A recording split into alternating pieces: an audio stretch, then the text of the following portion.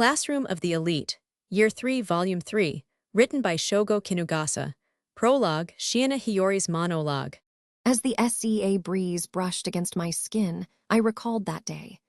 Under the sunset sky I spent with Ayanaku-ji-kun, in front of the school building that should have looked just the same as always.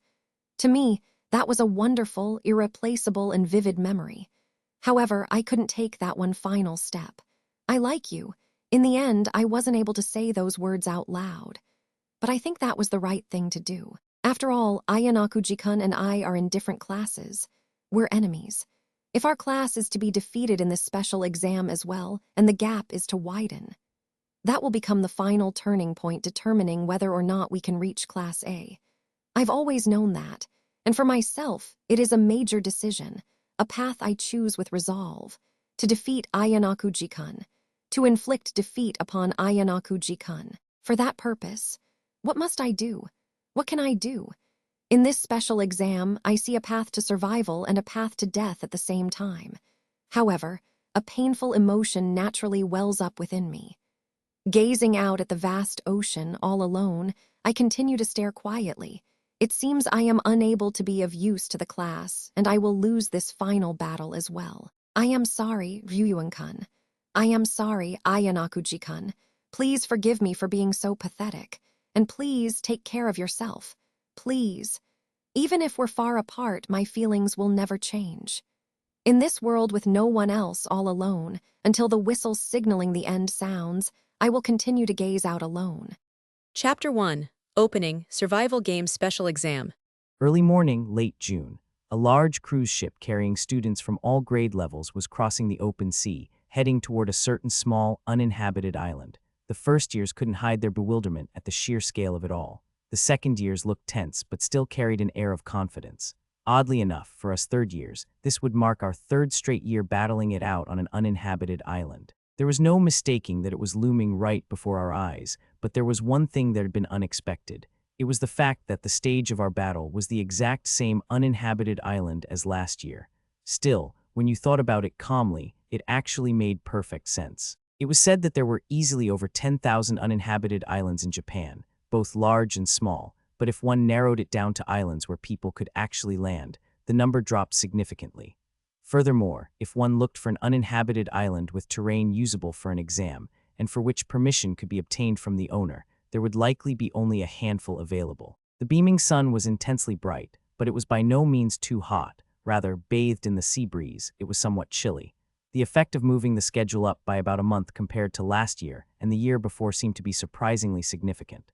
The large cruise ship, advanced gently while cutting through the waves, eventually began to slow down to be embraced by the shores of the uninhabited island. The time was just past 8 in the morning. Looks like we're finally arriving. Since we had free time until the ship arrived at the uninhabited island, Hashimoto, who'd come to the ship's cafe with me, muttered that while stretching and yawning. Tilda, I'm sleepy. I should have gone to bed a little earlier yesterday. It seemed he stayed up late into the night and was a little sleep-deprived. Well then, I wonder what kind of troublesome, no, pain-in-the-ass exam is waiting for us this year. Muttering that in succession, Hashimoto pinched the front collar of his brand-new short-sleeved shirt with his fingertips and lifted it up. There's probably a reason they went out of their way to distribute new gym clothes to us, too. Upon boarding this ship from the school, all of us third years were distributed new jersey tops and bottoms as well as shirts to wear underneath. We were obliged to change into them before disembarking. In appearance, they looked almost identical to the usual ones, but compared to our regular gym clothes, the fabric seemed slightly thicker, so it was certain that there was some kind of difference. But isn't this unbearable for students preparing for entrance exams, being pulled away from their desks at this time of year? Have the third years up until now never complained about this? The words spilled from Hashimoto, who for the time being had absolutely no intention of taking entrance exams. Who knows, but I did see Shimazaki bringing a set of study materials onto the ship. So he's stuck studying even on the ship, huh? Though I also saw him get hit by terrible seasickness and give up halfway through. In any case, won't they provide study time afterwards to make up for it? They wouldn't cut into our precious summer vacation, would they? If that's how they make up for it, then spare me. What kind of measures were they considering, or were they not considering it at all? As a third-year student, I was mildly curious, but right on cue, as if someone heard Hashimoto's grumbling, an on-board announcement came on. We will be arriving at the uninhabited island shortly. As previously informed, third-year students are to leave all personal belongings, including mobile phones, in their guest rooms and carry nothing.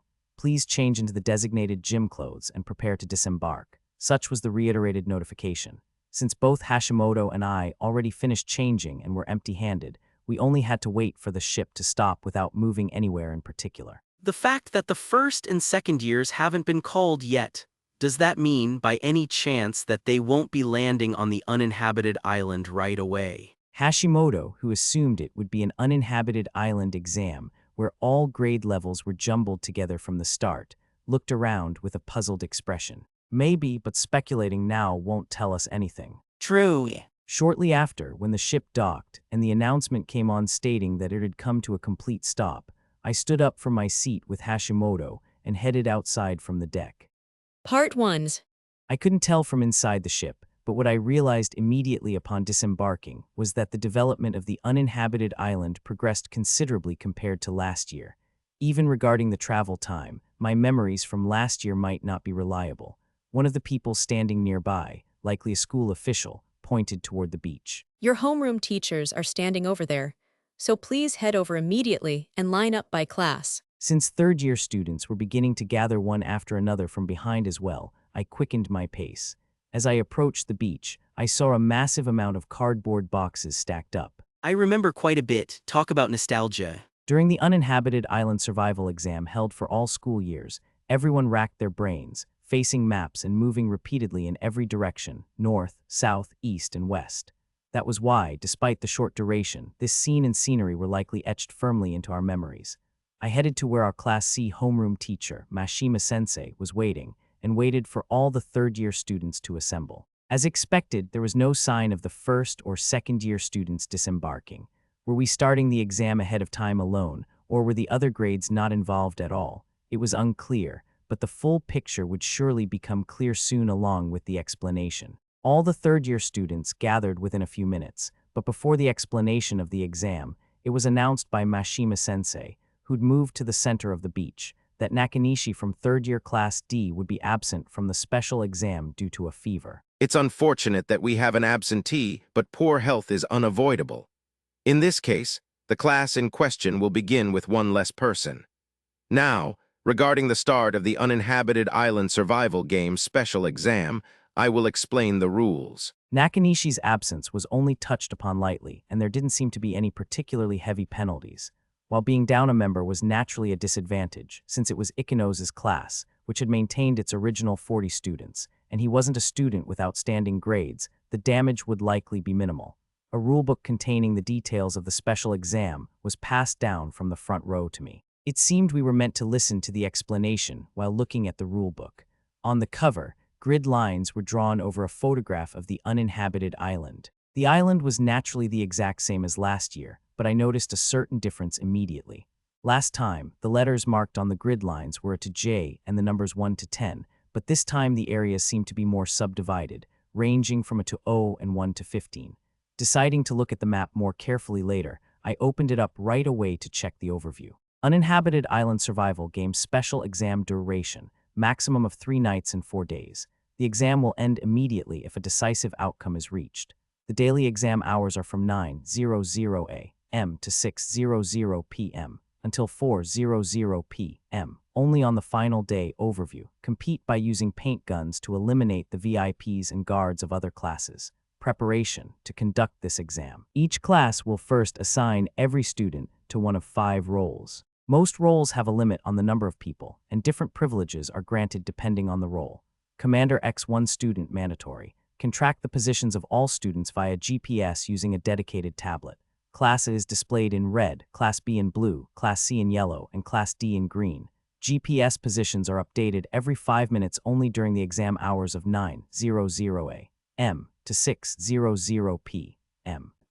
Can deploy tactics detailed later. Can communicate with VIPs via transceiver. Can know the information name, role of eliminated students. The commander cannot be eliminated and possesses no means of attack. Cannot leave the headquarters area F14. A substitute may be appointed if and only if the school approves. for example, in cases where continuation is impossible due to poor health or injury. VIP X3 students, mandatory, can communicate directly with the commander via radio. Possesses no means of attack, grants 100 points for each VIP surviving until the exam's conclusion.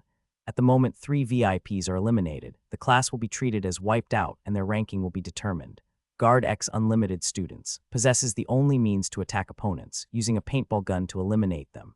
Eliminated students are disqualified, removed from the island, and must wait on the ship until the exam ends. Guards must bring at least one main weapon back to headquarters when eliminated. Any weapons lost during the exam must be reported to the school immediately. Grants 1 point for each surviving guard. At the exam's conclusion, Analyst X maximum of 2 students can use a tablet to identify event locations, supply names, and obtain passwords. If there is a vacancy, a new analyst can be appointed from the remaining guards, but they cannot return to being a guard. For appointment, the VIP must contact the commander and analyst authority is obtained only after approval. Has no means of attack. Scout X maximum of 1 student. Can detect the presence of students from other classes in the area where the scout is located and the surrounding 8 areas, for a total of 9. If a student from another class enters the same area, their direction from the scout can also be detected. However, if GPS is disabled via tactics, detection is impossible in both the surrounding 8 areas and the same area. If there is a vacancy, a new scout can be appointed from the remaining guards, but they cannot return to being a guard.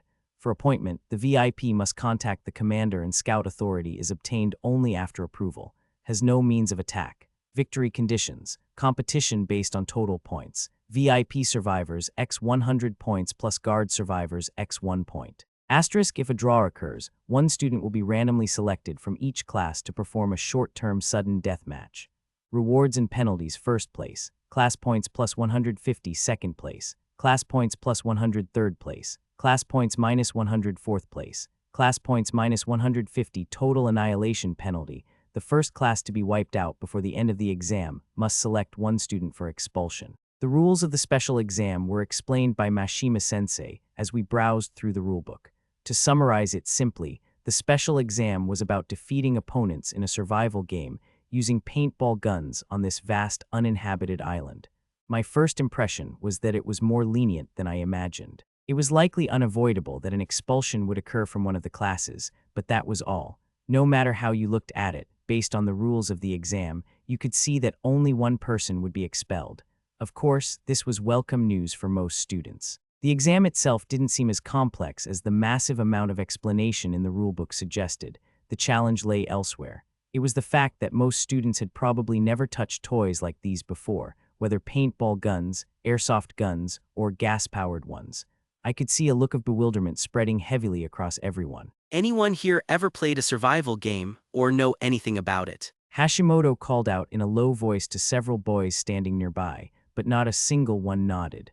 Unfortunately, it seemed that very few people in Class C, to which I belonged, welcomed this special exam. On the other hand, looking toward Class A, I was able to confirm figures like Onizuka and Ijuin chatting happily and getting excited. Judging by their demeanor, they might have knowledge of survival games, or perhaps they actually experienced them. Just from the expressions I caught a glimpse of, I could tell they had confidence. In addition to normal survival game elements, how you handle your assigned roles will also be extremely important. While the commander's tactics have usage restrictions, some can significantly alter the course of battle. The periodically triggered events will also impact the situation. Read through the rulebook and verify for yourselves what the specifics are. Reading further through the pages, as told by Mashima-sensei, details regarding the commander's tactics and events were listed. Tactics can be used by the commander at any timing. Global GPS shutdown disables the GPS of all students in a specified class for 30 minutes. Usage limit: one-time individual GPS shutdown disables the GPS of a specified person for 30 minutes. Usage limit: 3 times. Identity check reveals the name and role of a student at a specified GPS location. Usage limit: 5 times asterisk even during the use of global GPS shutdown or individual GPS shutdown. The commander of the class that used the tactic can still verify positions every 5 minutes on their tablet. The tactics granted exclusively to the commander seem like they could truly turn the tide of battle if used effectively, as Mashima-sensei said, but they also appeared to require careful judgment. since poor timing could render them completely useless. The global GPS shutdown in particular seemed likely to become a trump card with a wide range of uses, such as launching a surprise attack or ensuring escape from pursuers. As I was mulling this over, staff members began to gather, hurriedly carrying boxes, and from inside them, wristwatches that I saw last year as well were taken out. They were distributed to each student, and once attached to our wrists, everyone performed the initial setup. Removal of this watch is strictly prohibited. You're obligated to wear it for 24 hours a day during the special exam, and anyone who removes it midway bears the risk of disqualification. In the unlikely event that a malfunction or error occurs, report it to your commander immediately or head to headquarters. Like last year, the watch displays your blood pressure, heart rate, and so on. You can also check the area you are currently in, as well as your direction. Furthermore, a mechanism is built in, where if a paintball hits your clothing, a sensor will activate, the watch will detect it, and an out judgment will be issued. In other words, the moment the watch displays an out judgment, you are disqualified. Also, students appointed as scouts will have a dedicated GPS tracking function for other classes unlocked. The watch is equipped with other detailed functions as well, so please refer to the rulebook details. There were still pages remaining in the rulebook. From there on, it listed the watch's functions, how to use them, and details of other rules to follow. I could just read the rest later. I already understood the contents of the exam. An expulsion from the class whose 3 VIPs get taken out first, huh? Well, I figured they'd pull something like that. Hashimoto muttered as he turned his wrist over to look at the watch attached to his left arm. Is this what you expected? Well, pretty much. Looking at the relationship between their positions, the students moving around and fighting on the island couldn't know their exact location through a device's bird's eye view. The same applied to the method of tracking the current locations of other classes. The fact that their only means of receiving intel was via radio from the commander at headquarters through a VIP was quite challenging. Danger would arise not only from simple mistakes in failing to communicate, but also from discrepancies in verbal exchanges. Furthermore, students who got separated from their VIP would have to search for their teammates relying only on their watches, making them more susceptible to surprise attacks and the like. You should have finished looking through the rulebook roughly. The duration of the special exam is at most 3 nights and 4 days. You'll attack other classes using the initial supplies distributed to each class or paintballs obtained from event supply crates, and the victory or defeat of a class will be decided by this competition. While listening to those words, I took a look at the details regarding the events one last time. Events will automatically activate at 11:00 a.m., 10:00 a.m. for the first time only, 1:00 p.m., 3:00 p.m., and 5:00 p.m. 1. A supply crate will appear in a specific area for 1 hour only, and its contents can be acquired. There are 3 types: food, daily necessities, and paintballs. Details and volume are unknown until acquired. Supply crates can be acquired by entering a common password. The common password changes every hour. Carrying the crate is prohibited. 2. From day 2 onward, an event will occur where prohibited areas are added sequentially. Areas designated as prohibited will become unusable 1 hour after the announcement. Anyone who stays in a prohibited area for more than 5 minutes will be forced out and disqualified. Those were probably the core rules I needed to commit to memory. In particular, the increase in prohibited areas was an important factor. It would occur from the second day onwards during the 4 daily events, and entry into those areas would become impossible 1 hour after the announcement. Depending on the prohibited location, it could become impossible to avoid contact with other classes or fall victim to ambushes. Also, something that must not be forgotten was that the time from 6:00 p.m. to 9:00 a.m. was outside of exam hours. The GPS signal wouldn't be updated, but movement was basically free during this time. However, it seemed one had to restart from the area where they were staying as of 6:00 p.m. the previous day. Actions such as moving a long distance during the night to catch the enemy off guard at 9:00 a.m. the next morning couldn't be taken. Considering the vastness of the uninhabited island, I tried constructing multiple virtual maps in my head of what the final phase might look like. This time, the school explicitly stated a penalty that carried the risk of expulsion. A student had to be selected from the class that was completely wiped out and expelled. On the surface, they were unavoidable victims. However, it could be said that a simple method to minimize the damage had been prepared in advance for many classes. When the risk of expulsion was first announced, what everyone imagined was either having a student with protection points become the sacrifice or having a powerful leader forcibly nominate someone. The only saving grace was that it was a selection, meaning the decision was left up to each class. If they chose a student with protection points, expulsion could be avoided by consuming them, but it wasn't certain that someone would accept consuming their own protection points. Being in last place and the annihilation penalty were, in a sense, two sides of the same coin. It was a development every class absolutely wanted to avoid. However, if passive fighting continued out of fear of the expulsion risk, the risk of a draw would surface. Considering that determining the winner in the event of a draw was completely based on luck, no class would be allowed to keep running away, and they would be forced to engage in combat somewhere, whether they liked it or not. No strong tension could be seen in Mashima-sensei and the others' expressions. I didn't get a gloomy impression, an escape route far more lenient and easy to understand than I'd assumed.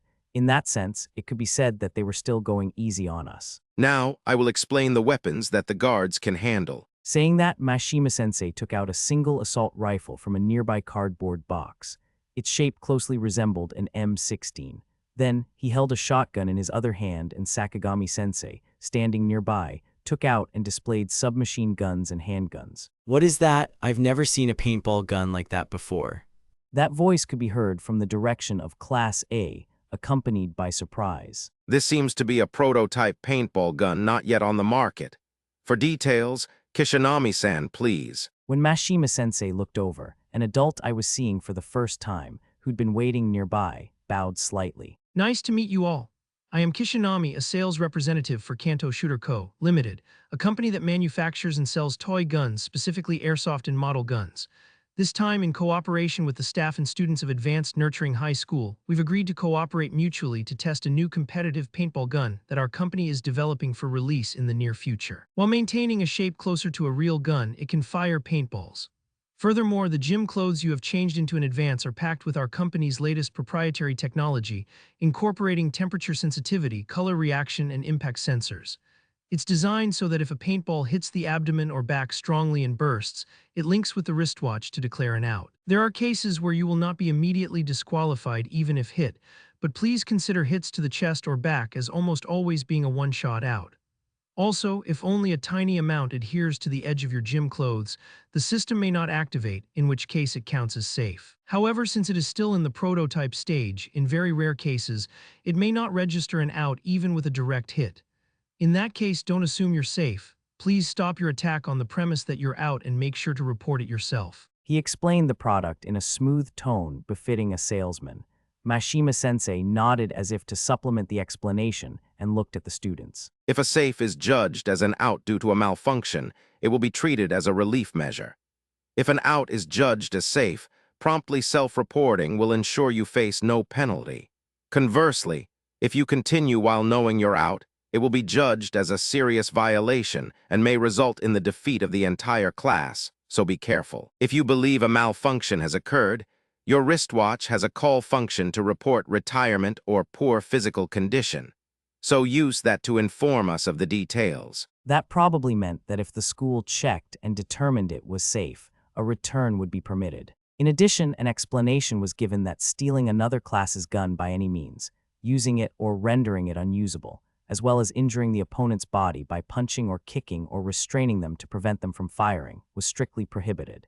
If those facts were confirmed, it would result in immediate disqualification, an immediate deduction of 100 class points, and in malicious cases, it would likely become a subject for deliberation regarding expulsion. Since this is an important matter, I'll continue the explanation even though there's some overlap. When a paintball hits, the linked wristwatch will make an out judgment and beep for 2 seconds. If the student who is out is a guard, promptly stop the attack before this sound stops. Continuing to attack despite an out judgment will result in a penalty. Also, this doesn't mean that you can continue shooting for 2 seconds after being hit out. If you continue to attack, resist, or interfere while clearly aware of being out, we will consider it intentional and impose a penalty. Attacks outside of the exam time carry the same penalty. Furthermore, everyone should be aware that illegal acts that undermine the foundation of the special exam rules will absolutely not be tolerated. If paint that splattered from hitting a tree or similar barely adhered to your clothes without triggering the sensor, It was probably safe to assume it wasn't an out, but in ambiguous cases, it'd be best to check with the administrators either way. The paintball guns here differ not only in appearance but also in performance. This assault rifle modeled after the M16 has the longest range and the magazine capacity is 50 rounds.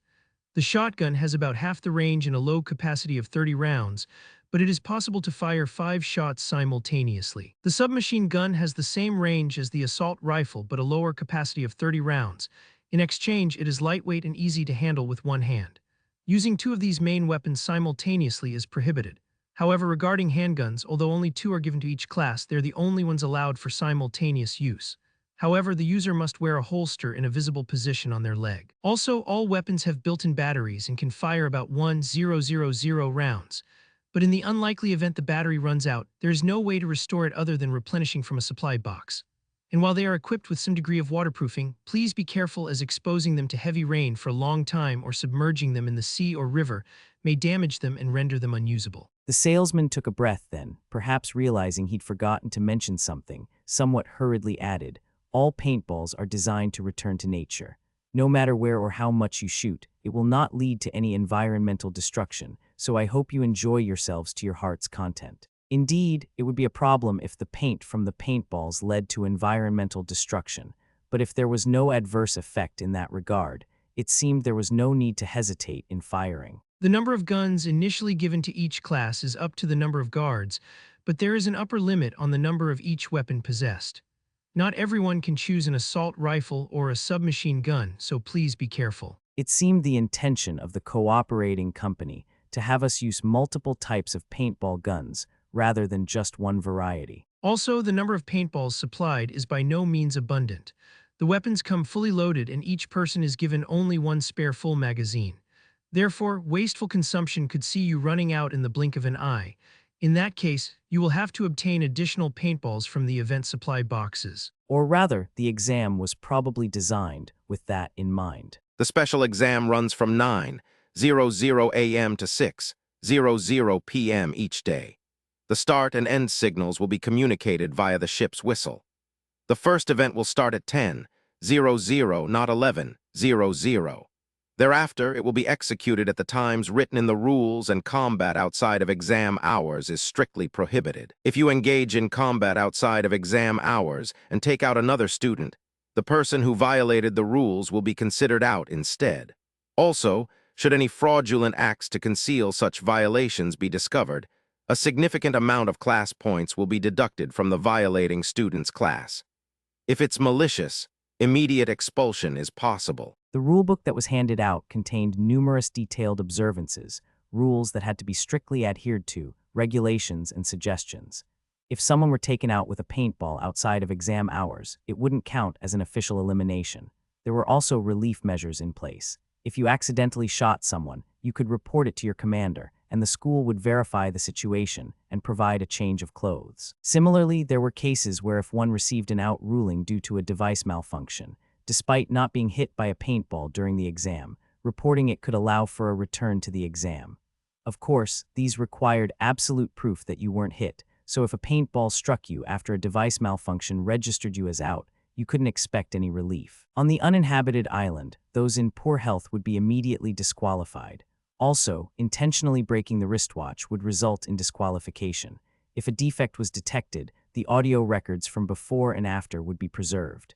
In that way, it was a good idea to double-check the rulebook in case any unexpected problems arose during the exam. And what I understood from reading was that while they would turn a blind eye somewhat to minor troubles, they would absolutely not overlook fraud that deviated from the rules and shook the foundation of the special exam, such as taking off the gym clothes that served as the source of the sensor to avoid being hit or continuing to fire after being eliminated. Given that class points would decrease significantly in addition to expulsion, the cost was immeasurable. It was safe to consider that no matter how much Juyun tried, he couldn't destroy the rules of this exam.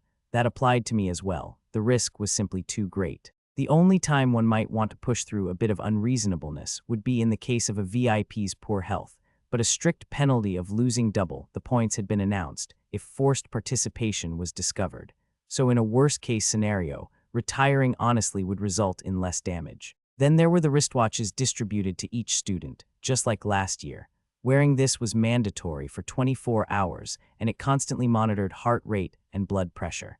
It was a mechanism where a signal would be sent to headquarters immediately if a malfunction or removal occurred. Furthermore, in addition to a compass function, the wristwatch was newly equipped with a button that allowed for a voluntary declaration of retirement if one judged that it was difficult to continue due to poor health or serious injury. Forcing oneself to continue while in a state requiring a medical check would likely be all pain and no gain. Now then, after this, I will have one representative from each class. Anyone will do to draw lots. This will determine the initial position for the 9:00 a.m. start. The 4 initial positions to choose from are C12, E12, G12, and I12. You'll likely start from locations about a 15-minute walk from each other. 15 minutes was quite a fast estimate. Even if the area had been reduced, was it perhaps the influence of the maintenance work? Even if it was said to be somewhat separated, it was a stone's throw away. Depending on the starting positions, even if the footing was poor, contact could be made in less than 5 minutes if one sprinted along the sandy beach with all their might. However, that wasn't realistic. If students rushed out onto the beach trying to fight in a hurry, other classes would notice and snipe them. It was high risk with a low return. The Western C12, where one wouldn't be sandwiched, or the Eastern I12, where it was easy to escape, would likely be good. Although it was a lottery to decide such an important starting position, the result would be the same regardless of who drew it, so I decided to ask Sanada, who was standing nearby. He readily agreed and went to draw the lot. Mashima-sensei and the others' explanation to the whole group ended. Each class was instructed to distance themselves and form a circle around their homeroom teacher. Then Hashimoto approached me and called out, There were a lot of messy explanations, but basically, it means we just have to win a class vs class survival game, right? "Pretty much." For now, we keep our distance from the other classes and wait things out. Yeah, let's just have them crush each other. Of course, that would be the most graceful outcome, but I didn't think it would work out so conveniently. That was because the rules and mechanisms were set up in such a way that anyone would want to reap the benefits of the chaos. Part 2. Our starting positions were decided by lottery, and we would start from area E12. Ryuan's class B was in C12, Horikita's class in G12, and Ikino's class D in I12. Sanada apologized for failing to secure an advantageous corner area, but I told him not to worry about it, since there was nothing we could do about it. Then, moving on to the next step, we were guided in front of some cardboard boxes, where an explanation regarding the class-specific supplies began. What we have here are the initial supplies given to each class. The contents are common to every class. Regarding the items here, you may take everything here or leave behind whatever you deem unnecessary. However, once the exam starts, any leftover supplies will be collected, so you won't be able to add more later. Bearing that in mind, judge amongst yourselves what is necessary. A maximum of 3 nights and 4 days. We would have to think carefully about what to take with us. For now, since there could be no discussion without knowing the contents, we decided to check the inside of the cardboard boxes directly. What immediately caught my eye was an unwelcome reality. It was a meager amount of food that anyone could see was vastly insufficient. There's hardly any food. Isn't this less than a day's worth? The only food provided was nutritional supplement blocks and mineral water. Upon counting, there were only 2 per person for the class, and there was absolutely nothing else edible. It seemed they'd only prepared enough to last through the upcoming lunch. If we want food, we have to secure it from the event supplies no matter what. They're really something. If event supplies became essential to secure food, the necessity of participating in events would be essential, whether we liked it or not. Naturally, the risk of matching up against other classes would increase significantly. We could ignore the events, but practically speaking, it was likely designed so that the initially supplied materials alone would definitely be insufficient. To induce combat, such forceful measures might indeed have been necessary. Looking at the rules, if we can keep running away, we won't lose for the time being.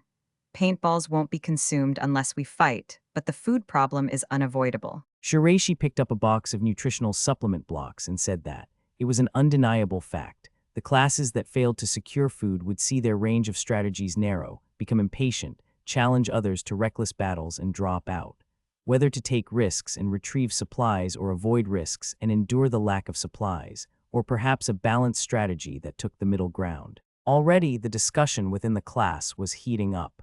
Opinions were beginning to diverge. I definitely think aiming for nearby events is dangerous. If we're going to shoulder the risk of fighting poorly and getting out, why don't we just avoid Classa from the start and cross the mountain? That way, it'll be easier for us to monopolize the events in the northeast area.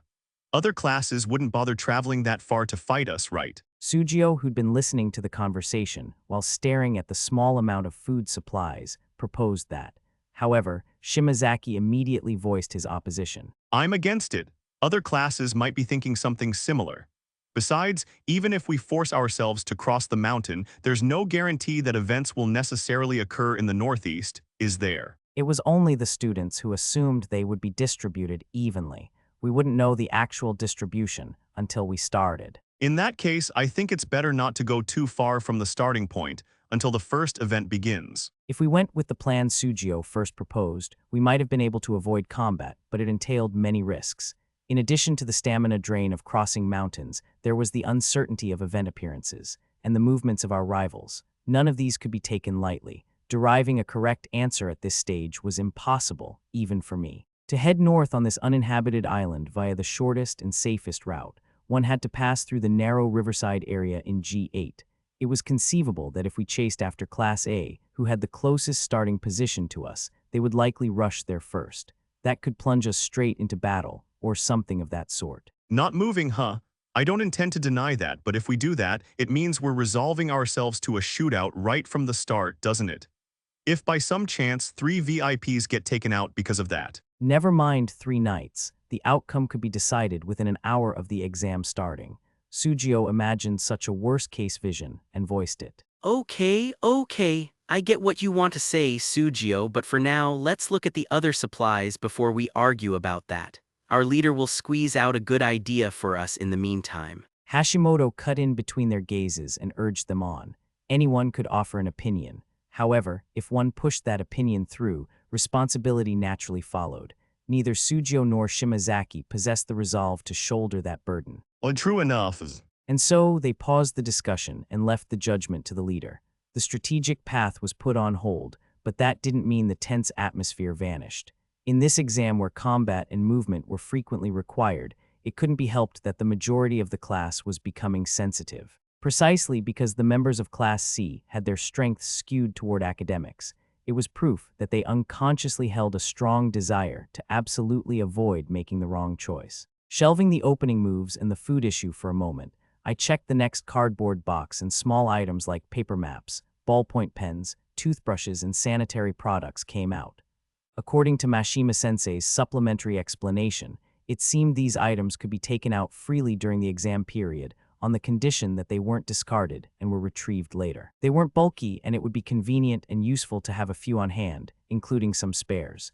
Next, I opened the large cardboard box. Tents, necessary and convenient for sleeping, revealed themselves, seemingly prepared in large numbers according to size. Tents, huh? We need to think about what to take and how much right away. The question is how much of the thinking we should burden Ayanakuji with. Hashimoto looked at me as if asking for my opinion. I nodded once in response. I will provide a guideline for what supplies are necessary and how much to carry. If there are objections, voice them then with your reasoning. First, I would create a framework and then incorporate my classmates' opinions as necessary. That was likely the optimal method to avoid wasting time. Regarding life in tents, ideally everyone would use 1 tent per person. However, everyone carrying their own tent would be bulky and labor-intensive, reducing their mobility. Instead, we should narrow down the numbers from the start and focus on 2-person and multi-person tents. That way it would be easier to alternate carrying them. More important than that was how many people we needed to prepare for in total. As time passed, people were bound to retire. In other words, by the middle game, or if things went poorly, even the early game, large tents would become unnecessary, and a reversal would occur where smaller 1- or 2-person tents became more convenient.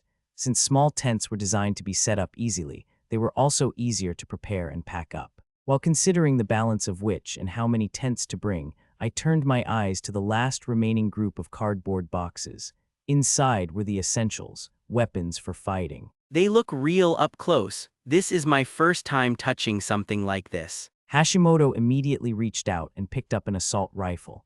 Counting them, there seemed to be a total of 40 main weapons prepared, 20 assault rifles, 10 submachine guns, and 10 shotguns.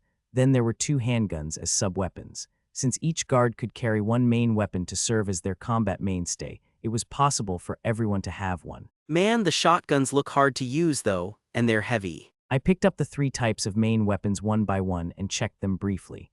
I wouldn't know their true value until I actually used them, but as the initial quantity suggested, the assault rifle seemed to be the most user-friendly and well-balanced weapon.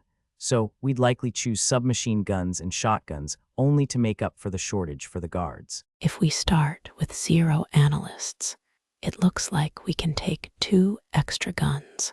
What will you do? After checking the number of weapons, Morishita approached me and asked, "Getting slightly more paintballs is certainly an advantage, but we will need analysts immediately.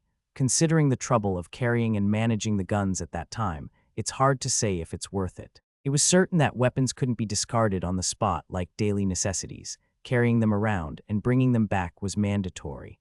If a guard could use 2 weapons simultaneously, there might be irregular ways to use them, but that was against the rules and impossible, so any surplus would inevitably occupy someone's hands. Every time an analyst or scout was eliminated, a new one would be appointed from the guards, so the burden would increase. We'll go with a policy of not increasing our luggage. So you don't intend to take any surplus.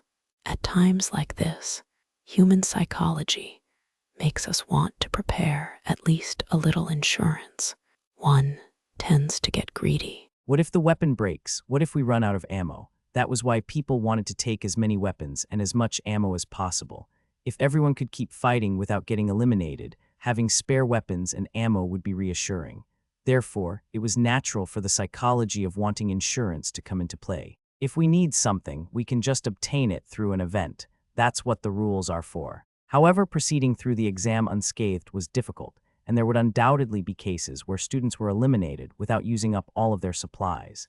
Especially in this class, there were few students who could be relied upon offensively, so having surplus weapons and ammo was meaningless if they couldn't hit anything. Besides, the candidates for surplus weapons would be the lightweight submachine guns, but each gun only had 60 rounds, including the spare magazine. Moreover, the magazine specifications were different from the assault rifles, so swapping ammo would require taking bullets out one by one, which was a hassle. Another reason I reached that conclusion was that there were other ways to preserve supplies, such as collecting them from eliminated students if weapons ran short or stocking spare magazines in specific backpacks beforehand. Well, I'll leave it to you. I want to push the responsibility onto Ayanakuji Kiyotaka anyway. That's fine. After confirming the class's intentions, I declared what we needed to Mashima-sensei and received the supplies. Boys with strength and stamina took charge of heavy items like water, while those less athletic and the girls were made to carry only the minimum belongings, like their own underwear and toiletries, to minimize their burden. There's something I want to talk about before the exam starts. Listen up. I called out to my classmates, who were doing a final check for missing supplies, and had them turn towards me. I want to tell you about the case where we get wiped out first in this special exam. You mean you're talking about losing before we've even started? Why? Maitoba's expression darkened slightly as he asked, maybe sensing something ominous. Or perhaps he thought I was making excuses for defeat in advance. There's an unavoidable penalty in that event. We'll be forced to expel someone. To avoid conflict, I want to confirm, to decide, who will be expelled first. With that statement, a tense atmosphere overflowed from the classmates. It's true that I don't want to take the exam while thinking I might get expelled, but... Ayanakuji-kun, can we say that's the right judgment? Sanada, having grasped the situation, also spoke up in agreement with Maitoba. No student in our class has a protection point. In other words, if we take the total wipeout penalty, someone is definitely getting expelled. It's nothing but a hellish topic for that person. As Maitoba and Sanada said, few students would honestly accept a situation where their expulsion was confirmed if we lost. Or rather, just because you're the leader, you think you get to decide who gets expelled. Not a single student wanted to volunteer for expulsion. Even more so, if a newcomer like me were to wave the baton, the rejection would be strong. Shouldn't we just decide when we lose, including whoever screwed up during the exam? Or since we're all in this together, decide by drawing lots if we lose? That's about the only way, right? The people around me were clearly against deciding at that point, but I had my own thoughts. Hashimoto Masayoshi. It seems Ayanakuji Kiyotaka's policy is already decided. I understand his decision without even receiving an explanation from him. Seriously. Morishita nodded confidently at the doubting Hashimoto. If we end up receiving the penalty, then Hashimoto Masayoshi will be the first sacrifice to protect the classmates. This would be the fairest and most balanced conclusion. I see. If that's the case, I accept. Like hell I would.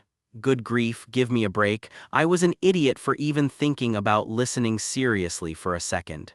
Is that so? I am speaking with absolute, total seriousness. You know, don't you think everyone other than Hashimoto Masayoshi would happily accept this proposal? Well, if they're safe themselves, I guess they would. See, everyone's saved. No unfortunate victims. Then are you saying it's okay to make me the victim? That can't be helped. You'll protect your classmates and become a star, a hero. Goodbye, Hashimoto Masayoshi. I will make sure to remember your existence for at least a week. Only a week, huh? Though even if it were a year, I'd never accept it. Anyway, you just forced my name out there hoping to actually make me the sacrifice, didn't you? No one welcomed having their name brought up as a candidate for expulsion in a situation like this, because the spearhead inevitably tended to point toward those in the class who were prone to being disliked. TCH, you noticed. You seriously just clicked your tongue at me? I can't let my guard down around you at all. After glaring at Morishita for just a moment, Hashimoto looked at me with clear anxiety. If Hashimoto is willing to volunteer, that's fine, but unfortunately, I have already decided who will be expelled, and I won't change it even if there are objections. Wait a minute, I said this earlier, but just because you're the leader doesn't mean you can decide everything. I raised my hand to stop Matoba as he tried to protest. If we end up receiving the penalty, I'll take on that role. When I answered that way, the noisy classmates fell silent in an instant. Even Mashima-sensei, who'd been listening silently with his arms crossed, lowered his arms, perhaps unconsciously. Are you serious? You're the leader. Taking responsibility for defeat precisely because I am the leader. It sounds cool if I say it like that, but the reason is different. For better or worse, I'm an outsider. Not many days have gone by since I entered this class. If I, who joined to lead the class to victory, instead lead us to defeat, then bearing that responsibility is only logical. No, but it's not like this is an exam where you alone can completely control victory or defeat, right? It's not exactly our class's specialty, even if I wanted to flatter us, you know?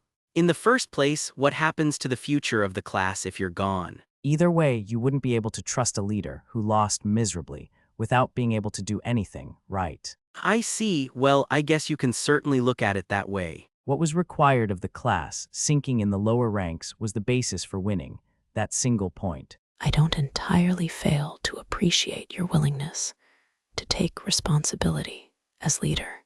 If we're forced to produce an expulsion, Ayanakuji Kiyotaka will disappear. Isn't it fine for now?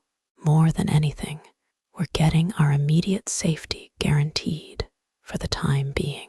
Morishita said that it was better to leave it at that for now, not to be cold, but rather in consideration of the mental burden on the classmates. However, if that really happens, you should offer yourself for expulsion through self-sacrifice, right, Hashimoto Masayoshi? You're really dying to sacrifice me no matter what, aren't you? However, unlike when he was first named, no strong rebuttal came, partly because arguing with Morishita was pointless, but there was another reason. If I disappeared from the class, it was almost synonymous with Hashimoto himself disappearing. Now that he'd abandoned his chance to join other classes, there were virtually no other means for him to graduate in Class A. Of course, even if that actually happened, he wouldn't accept it unconditionally, and it wouldn't be something he could be convinced of, but he might be able to resign himself to the fact that he couldn't go to Class A. He had no choice but to believe in my ability and stand pat for now. Without an alternative candidate, there were no other options. Mashima-sensei, there is no problem with speaking about this decision to those around us, is there? Of course, whether the part about who will be expelled upon defeat is true or a lie. There is no problem with spreading it around in itself. Then do you mind if I ask one favor? What is it? As I just said, in the event that an expulsion occurs in the class, I want to confirm it's me. This is to prevent something like retracting it later. Announcing and determining it in advance is unrelated to the rules of the exam, right? Are you truly serious about this? Of course, these aren't words that should be spoken merely to ease the anxiety of my classmates. Without a firm commitment, I'd be allowed to resist, to say I won't drop out after all if we lost. Even while taking the verbal abuse from it, I'd be able to push the blame onto someone else. I'm sorry, but according to the rules, I cannot make it definite at this stage. However, I'll keep that thought in mind. Thank you very much. Mashima-sensei couldn't hide his bewilderment, but since a teacher couldn't possibly suggest another expulsion candidate, he had no choice but to respect my personal opinion for the time being. Part 3. Well then, the explanation dragged on, but this is finally the last of it. Starting now, you'll hold a discussion amongst yourselves and decide who will serve in each role. Be careful, as if you're unable to decide within 30 minutes, the school will select them randomly. Then Mashima-sensei put a little distance between himself and us. It meant the time for teacher involvement was over, and the judgment was left to the students. Commander, VIP, and then other 3 positions, huh? This is the first major turning point. If we made a mistake in assigning those crucial positions, it would undoubtedly affect our chances of winning. To give an extremely easy-to-understand example, just giving the role of commander to students like Ike or Hondu from Horikita's class, or Ishizaki or Kondo from Ryun's class, would significantly lower that class's probability of winning. On the other hand, since Ishizaki had relatively high physical ability and stamina, he could be a valuable asset as a guard. Before I could speak, Morishita quietly stepped forward. The commander is an extremely important position. They must survey the entire battlefield, anticipate other classes' movements, and above all, determine the timing for using tactics. If so, we should determine it first, while we're free to choose from all 37 students in our class. She sure says the obvious with a self-important attitude, that girl. While Hashimoto muttered just loud enough for me to hear, Tamiya also raised her voice in agreement. I agree with Morishita-san too, I guess.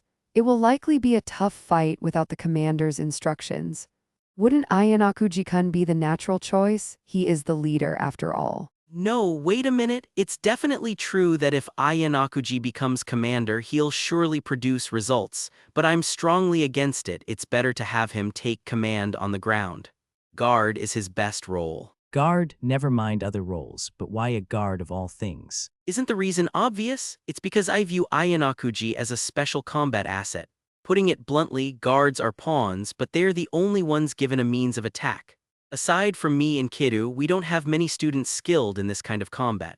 That's why it's absolutely better to have Ayanakuji fight on the front lines. Besides, just because he can't directly communicate with the commander doesn't mean he can't organize the class, right? The class was somewhat surprised by Hashimoto's passionate appeal. The VIP was crucial for determining victory or defeat, but the core mission was simply not getting eliminated. There was nothing wrong with Hashimoto's plan to allocate power to the guards in order to avoid being defeated. And even without direct communication with the commander, contact was still possible via the VIP, albeit requiring double the effort. One could even have the commander activate tactics. For those reasons, even before the discussion, I'd immediately ruled out the possibility of taking on the roles of VIP, analyst, or scout for myself. However, there was room for consideration regarding whether to be commander or a guard. The fact that only one person in the class could track every student's GPS location made the commander position extremely attractive, as it directly influenced the chance of winning. I had no way of knowing which students from other classes were moving where, how or what they were targeting on this vast uninhabited island. I had no choice but to leave myself to the flow of events as they unfolded. That was precisely why that position couldn't be taken lightly. However, it wasn't as if victory or defeat could be controlled entirely solely by the commander's ability. Besides, even Ayanakuji wouldn't want to entrust his fate to others, would he? I thought the role of giving instructions via tablet and radio wasn't a bad thing, but it was an unshakable fact that in this special exam, every student capable of utilizing their physical abilities should become a VIP or guard. You're already thinking about what to do with the positions, aren't you? Let's hear what you've come up with. 5 types of positions. Where I ended up would be a choice with no room for error. The commander position in particular, stationed at headquarters, was undeniably critical. They could check the current locations of all students via GPS and use authority and tactics that could overturn the situation. Being the only position allowed to view the battle situation from a bird's-eye view, it couldn't be entrusted to an unskilled student. If so, taking that position was certainly worth considering. However, even as a compliment, Class C didn't have an abundance of physically gifted students, while students who could move like Kiru and Hashimoto existed. Other than them, the percentage of students who were average or below was higher. No matter how accurate the instructions the commander issued, it was meaningless if they couldn't be executed. On the other hand, if I took the position of guard, which possessed a means of attack, I could demonstrate my individual ability to the fullest. That was because it was possible to survive with skill, even without relying on the commander's information or use of tactics. My hope is to be a guard. All right, that's the correct answer. But only if there's someone suitable we can trust as commander. Who to make commander? A certain person popped into my mind. That was Morishita. For commander, I didn't want a simple honor student, but a student who had a different viewpoint from others. For that reason, I wanted to believe in Morishita's ability. I really did. But her eccentricity was a major concern, and the telephone game communication through a VIP could easily lead to unwanted chaos. Even considering all that, she was still a prospective commander, but most importantly, it depended on her own will.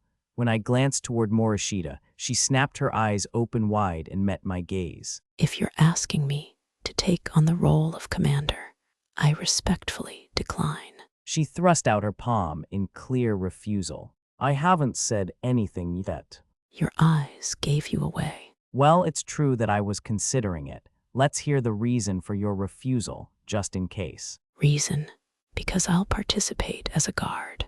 When I see an uninhabited island, my old blood stirs no matter what. Yes, back then, I was known and feared as the warrior woman of the dense forest.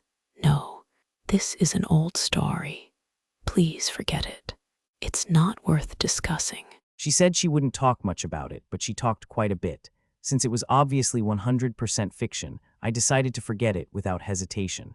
However, now that it had come to this, no other classmate came to mind who could demonstrate the ability I was looking for. Unfortunately, it meant that there were no suitable candidates, but in that case, by process of elimination, someone like Sanada, who was well connected with the whole class. Ayana Kuji, if you're lost on who to make commander, could you let me handle it? It was Shimazaki who approached, as if to interrupt the brief silence. I don't know how well I'll be able to live up to your expectations, but I think I can handle the role without any issues. Since he volunteered, I had no complaints regarding Shimazaki as a potential commander.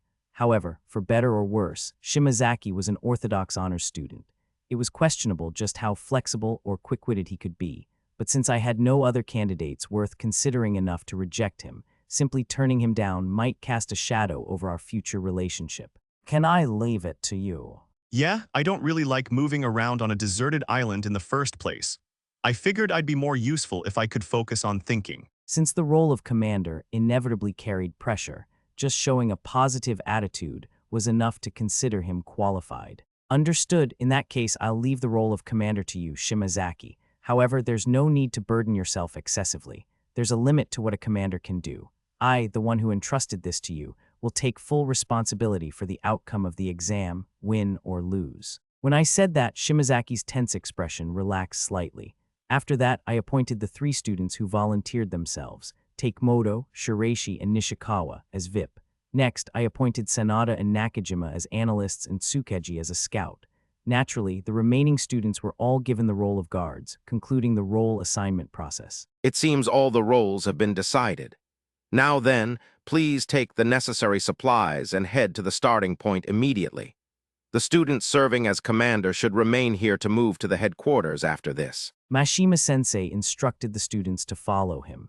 Since I would part ways with Shimazaki there and would be unable to make any direct contact until the end of the exam, I approached him quickly and called out to him. There's something I want to tell you before you leave. What is it?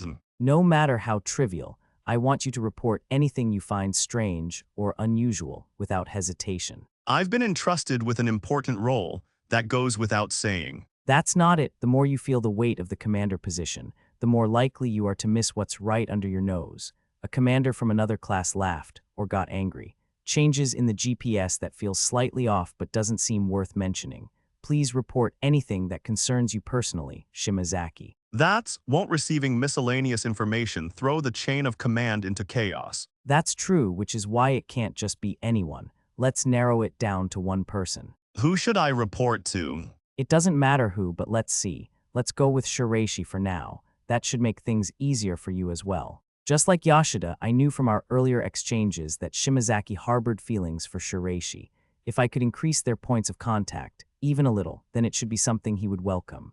As for me, looking at Takemoto, Nishikawa, and Shiraishi, I didn't know all of them very well, so I judged Shiraishi to be the one I had the clearest read on. No, that actually makes it harder. Yashida will get mad at me. There's no need to favor only Yashida. To me, both of you are important friends. I can't believe you can say something like that with a straight face. But still, Shiraishi is. Is that so? Then Takemoto or Nishikawa. Actually, Takemoto being a guy might be the safest option. Since they're close, any clumsy exchanges might be passed straight from Nishikawa to Shiraishi. No, actually, you're right, Shiraishi is fine. I'll do it properly, so don't worry. While still showing hesitation, Shimazaki corrected himself and said he would report to Shiraishi.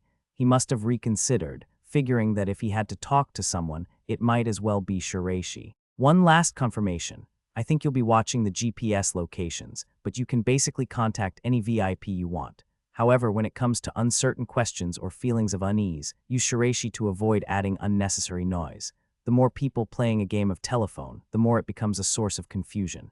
In other words, you can tell Shiraishi anything and everything, no matter what it is. If a situation arose where Shiraishi was eliminated, we could just discuss what to do next at that time. Alright, got it, let's do that. I then verbally relayed a few more things I wanted him to look into after he arrived back at the base, and Shimazaki readily agreed. Before we left, as a final step, we all put on safety goggles to protect our eyes.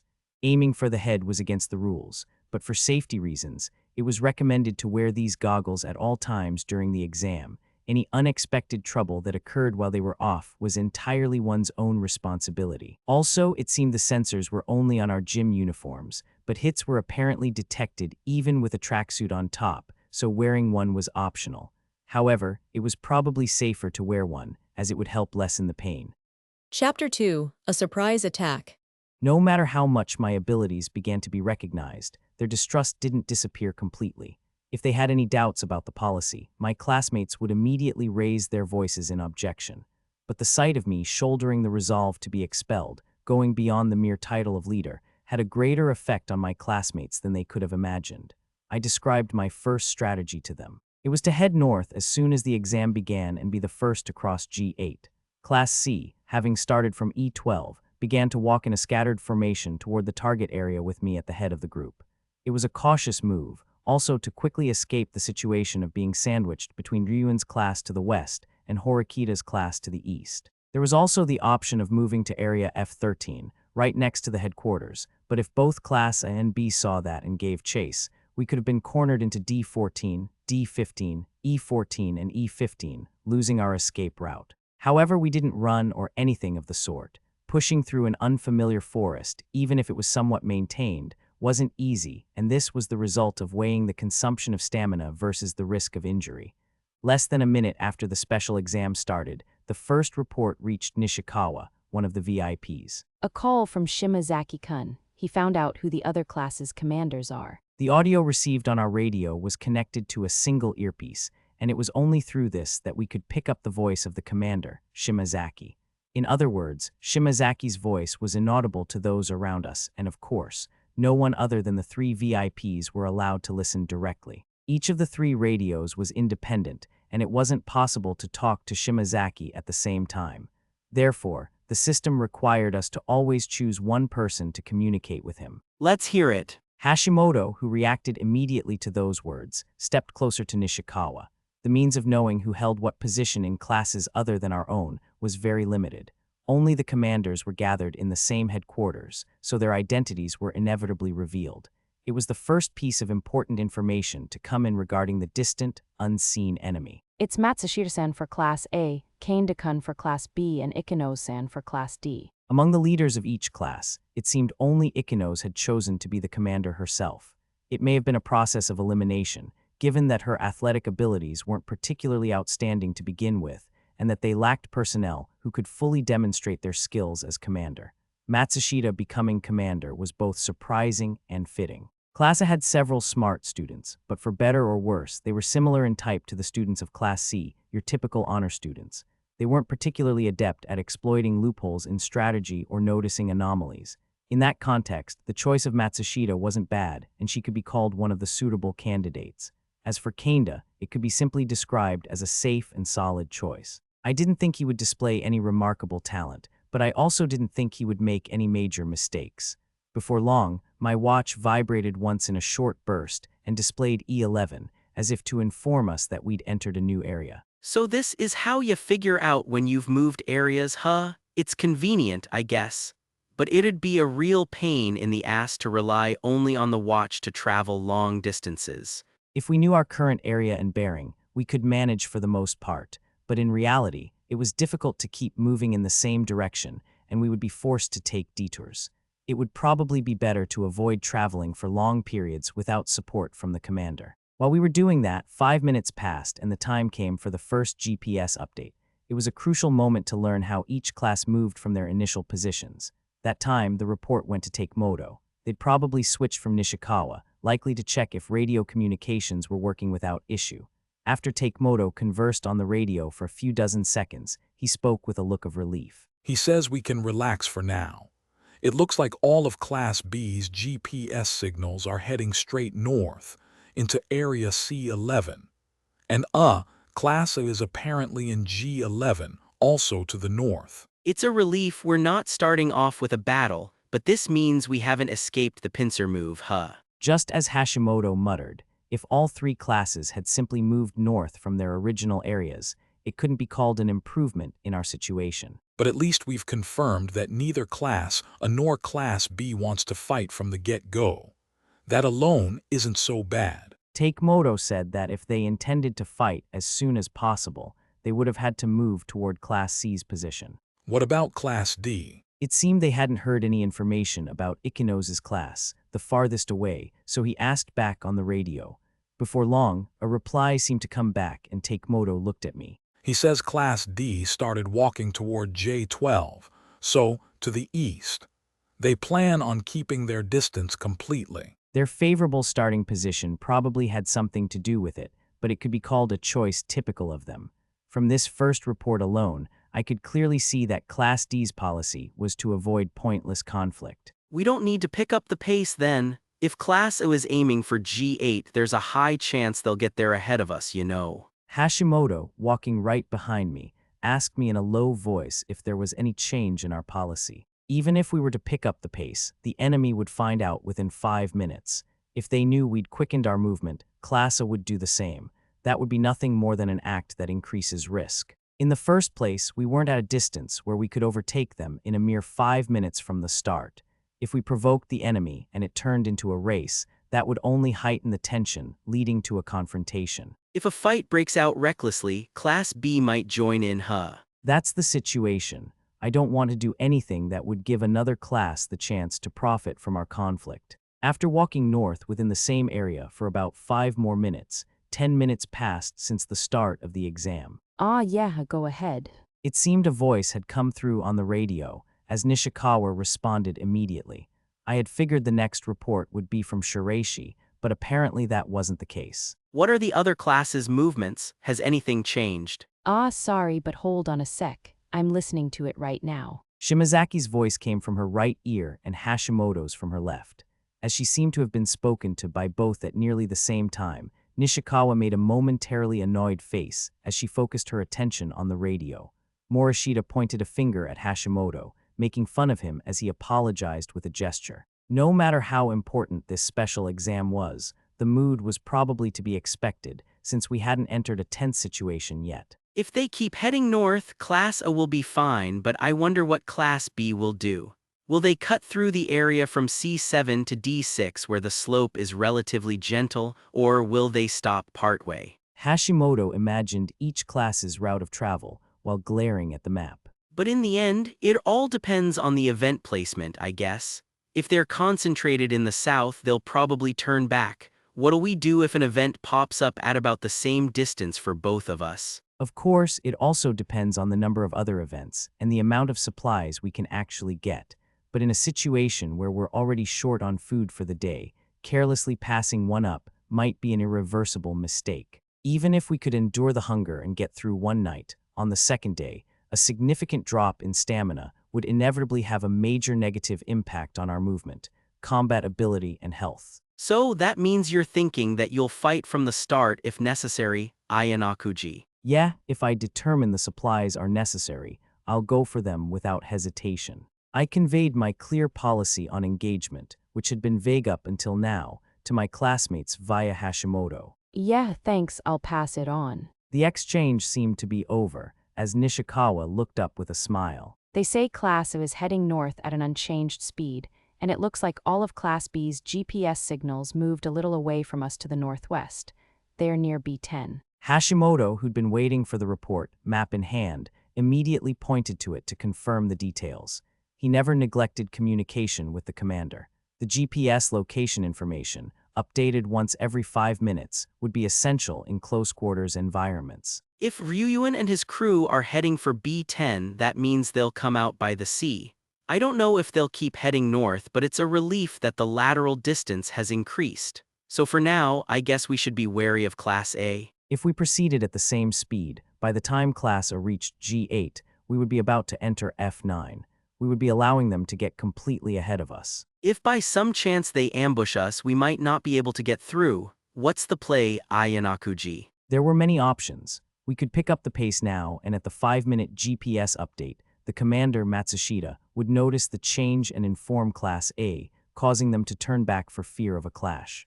Or they could accelerate to be the first to break through to the northern area, thinking they absolutely had to get there first. The latter was more likely, and in that case, we could deliberately slow down and let Horikita's group go ahead. Alternatively, we could turn back to the starting point now, or stop and remain in the current area. If we just head straight for G8 without a second thought, won't we be starting a disadvantageous fight? Well, about that, just as I was about to state my policy, Yoshida approached. I think getting into a fight right now would be bad news. We should stop for a bit and let Class A go on ahead. It's not like we'll be in trouble just because they get the lead, right?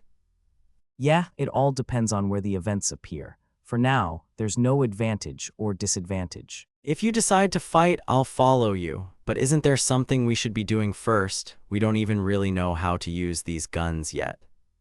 Yoshida's concern was a problem all my classmates shared. That was why they were paying close attention to Horikita's class, with whom the probability of our routes overlapping was increasing. But it wasn't just Class A we had to watch. So why don't we get on with a lecture on how to handle weapons and stuff? I'm in agreement with that opinion. Morishita spoke while pulling on the sleeve of my left arm, her shoulders rising and falling in short breaths. Are you tired already? You're out of breaths. That couldn't possibly be the case.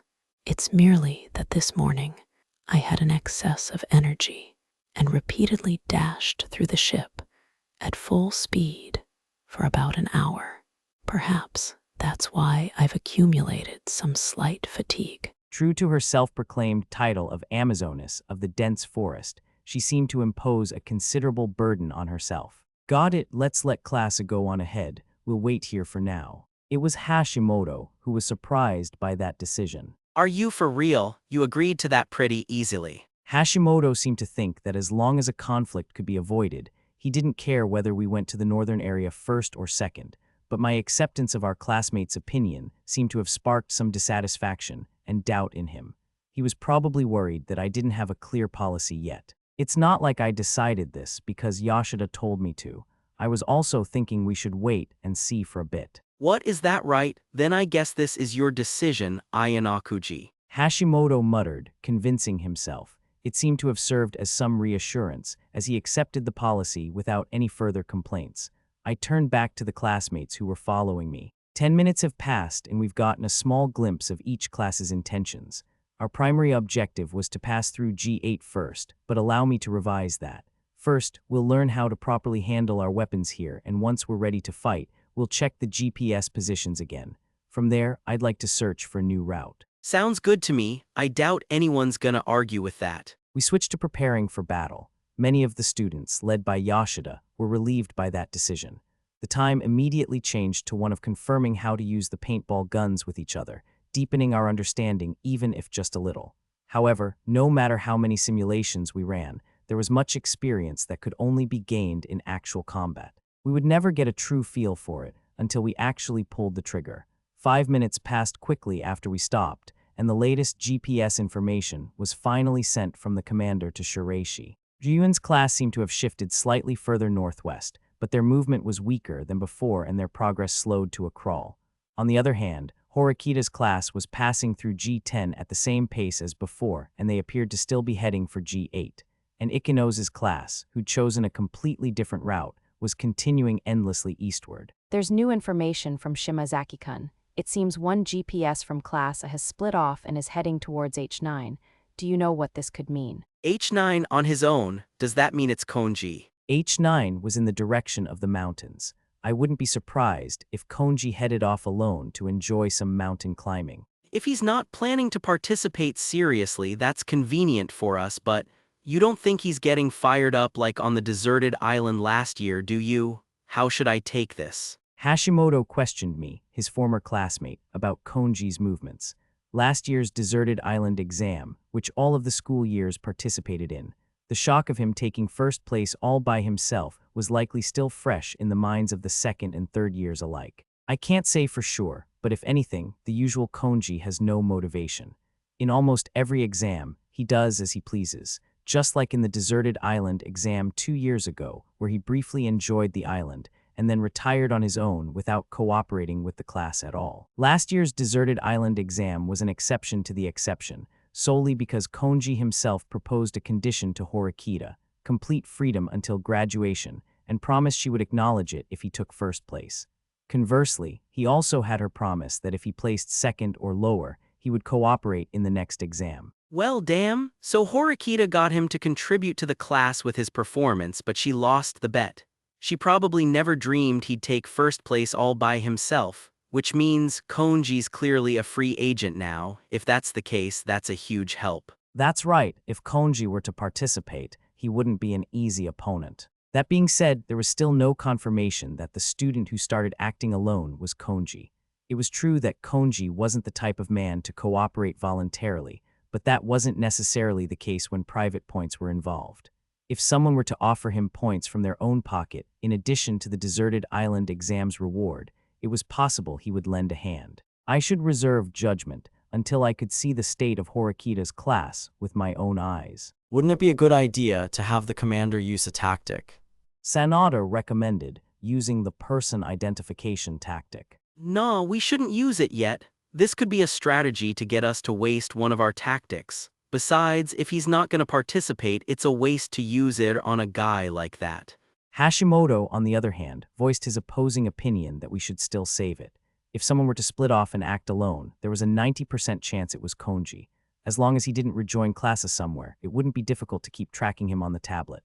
However, once it hit 6:00 p.m., the GPS wouldn't update again until 9:00 a.m. Have the commander identify the GPS of the student who started acting alone. You sure? It's almost definitely Konji. I don't mind, it's worth a try. Let's use one as a test. Nodding, Shiraishi began to notify Shimazaki to use a tactic on the student who separated from Class A. The results would be known soon after this. Before the results came back, I decided to ask Nishikawa to pass on a message as well. Nishikawa, I need you to contact Shimazaki. Now, isn't he still talking to Asuka? It doesn't matter, try contacting him. Okay. With that, Nishikawa operated the radio, but she immediately removed her earphone and shook her head. It's not connecting. I see, so when a VIP is talking to the commander, the line is busy and you can't get through. Oh, so that's it. That's what you wanted to find out. In other words, the line was basically one-to-one, with no interruptions. For example, if the VIP was far away, you couldn't speak simultaneously. You had to disconnect and re-establish the link each time. Then, after he's done talking with Shiraishi, I need you to pass on the message. So there really is something to report. Okay, what should I tell them? Tell them I want to know the movements of the 3 classes every 5 minutes until the event starts. After that, it'll depend on the event's content, but if the situation seems to have calmed down, we'll take a short break. Although the GPS positions updated every 5 minutes, it would have been wasteful to communicate every single time the clock struck the 5-minute mark. It was because the commander and the VIP would shoulder unnecessary fatigue from the seemingly endless task. Got it, I'll let them know. Nishikawa put the radio and the connected earpiece back into her right ear. Then, Nishikawa began to relay my message to the commander, Shimazaki, rephrasing it in her own words. And as if taking her place, Shiraishi, who just finished her communication, approached me. I was able to confirm that the GPS at H9 is Konji-kun's. His role is apparently a guard. So it's that guy, huh? Let's just pray he goofs around for a bit and then calls it quits. Understood. For now, let's move on to the next matter. Including the handling of the weapons, I decided to take care of one problem first. Let's decide on our positions and formation for when the whole class moves together from now on. Depending on the width of the path, we'll basically have 2 to 4 people side by side. For the VIP's positions, we'll disperse the risk by placing one in each row, Shiraishi in the front, Takemoto in the middle and Nishikawa in the rear. I assigned each and every classmate to one of the 3 groups, just like the VIPs. In the front row, I placed Hashimoto and Kiru as the main guard protecting the rear. I placed a larger number of students who seemed poor at exercise and combat in the middle row. Hey, wouldn't it be better to have Nishikawa in the front? She can really move when it counts, you know. I considered that at one point, but I figured it's important to place someone who can react instantly in the rear precisely because she can. Besides, Shiraishi isn't good at raising her voice and it won't carry far, but Nishikawa, on the other hand, has a loud voice. When communicating from a distance, there was a potential risk of not being heard. I see, so the merits far outweigh the demerits, huh? In any case, the focus is on avoiding a situation where we could be wiped out all at once by dividing the class into 3 groups beforehand. Whether we're heading to multiple locations for an event, or if we happen to get separated unintentionally, as long as we move with the VIPs at the center, it'll be easier to regroup later. Just then, Morishita approached, weapon in hand. I'm not pleased with being placed in the middle row. Ayanakuji Kiyotaka. I'm the main strength of this class. You've got some nerve coming here to complain, Morishita. The middle suits you. Exasperated, Hashimoto shooed her away with his hand, telling her to return to the middle row. To demote me and place a traitor in the front row instead. It seems we've been saddled with an incompetent leader. Let us go, Yamamura Miki. Say I'm in the front row. Oh, so in addition to a traitor, you've appointed tissue paper to the front row. You are beyond saving. To be spoken to like that just for deciding the formation. Muttering complaints, Morishita headed toward the middle row, and as soon as she reached the middle row, she looked back at us and shook her head in exasperation. I decided to ignore her. I had Shiraishi relay the details of how we divided the rows, including the VIPs, to Shimazaki. From now on, this would also serve as a guide for Shimazaki to look at his tablet and decide who to contact via radio depending on the situation. Part 1. Several more minutes passed. While discussing the various ways to handle their weapons, the guards experimented with different stances and grips. Meanwhile, I looked through the details in the rulebook at the rules that would incur a major penalty. Major penalties for each infraction, a deduction of 100 class points, and in serious cases, expulsion. Acts such as assault, restraint, or destroying or stealing guns. A student who has been judged out intentionally continuing to fight back. Acts such as stealing or taking items from other classes. False reports in response to school inquiries. Other behavior that undermines the dignity of the special exam. Mashima-sensei also verbally explained about attacking after being judged out, but unless it was intentional, including attacks on opponents outside of exam hours, it wasn't subject to a penalty. However, even if someone feigned an unintentional attack, the target wouldn't be declared out and would be given relief, so there was little point in pushing the boundaries. Of course, it wasn't impossible to find loopholes if one looked for them, but it wasn't worth the risk of breaking the rules. This was because the school had a strong will to thoroughly enforce the rules. It was precisely because this was an uninhabited island exam, where gray areas could emerge, that I understood the phrase behavior that undermines the dignity of the special exam was a warning that they would show absolutely no mercy. Since actions that were close to a gray area came with high risks, it was safe to assume that even Ryuan wouldn't be able to execute them. Ayanakuji, we got a new report from Shimazaki. He says Class A's advanced to the point where they'll be entering Area G8 soon. Hashimoto was the first to react to the new report from the commander. Got it, the situation with Horikita's class. What's next? Hold on, before that, it seems Konji's GPS has already entered I-9. I-9, damn, he's fast. There was no one other than Konji who could move as swiftly on a mountain path as on a flat road. What about Ryuan's class? Hold on a sec, Shimazaki, what's the status of Class B? He pressed for an answer from the commander, but with the VIP acting as an intermediary, the process was time inefficient. Not being able to talk to the commander directly, this might be more of a pain than I thought. Growing impatient from the unavoidable forced wait, Hashimoto let out a sigh. The exam's only just begun. There's no need to rush. Morishita, who sat down on the ground to take a complete break, muttered without looking at Hashimoto. This special exam is on a deserted island, so the rewards are pretty huge, you know. Plus, if we get hit with the total annihilation penalty, someone's gonna get expelled. It'd be unreasonable not to get fired up. Ayanakuji Kiyotaka said as much, but when push comes to shove, Hashimoto Masayoshi is our only choice. Hey, don't just go deciding that on your own. You should be the one to say something to her, spouting off whatever she wants. Ayanakuji, you're not. If we lose, you're not actually gonna make me the sacrificial lamb for expulsion, are? Relax, I won't do that. You sure about that? What was with that pause just now, huh?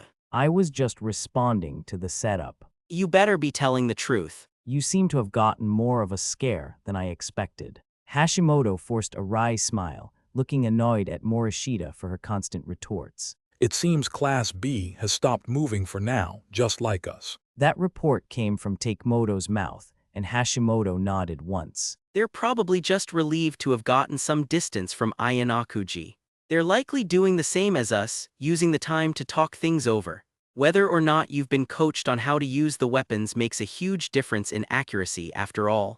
Heh, I'll bet they were on pins and needles, worried we'd come to the west side. It seemed Ikenos's class had also stopped, and perhaps shifted to discussions as well.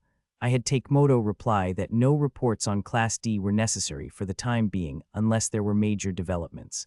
A little while later, a radio call came in from the commander, this time for Shiraishi. He says, I'm reporting because we've learned a few things about Ayanakuji-kun's request. After she relayed that, Shiraishi once again listened to the voice coming from her earphone. Apparently, the commanders were informed that during the special exam, direct contact, private conversations, and any message-like exchanges are prohibited. And the tablet's screenshot function is disabled. Even if you try to use it, it will only save a completely black screen as the picture. That's what he said. I thought I saw him talking to Shimazaki when we split up, but he even asked him to check on all that. I had him look into it because I thought there might be things he could do outside of his official authority as commander, but it seems they're being monitored more strictly than I anticipated. They may be sharing the space called the main base, but the premise is likely that the commanders are all in separate locations. Also, it seems the GPS on the tablet's map has individual tags, and he found out it's possible to take notes on the GPS of students from other classes. So, he said he made sure to put Konji-kun's name on the GPS marker at I-9, where he's isolated. Got it, tell Shimazaki I said thanks, and to let us know anytime if anything else comes up. I broke my gaze from Shiraishi, who nodded, and I took off my goggles for a moment. I looked at the classmates I'd lined up in a column, and with an assault rifle in one hand, I moved to a place where everyone could see me. Once the event begins, our movements will become hectic. Furthermore, depending on the quality of our supplies, the possibility of combat will gradually increase. That's why I'm going to take the time now to properly lecture you all on how to use these weapons. Then, after the lecture, I want one of the guards who isn't confident in their fighting ability to temporarily give their weapon to one of the 3 VIPs, one after another. And every few hours, collect it and have a different guard hand over their weapon. I want them to constantly be in rotation with someone. What do you mean by that? The VIPs are forbidden from using weapons, right? No. Is that exactly why? He had a moment of doubt, but Toba immediately understood what it meant. Yeah, one method for identifying another class's VIP is to see if they can use a weapon. If we get into an unexpected fight, it's entirely conceivable that they'll prioritize targeting any student without one. Of course, during an engagement, one guard would be unable to function, but I wanted to include the element of misdirection as a form of insurance. So this will stop the enemy from easily identifying our VIPs. That's right, however, just in case, when you hand a weapon to a VIP, I want you to be sure to remove the magazine and check the chamber as well.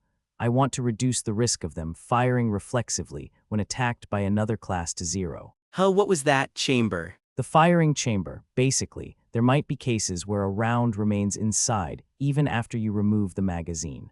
I plan on carefully checking the structure of these paint guns later to see how they actually work, but if we build this routine from the start, we can prevent mistakes. I took the assault rifle in my hands, showed them how to remove the magazine, and demonstrated how to check the chamber.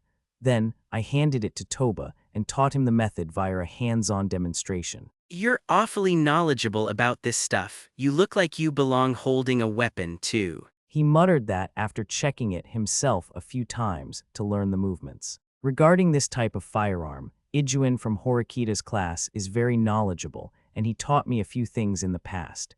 It seems that knowledge, which I initially thought was useless, has proven to be useful. Is that so? In that case, they'll probably adopt a similar strategy, of course. It was true that Ijuin was knowledgeable about guns, but he never taught me anything in the past. I'd never held this type of gun outside of the toy ones from the Culture Festival, but I knew about them because I had experience learning about firearms through my knowledge from the White Room. That being said, Toba had no way to confirm whether this story was true, so it likely wouldn't be a problem. Anyway, I understand the aim. I should also practice when I have some free time, right? I recalled that Toba, who was athletic, was also good at basketball. Since he also achieved good results in P.E. classes, he would likely be a more capable fighter than the other students. Perhaps it was because he felt he had to be the one to lead that he was so proactively stepping forward. From there, I settled down in that spot, taught them how to handle the weapons, and showed them things like how powerful the shots were by actually firing a few rounds at a tree. I really wanted to let everyone have a test shot, but I wanted to avoid wasting ammunition in the current situation. Radio reports came in periodically, and after another 10 minutes, Horikita's class was still pushing north without changing course, while the remaining 2 classes appeared to have stopped to discuss and were continuing to formulate their strategies. Just as I was getting the hang of the weapons, Kiru approached me with an assault rifle in hand. Let me confirm something just to be sure. You're aiming to take first place in this exam. Am I right to think that? That's surprising, Kiru. I didn't expect you to ask something like that. A survival game. This feels like nothing more than playtime, but if we're aiming to win, I'm going to take this seriously. Ayanakuji is betting his own expulsion on this, you know. Of course, he's going to play for real. As if worried that infighting amongst us would cause trouble, Hashimoto immediately cut in here as well. It's certain that aiming to lose isn't an option. He came to get a verbal commitment to win from me, who was staking my own expulsion on this challenge. Was it perhaps because he couldn't sense any fighting spirit from me, or was it simply that Kiru's intuition was at work? But you've touched on a good point. Either way, it seemed I had to revise my evaluation of Kiru just a little. Unfortunately, even if you want first place, it seems I won't be able to live up to that expectation. When I answered him so honestly, Kiru faintly furrowed his brow and narrowed his eyes. In other words, you're not confident. Kiru's eyes, which already held a sharp glint, grew even more intense and stern. I don't think it'll be an easy win, but that's not it. I paused, looked away from Kiru in front of me for a moment, and glanced around at my surroundings. Of course, not a single student was missing. This is a good opportunity. It might seem like I'm derailing things a bit, but please listen. I addressed all of my classmates who were watching to see what I would say. I believe this class's ultimate goal, The rank we should be aiming for is second place. In an instant, everyone there fell silent. Second place? I wouldn't say it's a bad goal, but what's the deal with aiming for that right from the start? Everyone first aimed for first place. That was the natural mindset one should have. That was precisely why Shimizu was surprised and tilted his head. He didn't even try to hide his dissatisfaction with the passive answer. The reason is simple and clear. I'm thinking we can give first place to Ikenos's class. What the hell is that? I have no clue what you mean. With the exception of a very small number of people like Hashimoto and Morishita, it was natural that they wouldn't be able to understand what I was saying. The alliance between Class C and Class D that I'd arranged between Ikenos and myself. The special exam was the most suitable time to bring up that topic, and it was a situation where it was essential to announce it at this point. It's not easy to rebuild this class, which has fallen to Class C over the past year, and raise it to Class A. I think you all can understand that, given your past where you'd all but given up. Even after hearing the hard-to-accept statement that I intended to give up first place, my classmates were surprised and confused, but they didn't get terribly upset. They seemed willing to listen first before raising any objections. I transferred to raise this class to Class A, but given that the hurdle is actually very high, we must use a strategy to win efficiently, and one of those important strategies is Ikenos's class. At that moment, Hashimoto showed a dubious look for an instant, or rather, it should be said that he couldn't suppress his impulse. Hey Ayanakuji. He hurriedly came between the students and forcefully interrupted me. Then he leaned in close and whispered in my ear. You should probably stop talking about that here. No matter how you look at it, now's not the time. We were just about to all pull together to win this special exam. It was the most unsuitable topic to bring up at such a time. What is this one important strategy? Oh, that's Even Hashimoto couldn't seem to come up with a good excuse on the spot, and his agitation was clearly showing.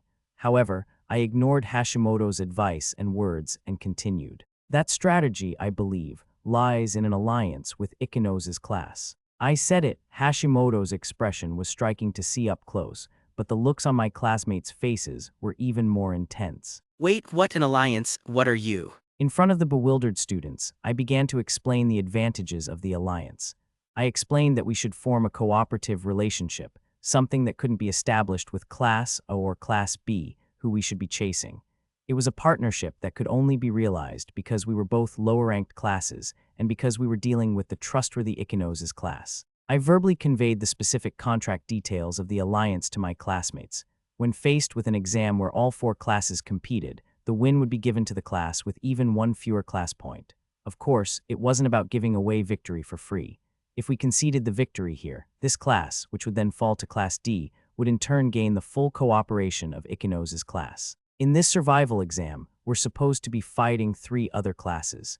That means we're facing nearly 120 enemies, but an alliance can change that premise. I don't need to explain in detail how effective that would be. If Class D is on our side, we can focus just on Class A and Class B.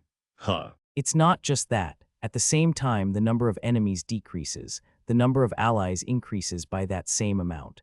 That alone brings victory much closer. Making the most of the alliance was vital. I think it's a good idea. It'd be no laughing matter if we gave it our all and ended up in last or third place at best. But if we can take it a little easier and secure second, that's not a bad deal. We can steadily earn class points and close the gap with A and B. After this, there should be another academic exam too. With that, we would accelerate further, and by then all 4 classes would be on even footing. Those were Hashimoto's words, describing a prospect that wasn't unrealistic, but many students were left with things they couldn't quite digest. Morishita's gaze alone seemed to say, "You really shouldn't be sticking your neck out." Morishita, who also knew about the alliance, probably felt the same way as Hashimoto. If you're bringing up an alliance now, that means things are already moving behind the scenes, right? How I answered here was extremely important, that we already formed the alliance and that it was now unavoidable. Answering like that would be easy, but it wasn't the optimal solution. You could say a provisional agreement has been made. The other side is keen on it. Well, of course they are. They've got no way of moving up otherwise. It wasn't just that he was looking down on Class D, but an answer based on the flow of events so far. Not only the harsh Matoba, but many of the people here thought so. You can refuse or rather reject the idea, but it's not something we can pick up and drop as we please. If you reject it, we'll never be able to team up with Class D again, and depending on the situation, there's a slight risk that Class D could team up with Class O or Class B. That's something you'll have to be prepared for. That's a pretty selfish proposition. It was a normal reaction to want to criticize the part about trying to form an alliance. Maitoba was dumbfounded, at a loss for words. As if slipping through that brief moment of silence, Maridoi lightly raised her hand. Let me say something too. This talk about an alliance. Do we have to decide right now? No matter how you look at it, this isn't the right time. I'll admit this special exam isn't exactly in our favor, but to throw away first place and aim for second just to get a better advantage, I can't accept that. It's less about not wanting to let Class D win and more that I don't want to throw away our own chance of winning. I agree, so basically, we're the ones who have to suck up and bring them a gift, right?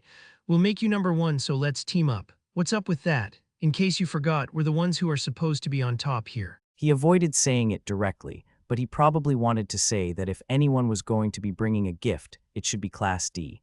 I could sense that feeling from Maitoba, no, from many of my classmates. Just when this pain-in-the-ass exam starts, you drop a bombshell like this on us. And the fact that Hashimoto's so into the idea is shady as hell. Morishita's gaze changed to a triumphant one, as if to say, see. Hashimoto, who was normally the type to be suspicious if anything, had been in favor of the alliance from the very first word. It was only natural for them to be dissatisfied, thinking he must have been told about it beforehand. Wondering if he overstepped this time, Hashimoto involuntarily looked up at the sky. How about we discipline them? No, Naid. But I had no intention of blaming Hashimoto for his actions and words, nor did I find him annoying. Rather, I considered it a necessary spice. Look, we're not going to form an alliance just from this one discussion. There's no way. That said, I'm not going to reject the idea out of hand, either. So we can have time to really think about whether this is necessary. Can't we postpone this conversation until after the special exam is over? Considering that no objections erupted from the other students, it seemed any further effort would be a waste of time. There was no need to struggle here any further. Negative opinions and criticisms of the alliance were things that could be easily overturned with a single change in perspective. All I had to do was make them feel that what they thought they didn't need was, in fact, necessary. This was a big step toward that goal. My bad for bringing this up so suddenly. Like Maitoba and the others said, let's talk about the alliance again after this special exam is over. For now, just forget we had this conversation. When I answered in a way that seemed to concede Maitoba, as if his rising anger had subsided, nodded emphatically. Just then, a faint wind blew, the sound of rustling trees. At the same time, I faintly picked up on multiple other sounds from a distance. No one else sensed anything, of course. Until just a moment ago, they had been completely at ease, hearing reports on the other classes' locations from Shimazaki every 5 minutes. Deep down, no one wanted to engage in combat this early in the game. That assumption had bred carelessness. Hashimoto. HM. Sensing a change in my demeanor, Hashimoto tilted his head curiously. My gaze was directed past Hashimoto, past the rear guard, and deeper into the forest where visibility was poor. Everyone run now. What do you mean by? Immediately after, our surroundings erupted as if they'd been brought to a sudden boil. It was as if the volume on a muted television had been cranked to max all at once. There they are, fires. It's Class C, get 'em. Go, go, go, go, go. Numerous shouts came from within the forest. I couldn't identify whose voices they were, but I was certain of one thing: they didn't belong to the boys or girls of our Class C. In an instant, they appeared from deep within the trees. At the same time, no, even before that, a rain of paintballs flew into view. No, it might be more accurate to call it a torrential downpour raging from the side. It was a storm of paintballs, far from accurate, that relied on sheer numbers. More than half of them were blocked by the large, natural trees that served as cover and missed their mark, but the remaining paintballs reached the Class C students. A paintball hit and burst on the shoulder of Morishige, who was standing at the very back. He had yet to process what just happened and wore a dumbfounded look. Immediately after, a paintball struck Maridoi in the hip, and she let out a small shriek from the impact. From there, their thoughts instantly plunged into a state of panic. Some realized they were enemies and tried to raise their guns, only to be covered in paint. Others dropped their weapons to escape, or were hit with paintballs as they went back for the backpacks they'd forgotten at their feet. In just a few short seconds, the casualties began to mount among the classmates at the rear. Then, the figures of the enemy came into view, revealing which class was behind the surprise attack. but there was no time to talk about that now. Your packs, don't forget your packs, just run. Hashimoto shouted to his classmates, waving his arm broadly to beckon them over. We don't even know how many of them there are. For now, run, just run. Hashimoto repeatedly shouted, but his voice was mostly drowned out by panicked thoughts and screams. Kiru. I was about to give an order to Kiru in the back, but it seemed there was no need for a detailed verbal explanation. The moment our eyes met, or perhaps even before they did, his brain, or maybe his body, had already understood the predicament, and he broke into a run. For all of Class C to turn their backs and flee would only increase our losses unnecessarily. Therefore, having a few people stay here and hold off the enemy was one of the few options available. Kiru immediately took cover behind a large nearby tree and began to counterattack. He showed a glimpse of skill and courage that made it hard to believe he'd never fired a single shot in a real fight before. He must have taken out one of his opponents, as an alarm from a wristwatch rang out from deep within the unseen trees. The enemy, who'd been attacking on the momentum of their surprise attack alone, was halted for the first time and took cover behind a large tree. Inspired by Kiru's swift counterattack, Machida and several other boys, though a bit late, also managed to take cover and began firing back blindly, with no time to take proper aim. We'll leave this place to Kiru and the others and retreat. I called out only to the front line, which hadn't taken any casualties yet, and hastily left the area. Shiraishi and Hashimoto followed, moving frantically to catch up. Angry shouts, screams, and the sounds of paint guns firing flew through the air. With those sounds at my back, I took the lead and forged a path forward. It became clear as I actually passed through. While nature remained untouched, simple, narrow, man-made paths were made in places to make it easier for people to walk. This uninhabited island might be subject to some changes in the future. Nevertheless, we couldn't let our guard down for a moment. One step off that path and you were in the deep woods. If we didn't flee prepared to get a few scrapes, the damage would surely have been greater. Part 2. Our watches switched to F12 as we fled southeast. Around that time, the distance between us and the students chasing us from behind had begun to widen slightly, so I slowed our pace. You've gotta be kidding me. The exams just started. How many people got taken out just now? Shira, no, Takemoto, hurry up and tell Shimazaki to report the situation. Why'd you let Class B get so close? Shiraishi, one of the VIPs, was gasping for breath. Seeing that she was struggling just to keep up and had no energy to communicate with the commander, a classmate demanded that Takemoto send the message in a harsh tone. Takemoto, who also seemed to be in pain, continued to jog while speaking into his radio. No, WH, what the hell, I'll tell him. A message came back from headquarters, and Takemoto looked at Hashimoto, muttering as if to himself. He says there was no sign of any other classes approaching our vicinity on the tablet, and that Class B's position still hasn't changed. A sorrowful voice echoed through the forest. What the hell? Yoshida, unable to hide his irritation, exhaled a ragged breath toward the sky. Anyone could figure out why this was happening if they just calmed down a little. But right now, they were still in the midst of a panic and probably didn't have the composure to think. Considering the strain on the class, I slowed my pace from a jog to about a brisk walk. The answer is quite simple. Ryuan's class deliberately kept its distance after the start to make it seem like they were avoiding engagement. This is certain, since they were far away during the first 3 GPS updates, but it was all a pretense, a setup for an attack. All that was left was to have their commander activate the Disable All GPS tactical card before the next update, and their preparations were complete. From that point, the GPS positions froze in place for 30 minutes. The scouts' watches also showed no reaction while the tactical card was in use. Meanwhile, Ryuan's side only had to receive information from their commander, Kanda, at any time and charge toward our precise location. With more than enough time, they had pulled off a successful surprise attack. So they used their one-time-only big move right from the get-go. Yoshida and the other classmates were frustrated.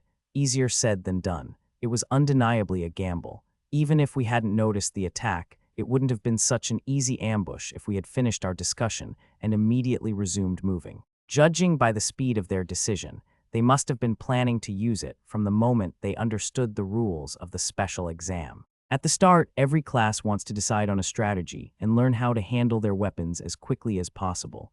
If anything, their decision was likely based on the assumption that our pace would be slower. It was a strategy that truly felt like Ryuan, a display of his decisiveness. Of course, there were other factors behind the success of this surprise attack, but there was no point in touching upon them and talking about it here and now. A surprise attack, huh? If they'd just waited and watched, another class might have crushed each other for them. Heh, that bastard Ryuan, he took on a pretty big risk, didn't he? Exasperation, impatience, and anger, and then admiration. Hashimoto's candid feelings were conveyed to those around him through his words. When I looked back at the students following me, I saw one who was starting to fall far behind. As the one in the lead, I drastically slowed our pace and came to a complete stop in about 3 seconds. Hey, Ayanakuji, what's wrong? Shouldn't we be putting more distance between us? No, this is about our limit. If we force ourselves to keep going, we'll only increase the risk of our allies dropping out. After Morishita, who'd been lagging the furthest behind, finally reached us, she plopped down onto the ground. Ha ha. I suppose this is because I ran a full marathon in the schoolyard yesterday, isn't it?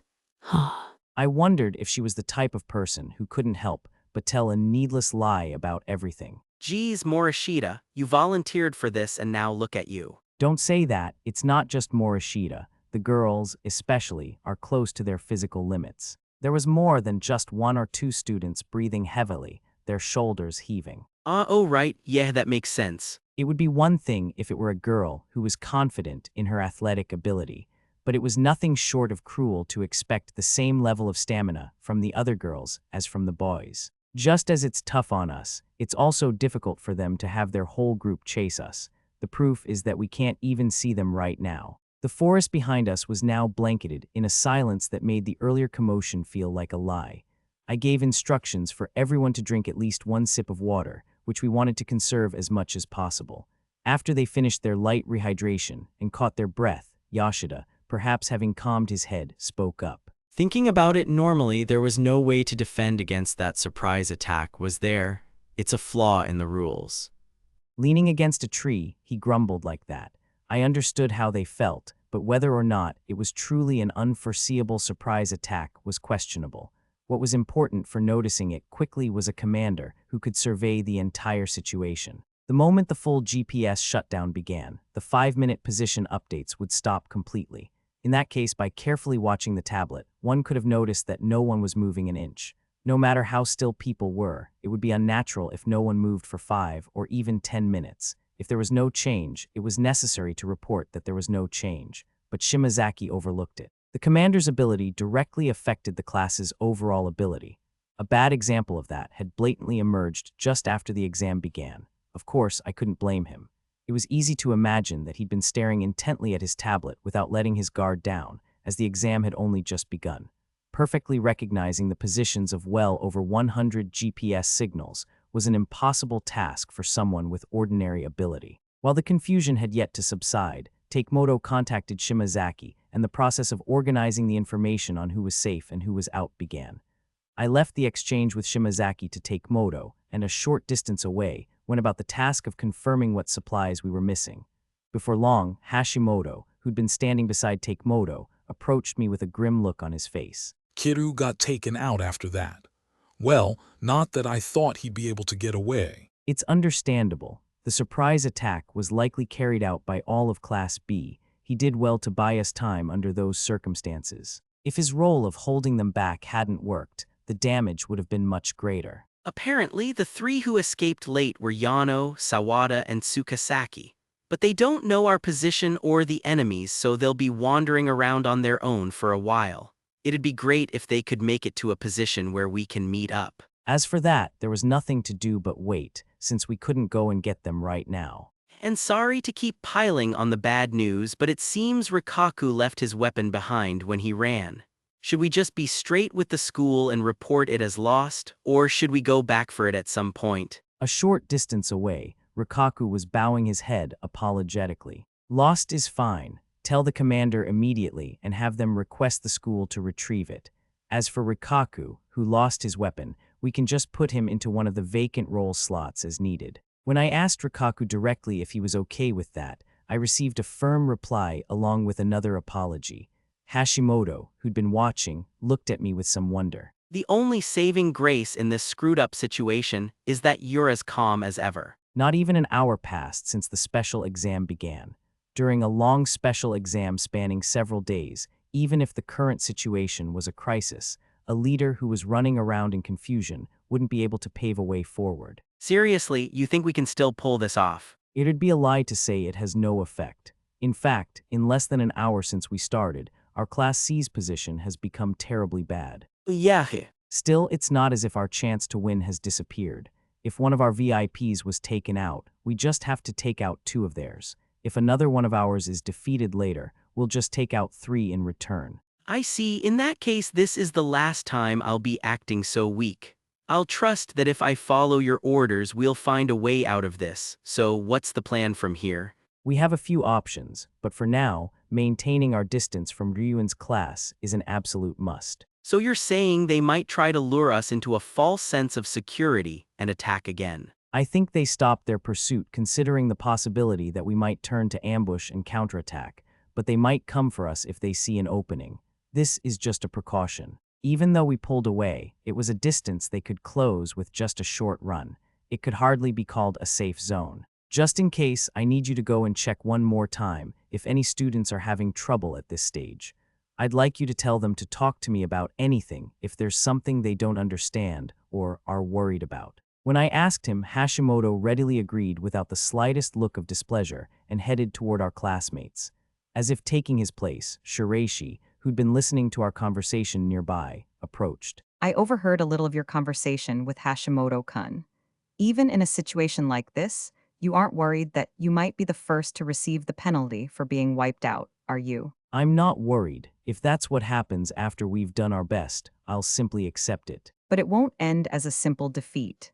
In the worst-case scenario, Ayanakuji-kun, you would be expelled and our path to class would be closed off. If you don't like that future, then we have no choice but to win. I thought she might be doubting our victory, but apparently that wasn't the case. Then let's go and seize victory together. When I turned only my gaze to Shiraishi, she continued to look back at me with a soft expression.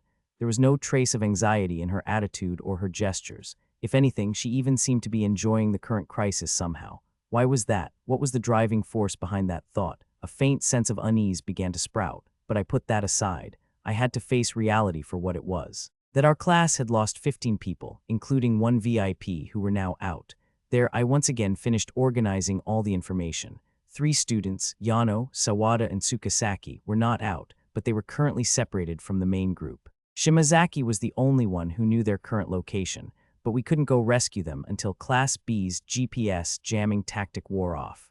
On the other hand, Ryuan's group could see the trio's position, so it was highly likely they already formed a group and sent them out. If only Shimazaki had noticed something was wrong. Perhaps Hashimoto was thinking the same thing I was, as he muttered in a regretful tone. That's incorrect. Hashimoto Masayoshi. The one at fault is Ayanakuji Kiyotaka. Morishita pointed her index finger straight out, thrusting her arm forward until it was just a few centimeters from my eyeball. A true leader would have told the commander. Just as she started to say that, I immediately raised my assault rifle. What do you think you're? Morishita, right in front of me, must have thought she was about to be shot for her insolence, as her pupils dilated slightly. Before she could finish her sentence, I grabbed her shoulder with my left arm, pulled her toward me, and pulled the trigger once. At almost the same instant, Class B's Kondu, who emerged silently from the shadows, was about to aim his muzzle at me. A single bullet hit Kondu square in the chest with a dry crack, and Kondu, who'd been trying for a silent ambush, stood there dumbfounded. Before anyone could understand what just happened, an alarm blared from Kondu's watch. Frustrated that he'd been hit just as he aimed at me, he took his finger off the trigger. Damn it, you knew. He must have been following us and searching the area for a while. Kondu's breathing was incredibly ragged. Impressive, hitting me in one shot. And how'd you even notice me? Breathlessly, Kondu asked me how I knew. You must have been pretty exhausted. You weren't able to completely silence your footsteps. It also helped that I was your primary target, not just anyone. Wasting time trying to line up the perfect shot was your downfall. Despite his failure, Kondu's somewhat satisfied expression left an impression on me. Yeah, well, taking out the leader would have been a huge score. Guess I should have just fired randomly. Hashimoto, while remaining vigilant of his surroundings, approached Kondu, who sat down to rest. That was one hell of a flashy ambush. You really got the drop on us. Since they could still talk even after being eliminated, Hashimoto praised Class B. Ryuan-san's amazing, ain't he? Well, the game is on. It's your fault for letting your guard down. There might be other students besides Kondu looking for us. Let's get moving. In that case, shouldn't we have Shimazaki check the GPS for Class B's location? It was Yoshida who ran up and suggested this, but as I turned my back and began to walk away without answering, Shiraishi, the VIP, added an explanation. The reason Kondu-kun was able to approach us undetected is because they're using a tactic to hide all of their classes' GPS signals. Since it hasn't been 30 minutes yet, contacting the commander now wouldn't give us any details. Oh right, of course, my bad. Do your best to run and hide Tilda. Leaving behind Kondu, who had cheerfully uttered the taunt, we headed south as if returning to the starting point. Part 3. Going back about 30 minutes. It was right when Kanda used his strategy to halt the GPS locations of everyone in Class B. Ikenos just finished checking everything she could do on the commander's tablet. On the map of the uninhabited island displayed, the 4 GPS colors assigned to each class were flashing according to the number of remaining students. For her own class, Class D in Ikenos' case, she could tap on the green GPS markers to open their tags and constantly keep track of who was who. In contrast, for the other 3 colors, red, blue, and yellow, tapping them only brought up a blank tag. However, since it was possible to freely enter text into these tags, one could input a name if they knew who the GPS belonged to, or a role if their position was discovered. It could also be used to mark students who were making suspicious moves. She looked away from the tablet for a moment, placed it on the simple table set up in front of her tent, and took the radio in one hand and started to walk slowly around the headquarters area. She did that to check who the commanders of each class were and what they were up to. During the exam, the commanders were bound by an unexpectedly troublesome restriction. They were forbidden from talking to or communicating with the other commanders. Even if she wanted to contact Ayanakuji, actions like calling out to Shimazaki to ask him to pass on a message were impossible. Furthermore, there was a physical distance between the tents, making it difficult to overhear the voices of the other class commanders speaking normally. If one were to force their way closer, there was a risk of being perceived as attempting to communicate, so they couldn't approach carelessly. And this didn't just apply to interactions with other commanders. I guess it's impossible after all. The commanders were forbidden from leaving the designated headquarters area, and from within that area, it was structured in such a way that they couldn't make contact with the students participating in the exam, no matter how hard they tried. Even if students made their way to the headquarters, direct conversations with a commander wasn't possible. In other words, they had to convey their voice to their own classes, VIP, through the radio. That was the only way commanders were permitted to intervene with others. That was why, in the opening stage, they reported the information from their tablets every 5 minutes, to see if there was a risk of an enemy class engaging with them. Since that was what they needed to confirm, it could be said to be a natural course of action. But As Ikenos watched the similar exchanges between the 3 from a distance, she noticed something. Kanda, the commander of Class B, was the only one who was constantly talking into his radio. He also touched his tablet without a moment's rest, as if he were in a hurry for something. If that had been all, Ikenos wouldn't have grown so suspicious, but despite the situation, Kanda looked up just once and spotted Ikenos observing him. A calm, normal face, as if to say, "What is it?" When Ikenos smiled and gave a small wave, Kanda gave a slight nod with just his head before immediately returning his gaze to the tablet and resuming his conversation with the VIP on the radio. A natural response. But to Ikenos, it seemed unnatural. Ikenos slowly returned to her tent, and once she was out of Kanda's sight, she picked up the tablet she had left on the table. the place where Ji-Yun-kun and the others are hasn't changed much from 5 minutes ago. They haven't moved at all. It was safe to assume there would always be some margin of error with the satellite signal due to the basic limitations of GPS. In other words, even if everyone was sitting perfectly still, it wouldn't be strange for at least one of them to move slightly. However, she could see no difference whatsoever between their positions 5 minutes ago, as she remembered them and their current positions. Has Kane-kun already stopped the GPS? If so, why? The answer to that was obvious, even without Ikenos having to ask herself. It was because he judged that using his trump card, the GPS shutdown right at the start of the exam would be effective enough. A plan to attack Class C, who were located closest and were the most likely to have stopped moving. Of course, the possibility wasn't a certainty, but it was better to warn them of the danger just in case. Thinking this, Ikenos hurriedly moved to a position where Shimazaki could see her. Speaking, gesturing, or even mouthing words would be a strict violation of the rules, so Ikenos wouldn't and couldn't risk it. But she decided that the act of just staring at Shimazaki probably wouldn't fall under the category of communication. If she received a warning, she would just have to back down then. If they made eye contact, he might realize that she was trying to tell him something. However, Shimazaki's attention was focused on operating his tablet, and he didn't look up.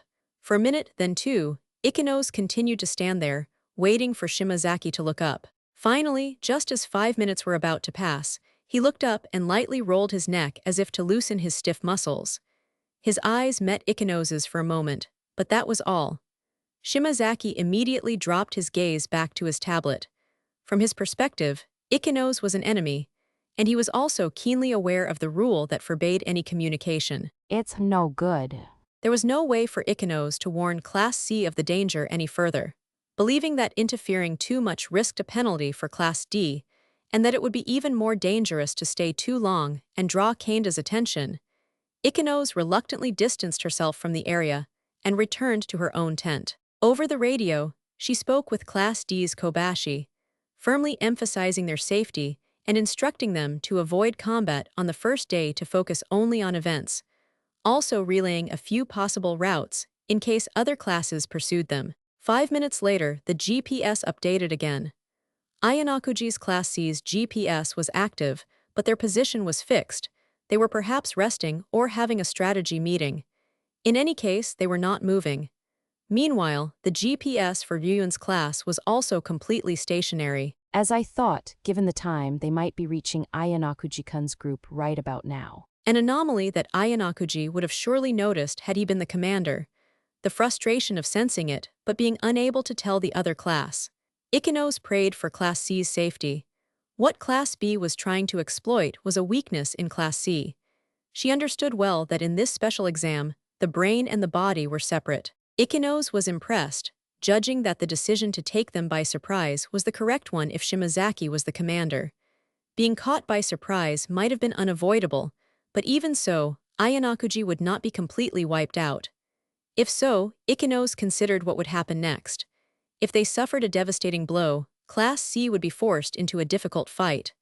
What then would Ayanakuji do? Ikenos instantly judged that this was the best moment to bring up talk of an alliance, and picked up her radio. I want you to listen to me very carefully. So from that point on, Class D could rush in at any time to help Class C. No, to help Ayanakuji. Part 4. We made IT to F-13, right next to the headquarters. While remaining wary of our surroundings, I first contacted the commander to confirm the current situation. Thank you very much. I'll inform Ayanakuji-kun's group right away. Ending the call with Shimazaki, Shireishi lowered the radio and quietly raised her head. The GPS of everyone in Class B was just updated significantly. It appears that many of them have moved from the C11 area, where they were originally located, and are now concentrated in F10. This made it clear that the effect of their tactic had worn off, and it could be said that the risk of them lurking nearby had also been significantly reduced. Also, the 3 who strayed have all been eliminated.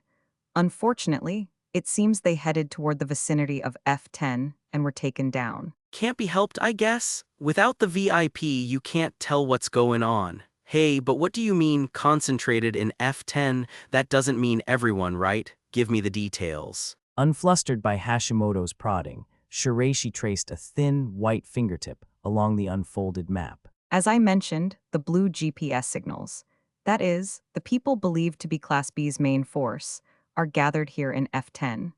However, another 10 blue GPS signals have also moved to the area 1 southeast of here. 10 people is a detached unit common after us. No, I wonder about that. If we reason it out normally, there's a possibility that 1 or 2 students followed us on impulse, like Kondu and the VIP, and their guards accompanied them to pick them up. The large number is likely due to their concern that the commander would use a tactic to identify the individuals. I agree with Ayanakuji Kiyotaka's reasoning. If just one or two of them were to carelessly go and pick up the stragglers, it would be like proving they were the VIP. So that's the most likely scenario, huh? But we can't let our guard down yet, can we? They can only use the group-wide GPS once, but they can use the individual GPS stop 3 times, right? There's still a chance they've followed us this close. That's unlikely. It was a successful operation because it combined two things: a surprise attack and a group-wide attack, strategy and firepower. Even if they used their 3 chances to fake the GPS locations of 3 people, they wouldn't have a follow-up. Without moving the VIP, it's also difficult for them to grasp our precise location. I see, so that means we can finally relax, huh? Even Hashimoto, who'd been shouting and barely escaped the storm of paintballs with his life, looked utterly exhausted. Everyone, including Shireishi's group, sank powerlessly to the ground. 18 people were left. The expression half decimated was a perfect fit. 2 VIP, 1 analyst, and 15 guards. From there, Rikaku became the analyst to fill Nakajima's place, leaving 14 guards. The scout position was also vacant, but for now, we prioritized the number of guards and put that on hold. We were put in a difficult situation where we couldn't afford to clash head-on with other classes. It was my misjudgment to stop for so long, thinking the enemy wouldn't attack once we had put some distance between us. A situation brought about by none other than the carelessness and arrogance of the Class C leader. It was a battle that would make anyone, both inside and outside the class, think that way. Chapter 3: The Unseen Pressure. IT happened less than an hour after the start of the special exam, which was set to be a long battle. Those who looked frustrated, those who still couldn't grasp the situation, those who laid prostrated on the ground, unable to move, and those who glared as if holding a grudge. The near destruction of Class C, brought about by the surprise attack from Class B, led by Ryuyuan. Looking down at the Class C students with their various expressions, Ryuyuan quietly exhaled.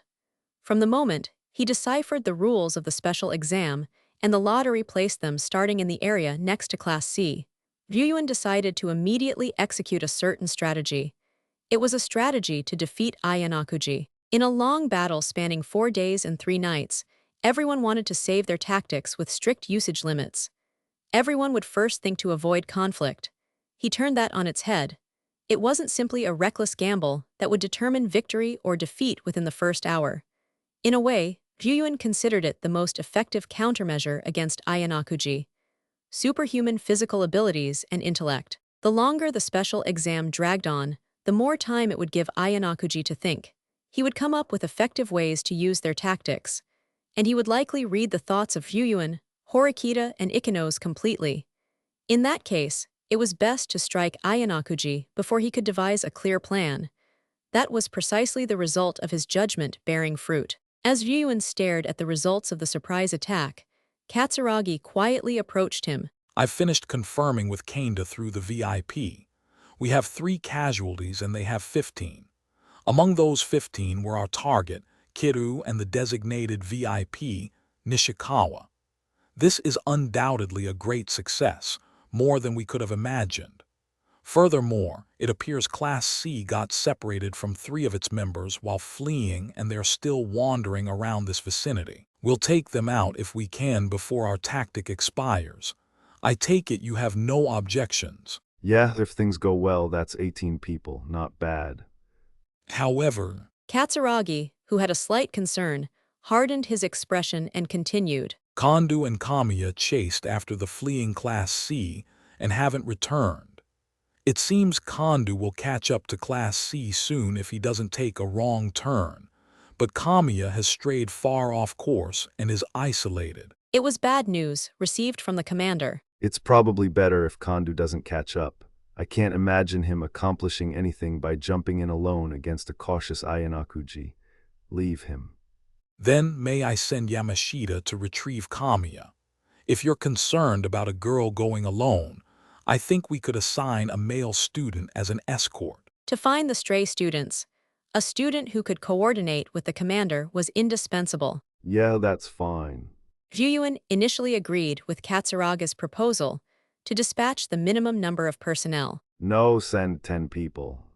He immediately retracted his statement and re-instructed him to significantly increase the number of personnel. 10 people. The risk of engagement seems low, but is this for insurance? I have no objection, but it will be a needless drain on their stamina. I almost forgot myself, but moving in a small group will just give them a hint. I see, that makes sense. The GPS jamming tactic will expire soon. When that happens, our current location will be pinpointed by the other classes all at once. Is that it? That's right, they'll know there's a VIP mixed in with the group we send out. Because there was a tactic called Identify Person, which revealed the identity of a designated GPS signal, there was a risk of giving away the information that Yamashita was the VIP at a low cost, depending on their movements and timing. However, if they moved as a unit of 10, the odds of identifying the VIP among them would be 1 in 10. He figured that even if the movement was suspicious, the enemy would feel a strong reluctance to use Identify Person. That may be true, but are you sure? This will interfere with our plans for later. More importantly, how many bullets do we have left? About half, I'd say. We'll definitely need to resupply at the next event, but we can still fight as planned. Even after receiving Katsuraga's report, Ryuyen's expression didn't relax. On the contrary, his vigilance only increased. It was a success so great that wanting anything more could be called a luxury. However, for Ryuyen, there was a reason he couldn't rejoice wholeheartedly. Your strategy was a magnificent success, and yet you don't look happy at all. Just as Katsuragi, wanting to know the reason, was about to ask Ryuyen for an answer, Ishizaki came running up, panting heavily. Ryuyen-san, let's go after those Class C guys right now and finish them off. We're all set to go, sir. As if to follow Ishizaki, the students who were confident in their physical abilities gathered behind him. The second the order was given, the pursuit of Class C would begin. No, this is as far as we go. However, Ryuyen ordered a retreat, rather than the attack they originally planned. What do you mean? It went perfectly, didn't it? Before they launched the surprise attack, Ryuyen suggested they would press the attack if their targets fled. Since the operation was a success, Ishizaki assumed they would give chase. Katsuragi, too, showed some confusion at Ryuyen's surprisingly timid move. Are you certain you don't want to pursue them? If we let Class C gain distance on us here, we might not be able to recover. They could still close the distance with Class C.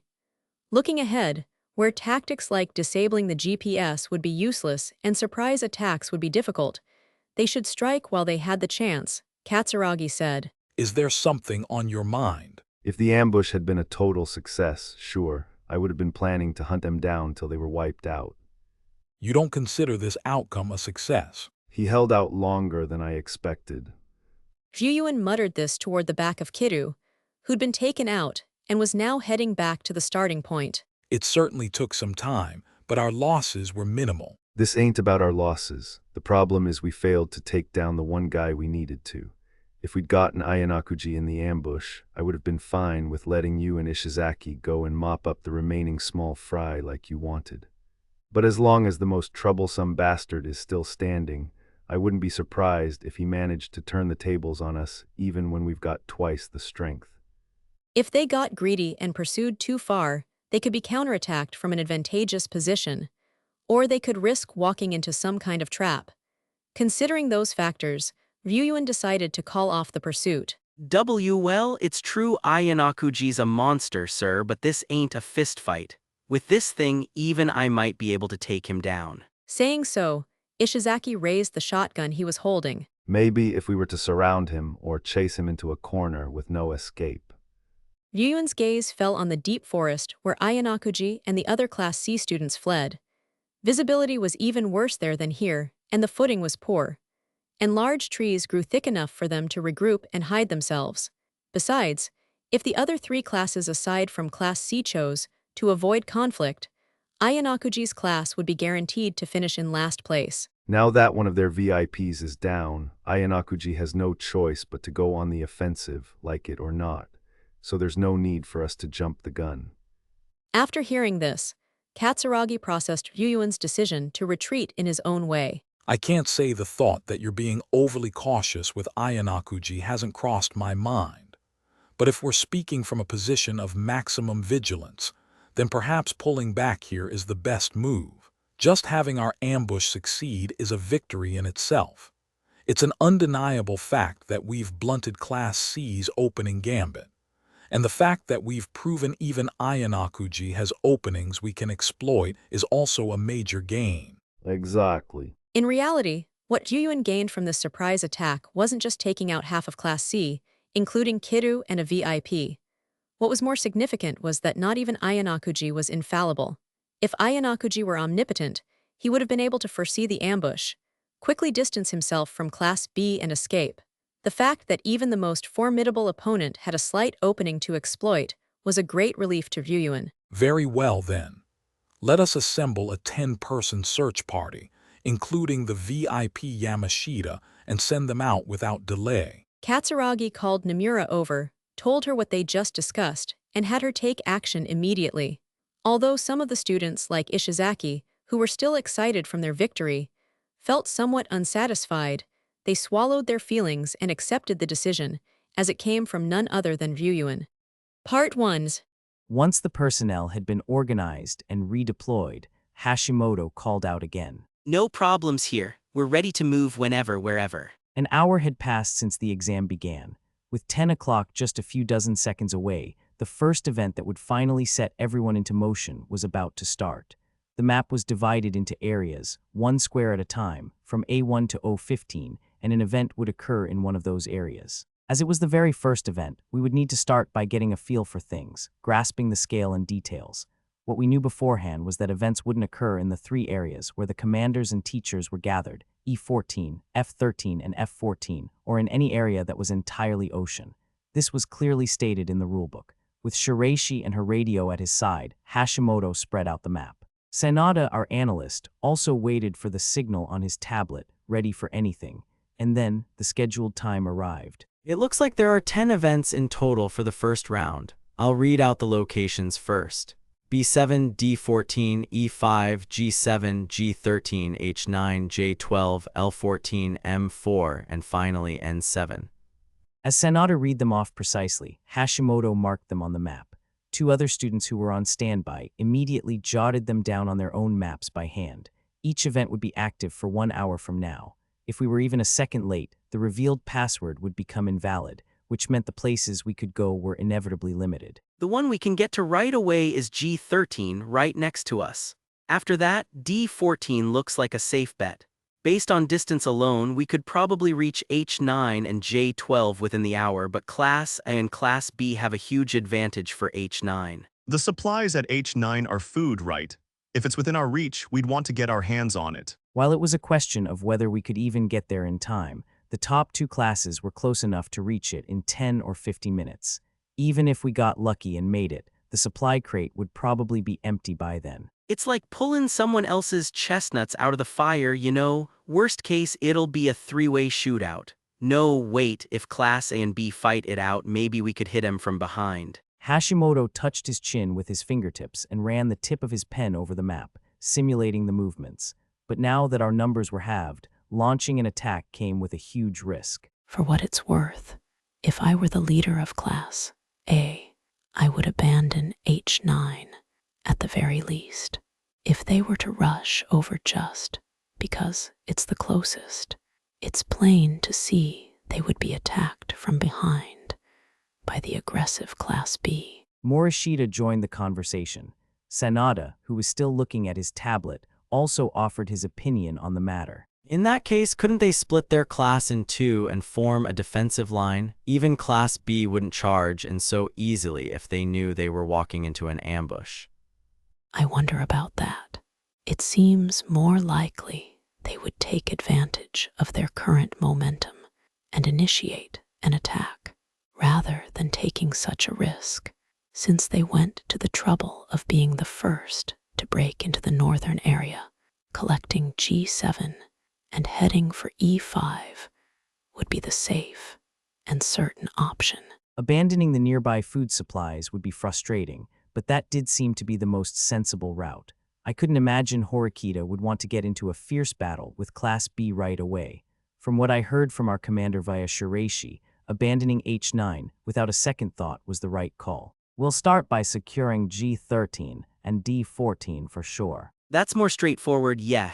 G13 was ammunition and D14 was daily necessities. We decided to postpone the food problem until the start of the next event. The main unit will move to G13 and will form a separate detachment with 4 people to escort our VIP, Take Moto. Only the VIP can receive their exact coordinates from the commander, after all. If an analyst wasn't going to accompany them, it would also be crucial to relay those details to the commander. Coordination was essential to accurately align the location of the supplies with our own. Yeah, the watch only tells you if you're in the current area or not. For now, there were no signs of other classes around D14, so it was free, but the event's location was still just somewhere in the area, and without a tablet, we would have to search for it on foot. In other words, if the search proved difficult, we would waste time. To maximize our chances of acquiring the supplies, the VIP's presence was indispensable. You're gonna coordinate closely with the commander and bring back those supplies. 5 people in total, couldn't Take Moto go alone. Just getting there wouldn't be a problem, but no matter how safe D14 is, I want to avoid a situation where we can't find the event location, or the supplies are too much to carry back all at once. Alright, gotta think about carrying it all back too. After opening it with the password, could we still take things out after the hour was up, or could we just take everything out and leave it there? Since those points were unclear, we had to prevent any mistakes we could. Then again, if we sent too many people, it would just force them to move around and needlessly drain their stamina. The balance of it would likely change depending on the conditions of the supply crate. 5 people is plenty. Besides, if there are no enemies, I don't think there'll be any trouble. Leave it to me. By the way, should we just come back here to regroup? Yeah, the base is an easy landmark, so F13 is fine. We'll need to grab the supplies at G13 quickly, while also keeping watch from F12 or G12 to see if Class B heads south. If we moved on D14 with a large group, there was a chance Ryuan would send a large number of his guards toward our base. If that happened, we would be driven into a dead end with no escape. As we immediately started preparing to depart, I spotted Yamamura with an anxious look on her face. What is it? If you have a problem, I'll hear you out. Oh no, it's not that. It's scary, isn't it? If I get separated, I won't have any idea where my allies are or where the enemy is, right? Perhaps her imagination was stirred by listening to the exchange between the VIP and the commander. Because Class C lost Nishikawa right after the start, their situation was equivalent to having already lost 1/3 of their mobility. It was no wonder she felt anxious over such a trivial matter. And there's nothing I can do to be of use. That's not true. Our class was half decimated due to my poor judgment, but at least we still have half of us left. As long as half of us are still here, it means there's still a chance to win. If you, Yamamura, can just stay in for even 1 second longer without getting out, that alone is useful. Is that really all it takes? That's what's important. Even if you can't shoot, as long as you don't get shot, that alone is a huge plus for the class. You should remember that the value is the same. The point was to keep remaining until the very end, even if more classmates were eliminated from that point on. After thinking for a moment, Yamamura gave a small but definite nod. Part 2. Horikita peered into the tablet of Shinohara, who'd become the analyst and confirmed the event area. Then, she immediately contacted Matsushita, the commander, and received the latest GPS information. I think we should head north without hesitation. If we carelessly get involved in the central area of H9, we might have to fight Class B or even Class C. She couldn't afford to be blinded by supplies whose quantity and other details were unknown, only to lose her precious classmates in the process. Harada proposed fighting defensively without hesitation. I agree. In this special exam, losing classmates early on limits our strategic options, and it's clear we'll just be worn down. We can't take a big risk for the first supply drop when we don't even know how much we'll get. Above all, to avoid engagement, they'd chosen to start from G12 when they won the right to choose in the lottery, simply to break through to the northern area via the straightest, shortest route. Even if an event happened to appear nearby, they shouldn't carelessly get involved unless it was extremely safe. Maintaining a situation where not a single person was missing for as long as possible, was the simplest and most reliable way to aim for the top ranks in the special exam. They stopped to assess the situation, but Horikita soon began to move toward G7 with Harada by her side. Man serves Ayanakuji right, got his ass kicked by Fuyuan and ran back to the starting point. And one of their VIPs got taken out, right? Even if they run around, if the exam ends like this, they're guaranteed last place. From behind her, she could hear Ike and the others laughing as they talked about it. Sudu, who'd been listening nearby, crossed his arms, nodded deeply and walked over to Horikita. Suzune, about that fight between Class B and Class C just now, honestly, I was surprised. Me too, to use a tactic for an all-out attack right at the start. Even if you thought of it, it would take considerable courage to execute. To be so bold when they've barely gotten the hang of using the guns, but it might have been one of the optimal choices timing-wise. Right after the start, we also had moments where we were defenseless and stopped to focus on strategy. The thought that we might be surprise attacked with a tactic, we weren't on guard for that. She confessed that she'd been concentrating solely on reaching the northern area. Yeah, but still, for Ayanakuji to get taken down so easily. I suppose so. It had been obvious that fighting Ayanakuji would make victory extremely difficult. At the stage where everyone started on equal footing, the class she wanted to fight the least was Class C. That was because she'd thought that if she attacked them carelessly, they would surely be countered. What do you think about him losing, Horikita-san? Harada, walking beside her, turned his gaze to Horikita and asked, My honest impression is, really, is it possible? I was certainly surprised by the boldness of using a trump card at the very beginning, but I never imagined they would take such a major blow. I feel the same way. Ayanakuji-kun is, how should I put it? He's not the type of person to be careless in this kind of fight. That was precisely why, like Sudu, her surprise was the only thing that preceded all else. The preconceived notion that he wouldn't be defeated without a reason made it difficult for Horikita to judge the situation. It was a dangerous way of thinking, close to faith or worship, that Ayanakuji had no weaknesses. But if he anticipated the preemptive strike, he shouldn't have let his class get half wiped out. He could have escaped quickly or even met the attack head-on and had an even fight, don't you think? The actual result was a crushing defeat and a rout. The number of Class C students who vanished from the GPS told the story, allowing no room for concealment. That was a slight opening that Ayanakuji had shown, a clear and undeniable fact. Is there absolutely no way it's part of Ayanakuji's strategy, like to reduce the hassle of gathering food? It's true that with fewer people, food problems are lessened. But you could just have people retire later if you run into trouble, and it would be the same thing. There's no merit in reducing your numbers from the start. What's more, even their VIP was taken out, so their efficiency at gathering supplies will also drop. Harada's words were correct. And yet, while they were correct, she just couldn't bring herself to be convinced.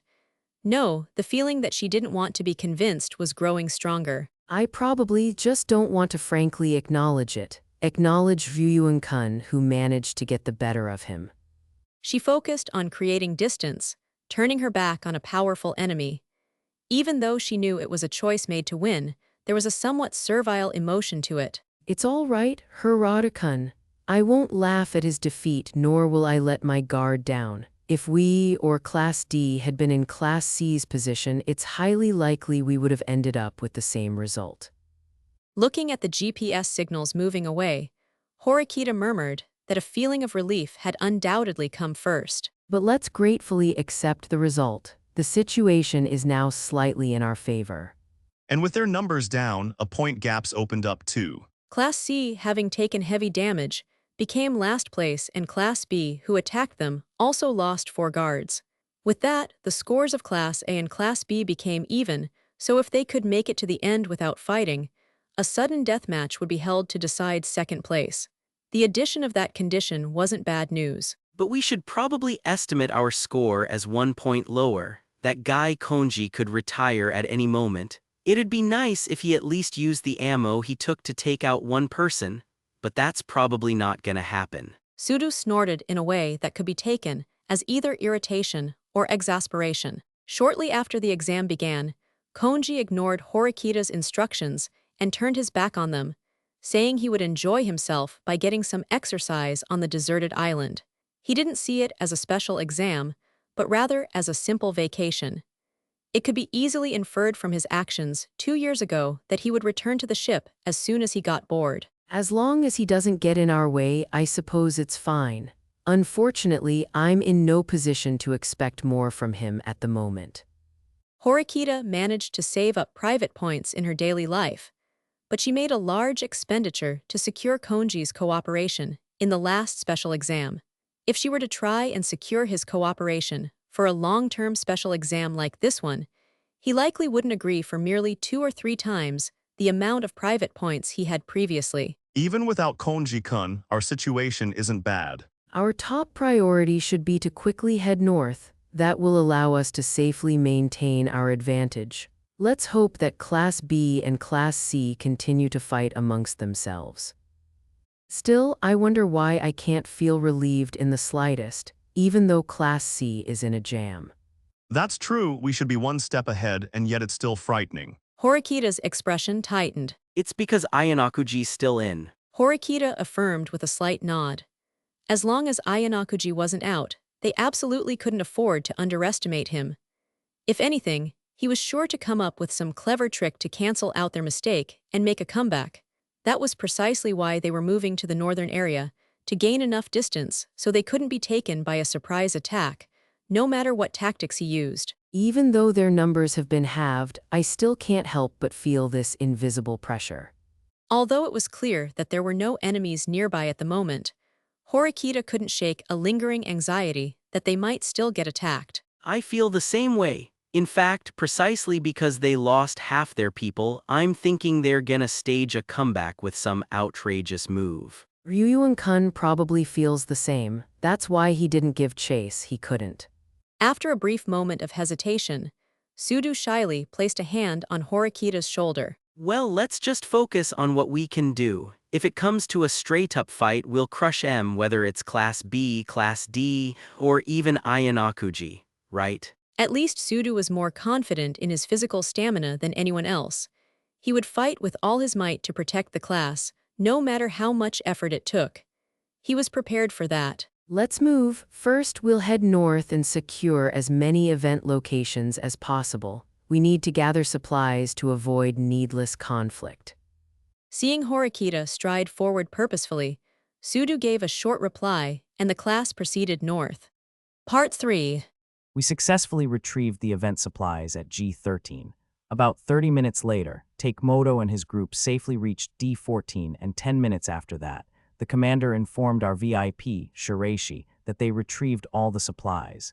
In total, we'd succeeded in securing 2 locations. The paintball supplies included 2 empty magazines for an assault rifle and 100 paintballs in a bag, and the daily necessities included 1 lighter, 3 mess tins, and 3 pairs of disposable chopsticks. Many students were disappointed with the daily necessities, but from the contents, it became clear that simply collecting food wasn't enough. The possibility that opening a food supply crate might only reveal uncooked rice grew stronger. It seemed we needed to aim to acquire food and daily necessities as a set. What both types of supplies had in common was that they were hidden by being about halfway buried in the ground, making them difficult to find just by walking around, except by chance. If you entered the correct password and opened the lid, you could take the supplies out directly, so there was no need to dig the box itself out of the ground. We were able to gather information, such as the fact that the size of the box seemed to be directly linked to the quantity of items inside. Then there was H9, where there'd been a possibility of engagement, but Class A, led by Horikita, decided to retrieve the supplies at G7 and head for the northern area. It seemed they disliked the risk of their classmates getting eliminated by engaging in combat. On the other hand, Class B, led by Ryuyun, split their team in 2, with one heading for H9 and the other to take the distant B7. They achieved results by choosing a small, elite group of physically fit students to exit onto the beach from C10 and run straight north. As a result, in that first event, each class succeeded in retrieving supplies from 2 locations, ending in a draw, at least in terms of numbers. After that, the second event at 1:00 p.m. and the third event at 3:00 p.m. were announced as time passed, and the 4 classes repeatedly secured paintballs, food, and daily necessities while avoiding combat. and soon it was 5:00 p.m. on the first day, the time for the final event. So far, we've managed to collect a total of 5 sets of supplies, a total of 200 rounds, 5 kg of rice, 8 assorted cans of food, some nuts, chicken, and a few provisions. And on top of that, 15 liters of water. I guess you could call it a minimal harvest. Calculating backward from the nutrients a person should consume, it couldn't be called sufficient. It was clearly not enough. A total of 39 event supply crates had appeared so far, so we hadn't managed to get very many of them. Being pinned down like this is just so unpleasant. They're practically stalkers at this point. Stalkers. It was the presence of Class B, who, ever since their surprise attack, had constantly maintained their main camp between G9 and G10, lying in wait. Because of their presence, we'd been unable to break out of the area surrounding our headquarters. The supplies that appeared on the west side and near the center were being collected by Class B at their leisure, all within their reach. On the other hand, all we could do was either reach out toward the beach area slightly east of our headquarters or retrieve supplies from the areas further south. I understood why Morishita would call them stalkers, but it could be called a near-ideal position and strategy. Ayanakuji Kiyotaka. You could just charge in by yourself and annihilate the enemy unit, you know. I can't exactly pull off something like the protagonist of an American action movie. At best, I'd get taken down after defeating 2 or 3 of them. Just that many. How pathetic. If it were me, the so-called Amazoness of the jungle, I could easily dispose of 100 of them. If that were true, I wanted her to defeat every class right away and lead us to victory. Didn't you say Amazoness of the dense forest a moment ago? You're such a stickler for details. Jungle and dense forest mean basically the same thing. In fact, it's a bit of a scale up. So wouldn't you say that makes it even better? I didn't think so, but it was a waste of time, so I decided to stop arguing and just nodded. Morishita's proposal is something else, but can't we actually break through somehow, like just forcing our way through? Unable to hide his irritation, Matoba nervously bounced his right foot up and down. That'd be rough. Attacking them from our position is a complete suicide mission. Besides, where would we even go if we broke through? Head north and Class A's there to greet you. Head east and it's Class D. There's no escaping a scenario where we get pincered by Class B coming up from behind. Maybe Class A and D will let us pass, afraid of getting hurt themselves. I'm sure they don't want to fight, but we'd be crashing an event they're trying to claim in safety, right? You think they're just going to say, let's all be friends and split the supplies. If we were in their shoes, we would naturally move to eliminate any approaching class. Matoba, who must have easily imagined the same, clicked his tongue. Damn it, we're seriously one step behind. So does that mean our only option is to wait for them to attack? If they were to attack us, we would have the option of using our geographical advantage, but it's unlikely they will rush in so carelessly. It's in their best interest to continue leveraging their absolute superiority in numbers, after all. Faced with that harsh reality, the group fell silent for a moment.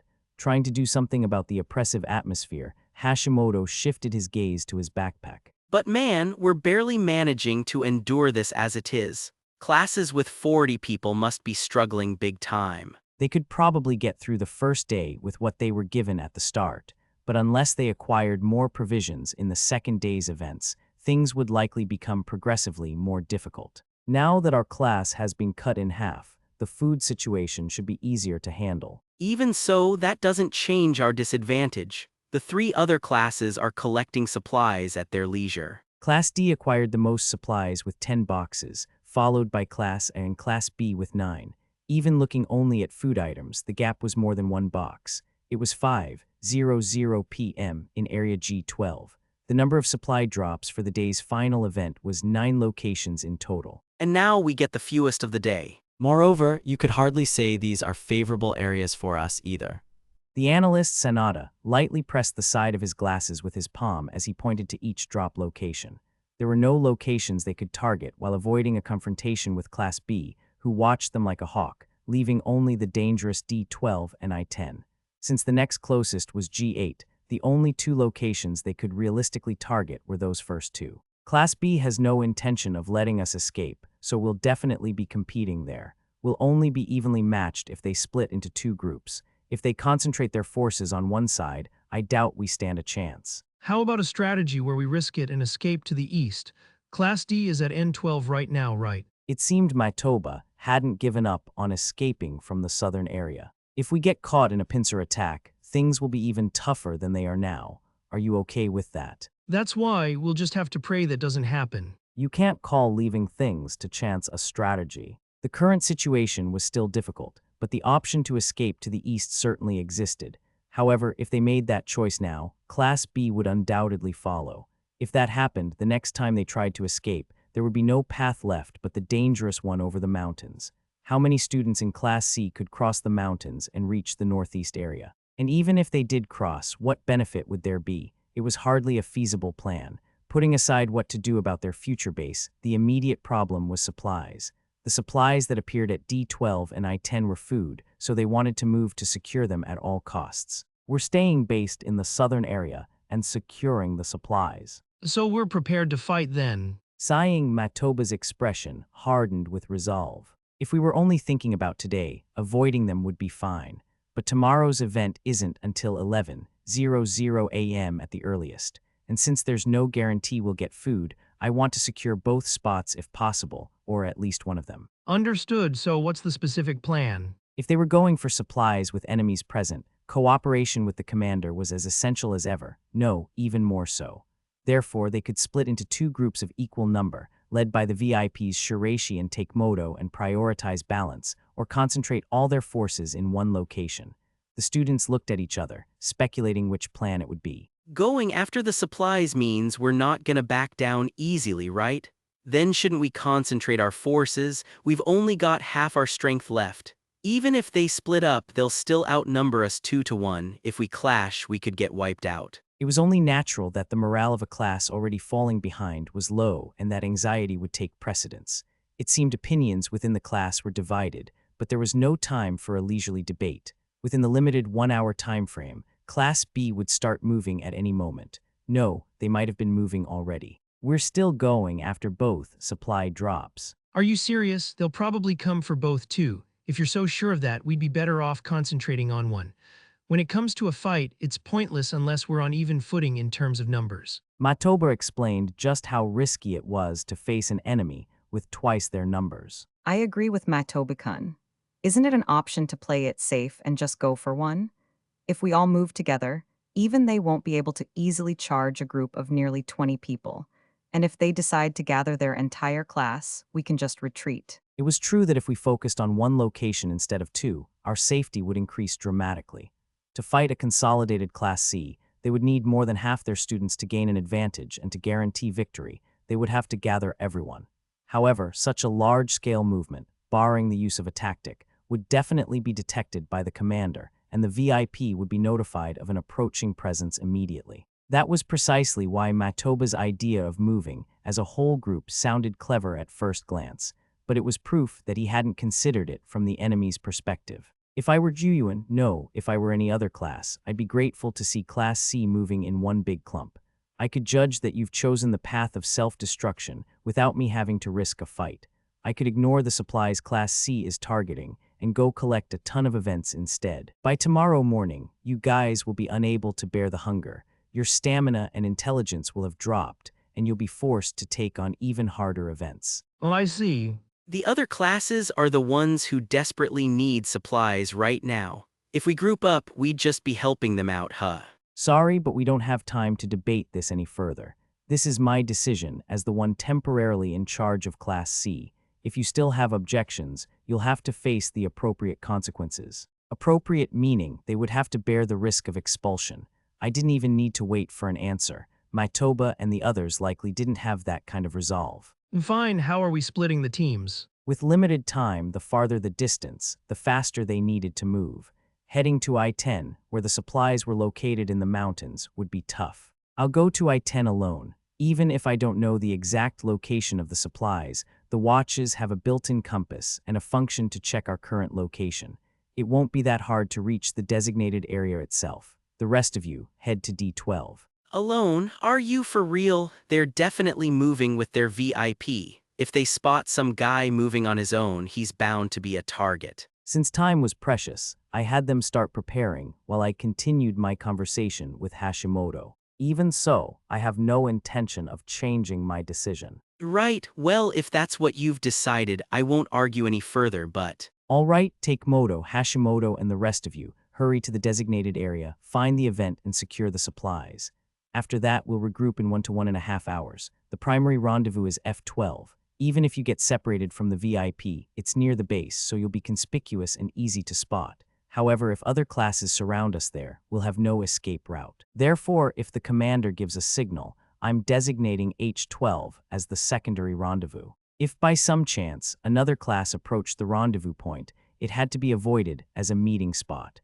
That was because the commander was always fully aware of the other class's movements. What do we do if Ikenos's class attacks? Considering the distance, there's no way Class D will force an attack on us. Because the VIP was worth 100 points, it was easy to lose sight of other things, but even losing a single point from a reduced number of guards would become a major handicap in determining the final rankings. But there's no guarantee they won't attack, is there? I'm sure they want to win when they have the chance. Basically, if we don't attack, we won't be attacked. Operate under that assumption. I guess I've got no choice but to believe that for now. So how are you planning to meet up with us? You won't have any way of knowing how the situation changes moment to moment, right? It'd be hell if you got separated. Don't worry about me. More importantly, let's talk about what happens if you're attacked by Class B while securing supplies. You are only to engage them if their numbers don't exceed 10. The moment you confirm they have more people than that, you're free to retreat. It was extremely difficult to capture a fleeing enemy on this vast, deserted island. Deducing how the three classes would move for the last event of the day required no great thought. I sent everyone ahead to D12, while I headed for I-10 alone. Part 4. IT was past 6:00 p.m. As I made my way forward, Hashimoto, who noticed my approach on the GPS beforehand, came over to meet me. Impressive stuff, Ayanakuji. I was watching the whole time on the analyst's tablet and saw you reach the event and secure the goods. Heard you went straight for the destination, huh? I actually had to search for a bit. It helped that it was placed in a surprisingly easy-to-find spot. Inside the supply crate were 5 small mess tins, 5 small bags of white rice to go with them, 5 500 ml bottles of water, and 5 small, simple loaves of bread. For a class maintaining a group of nearly 40 people, these were meager provisions.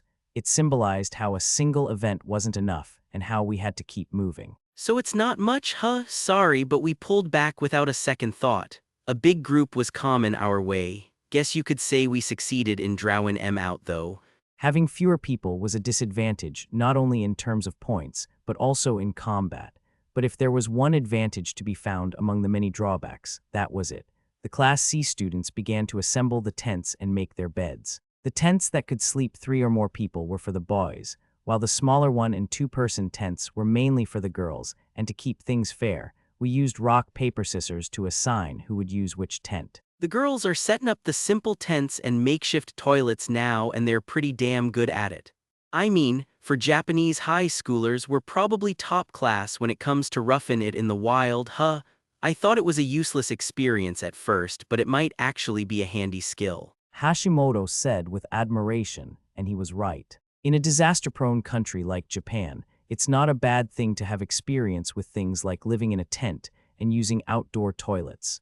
No, in fact, it's probably one of the things that should be encouraged from now on. This was the 3rd year and the 3rd time we had an uninhabited island exam. It seemed that holding them consecutively had been rare until now, but when considered as an important experience for the future, it wasn't hard to see why.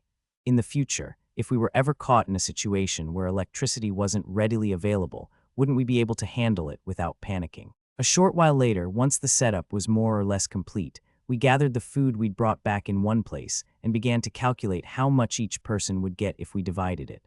Of course, we would collect as much as we could from future events as well, but it was always better to keep track of our current caloric intake and hydration levels. This was to avoid heading to an event when we didn't need to gather excess supplies, which could lead to unnecessary confrontations and casualties.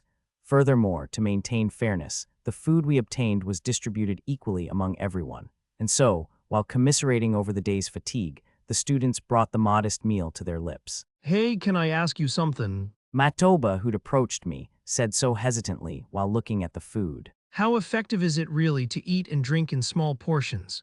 It's not like we're light on luggage and food takes up a lot of space, right? Wouldn't it be better to just eat when we can? As an extreme example, the energy efficiency of splitting one meal into 3 is overwhelmingly higher than stuffing yourself with one meal a day. The human body is limited in how much energy it can store when consumed all at once. Carbohydrates are a good example. Even if a small amount is stored in the liver and muscles, the rest is converted into fat. Of course, energy is also consumed during the conversion process. Water is even more pronounced. Drink too much and it can't be stored, instead being expelled as sweat or urine. Moreover, the human body adapts to starvation, and transitioning gradually to a low-calorie state slows the metabolism and suppresses consumption. Even in survival manuals for disasters, the basic principle was to consume small amounts for as long as possible. So even with the same food, how long it lasts is completely different. Matoba understood that even if it was a bit of a hassle, it was definitely better to carry the food. After that, the students who finished their meal enjoyed their free time. A few students came forward saying they wanted to practice shooting for tomorrow, so I gave them permission after limiting the number of bullets they could use. As long as they didn't shoot others, firing a gun outside the designated times wasn't in itself a violation. If anything, it was important for them to hone their skills. I spread out the map and reflected on the day. Class C half destroyed in a surprise attack, Class B, which was all but unscathed. Class A and Class D succeeded in keeping a firm distance from the other classes, navigating the events safely and only collecting supplies. The effect of sinking to a provisional last place was significant and few of my classmates were smiling. Man, everyone's looking so gloomy. Well, can't be helped given our results so far. Hashimoto muttered as he looked around, a nutritional block held in his mouth. Isn't there something you can say as our leader? Like we'll definitely win, so don't worry or whatever. I can't say something baseless. If I were to say that now, I'd only earn their resentment and they'd ask, "Who do you think you are?" The leader who couldn't foresee the surprise attack and was nonchalantly lecturing on how to use the weapons. It was perfectly obvious that I would be met with looks and words of contempt. And yet, you seem to be having a pretty good time. Do I look that way? Just a hunch, how can you enjoy a situation like this? I suppose it's because I don't dislike the deserted island exam itself. It's an intense way to experience things you could never go through in a normal school life.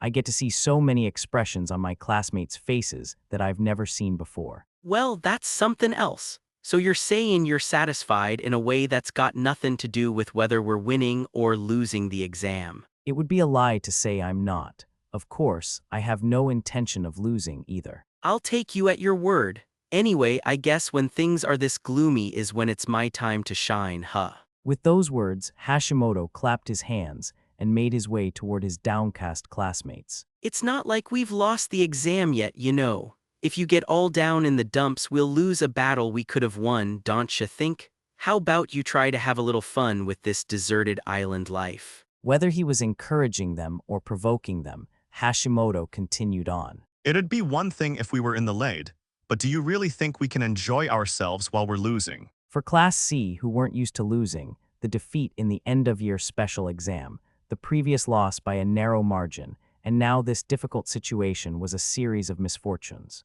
The human brain receives roughly twice the emotional impact from a loss as it does from a win. They were a class that had won many times before, but that, combined with their current position as Class C, was becoming an unbearable shock. Because they were nearly the polar opposite of Horikita's class, their state was, after all, very interesting to just watch. Part 5. Around 8:00 p.m., the Class C students started trickling into their tents. It was still the first day of the exam, and aside from the surprise attacks, not a single engagement with another class had occurred. As tomorrow and the day after arrived, the scent of battle would inevitably draw closer. Avoiding needless exertion and striving to recover our stamina was the best move we could make right now. 5 of the boys had gathered in the large tent I was using, but surprisingly, they were lively and engaged in idle chatter, showing no signs of negativity. A major factor contributing to this positivity was undoubtedly Hashimoto's presence. He constantly brought up new topics to keep us from falling into the mindset that we might lose. My classmates weren't fools. If they dwelled on their current predicament, things would inevitably become gloomy. That was why they were quick to join in, allowing themselves to be influenced by Hashimoto's demeanor. The idle chatter shifted away from class matters and moved on to funny stories from the past. Once Satonaka finished his story, all eyes turned to Hashimoto, who was sitting beside him. Well then, guess I'll tell a story I just remembered. Without refusing, he cheerfully began to speak. Seeing that made me realize once again that being a cheerful character is a talent in itself. Back in my 3rd year of middle school, I met up with a classmate from elementary school and we biked to this ramen and udon place. It was a big place and there were a bunch of bikes in the bike rack. But then, there was this one bike parked outside the rack in a car's parking spot. We didn't think anything of it and parked our bikes on either side of it. Just as we were about to go in, the guy who owned the bike in the parking spot, some gloomy-looking college-aged dude, came out. Hashimoto continued, laughing amusedly as he recalled the memory. As we passed each other, he was looking at our bikes and muttering complaints. So I asked him what was up and he goes, "I can't get my bike out because yours are in the way." But like, there was plenty of space between our bikes, you know. Anyway, I figured I'd just move it for him, but as I started to, he said, "Don't park here, it's a nuisance." That kinda pissed me off, so I shot back, "You're the one parked in a car's spot." Then he starts yelling back at me all fast, spouting some lame excuse like, "Well, you guys parked 2 bikes." Dude, if you parked your bike in a car spot too, then you're also in the wrong. A punch of pure logic flew from Matoba. Yeah, well, I know that, but it was just funny seeing him get pissed at us younger guys like he wasn't at fault at all. If it had been some scary dude parked there, he definitely wouldn't have said a word. The moment we glared at him, he just muttered something under his breath and took off. Regardless of whether Hashimoto was in the right or not, I figured everyone probably had 1 or 2 funny stories from before high school. You tell us something too, Ayanakuji. It can be a stupid story like mine. I had a feeling my turn would be coming up soon. However, I didn't have a single funny story to share. Sorry, but I have to step out. An issue came up that I need to deal with for tomorrow. I sat up and gave my excuse. Oh, is that so? Can't be helped then. If it was a problem related to the special exam, no one, including Hashimoto, would object. Hashimoto seemed to have started another funny story from his stockpile, so I left the tent, relieved. It might have seemed like I was running away, but I hoped they'd forgive me since it was true that I had a problem to deal with before the special exam resumed tomorrow. It was past 9:00 p.m., and as far as I could see, everyone was inside their tents. Few seemed to be asleep, however, as the sound of chatter was constant. A short distance away in the darkness, lanterns glowed faintly in several of the tents standing side by side. The entrances were open, but a mesh screen kept insects out. It was as if the students, protected by their small sanctuaries, were trying to escape their anxiety and enjoy their current circumstances in a positive way, all while maintaining their distance. It seems they still have some mental fortitude left. Or perhaps it was because they felt such hardship that they huddled together for protection. Either way, that wouldn't be a problem until the exam started tomorrow. The tent used by the person I was looking for was a 2-person model, and its flap was closed. "I have a small favor to ask of you, Shiraishi. Do you have a moment?" I didn't think she would be asleep yet, but I called out to her tentatively. Then I heard the faint rustle of fabric from inside the tent, and the closed entrance soon opened. She held a lantern in her hand, and its light softly spread to the surroundings. Good evening, Ayanakuji-kun. Is something the matter? Shiraishi, who was using a 2-person tent, handed the lantern to me for a moment, and then quietly crawled out. "I'd like to talk for a bit. Can you spare the time?"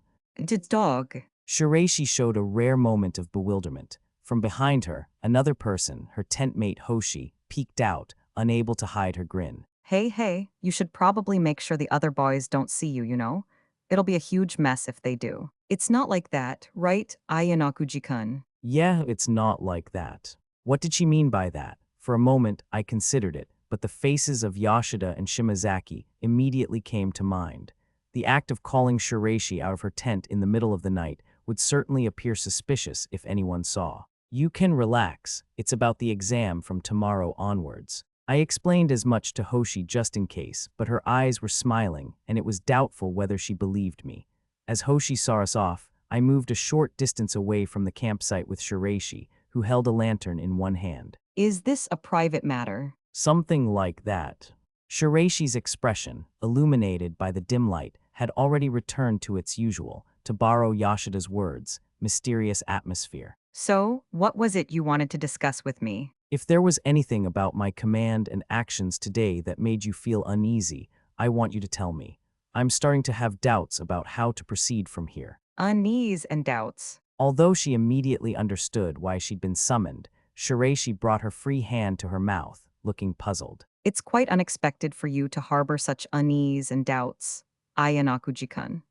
I thought you were the type of person who considers everything and arrives at the answers all on your own and without any hesitation. Unexpected, that one word from Shiraishi, casually included in her sentence. I felt a new sense of unease. The feeling I got from Shiraishi right after the surprise attack began to magnify, the outcome of the attack that made even Hashimoto concerned. In contrast, Shiraishi showed no doubt whatsoever that we might lose, but for now, I decided to continue our conversation. I apologize if I seemed like an unreliable leader. That's not true at all. At the very least, I trust you. I believe that in the end, you will most certainly meet my expectations.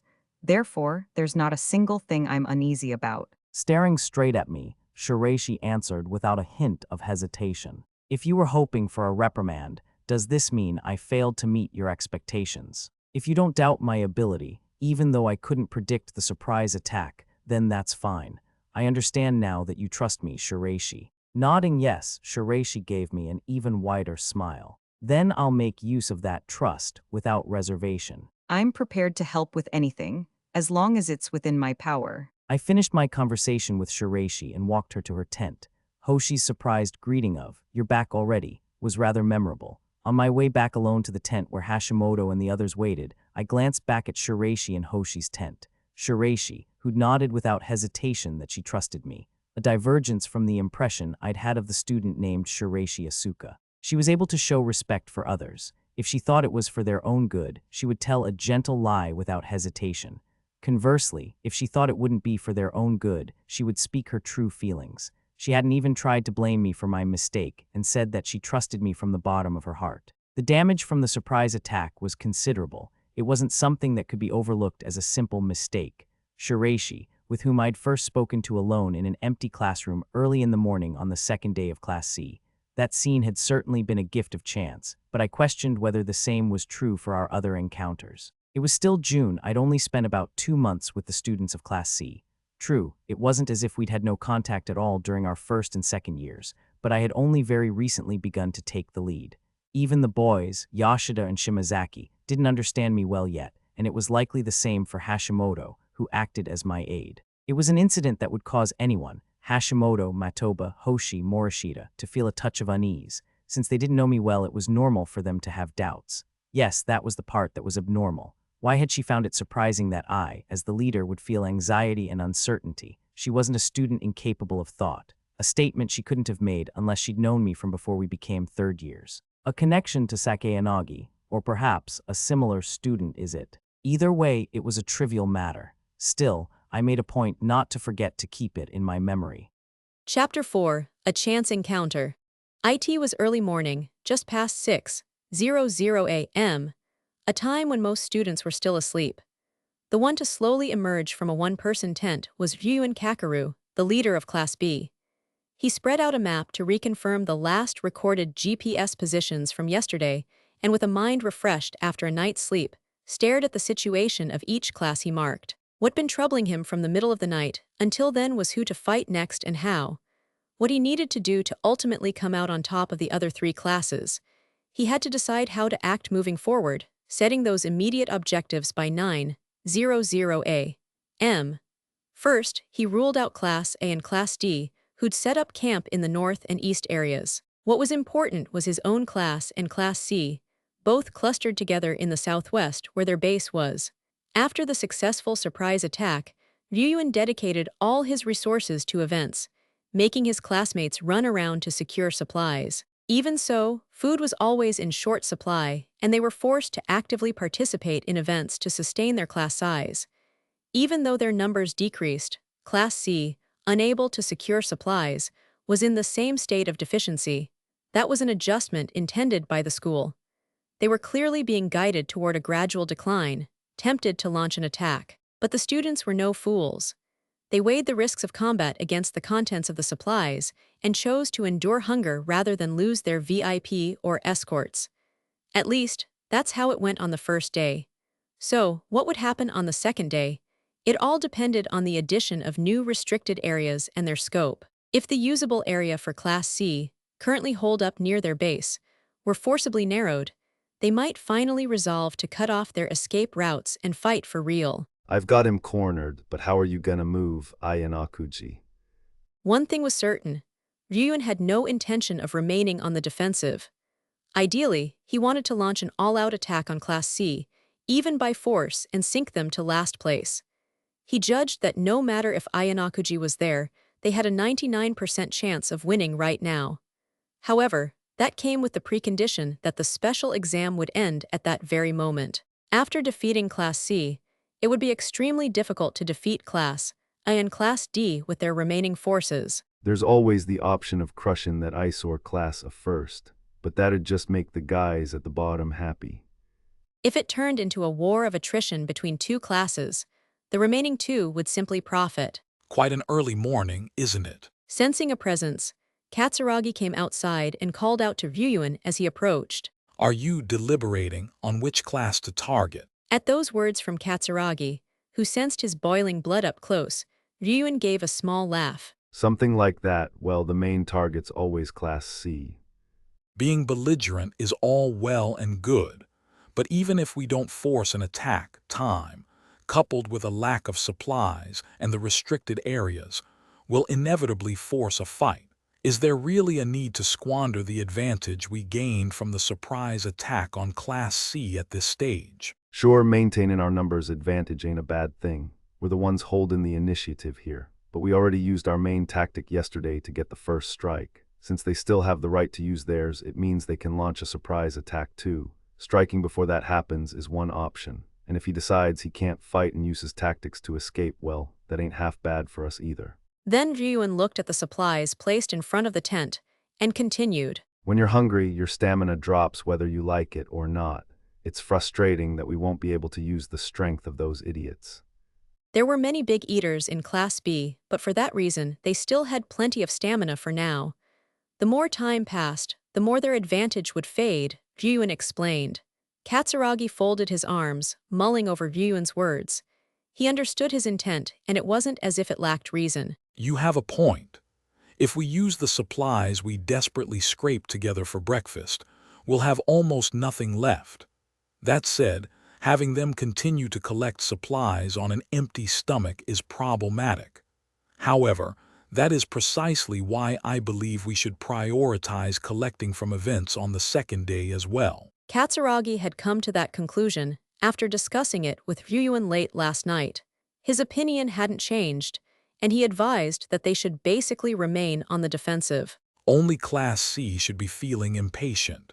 For now, we should simply keep a close eye on the other classes. That line of thinking was part of your original plan, was it not? Katsuragi knew that Ryuan wasn't making light of the risks of attacking. Still, what he couldn't get behind was his abnormal obsession with Class C. To be precise, he was concerned that his fixation on defeating Ayanakuji would end in futility. It's a strange thing. They should have been half destroyed by that surprise attack, but looking at this map, I can't see Ayanakuji showing any sign of weakness. Ryuan stared at the mark in the south. Katsuragi, who looked at it as well, nodded once in agreement. It's the fear of not being able to see your opponent's face. The stronger the enemy, the more one's imagination is stirred up with wild ideas of what they might do to outmaneuver you. Ryuan partly agreed with the overthinking part, but he learned that lesson the hard way over more than 2 years of fighting. The plan succeeded and damage was dealt. In other words, it meant that even Ayanakuji had an opening. However, it was a minuscule one. The difficulty of continuing to press that opening was incomparable to the initial surprise attack. In any case, don't overthink things with Class C. If you truly cannot suppress your urge to fight, shouldn't you turn your attention to Class A for now? We won't become Class A unless we defeat those above us. Maybe so. Ryuan looked away from the map and up at the trees, where the sun was just starting to shine through. Part 1. At exactly 9:00 a.m. on the morning of the second day, the first report came in from the commander, Shimazaki, to the VIP, Shiraishi. That was because all GPS information had remained frozen from 6:00 p.m. to 9:00 a.m., the hours outside the exam. That said, students had to restart the next day from the area they were in at 6:00 p.m. the previous day, so there was no need to worry excessively unless an enemy remained in the same area. It seems the GPS locations have been updated. Not a single one is missing, and their movements appear to have been minimal within the same areas. Konji-kun, who's isolated from Class A, is also still present and is said to be in D6. I'd expected that someone might report feeling unwell overnight, but it seemed everyone managed to get through it. I knew he crossed mountains and rivers in a day, but he's completely enjoying himself, ain't he? He can't have any extra food, so what the hell's he doing? Don't tell me he's living off the land. I wasn't an expert on the wild plants of the uninhabited island, but I hadn't seen enough of them to supplement one's nutrition. One could catch fish in the sea, but there were no fishing rods among the supplied items this time. That meant it had to be something one could find on the beach, but judging from his movements yesterday, his GPS hadn't reached the sea. Well, whatever, he can't get any extra supplies without the password anyway, so we can just leave him be. It was unclear whether he would become a threat, but it was certain there was zero merit in us getting involved. Konji, I hoped he would have voluntarily retired during the off hours, but he was still there. Is something the matter? I believe it would be best to leave him alone, as Hashimoto-kun said. That's our common understanding, but there's just a certain creepiness to it. It's because I don't understand the reason why he's still here instead of retiring. You're the one who thinks he's not motivated, right? It's more accurate to say that's how I saw him. That's why I expected him to have already retired by this morning. I also considered the possibility he might approach the base by nightfall. Konji's current position was quite far from the base, deep within the uninhabited island. He probably just thinks it's a vacation, right? That's his character, after all. This place is the same as last year. There shouldn't be anything new about it for Konji. Follow Horikita and participate in the special exam. No, of course I wouldn't say the probability was 0, but it still wasn't very high. My own thoughts from having analyzed the student known as Konji Rokusuk.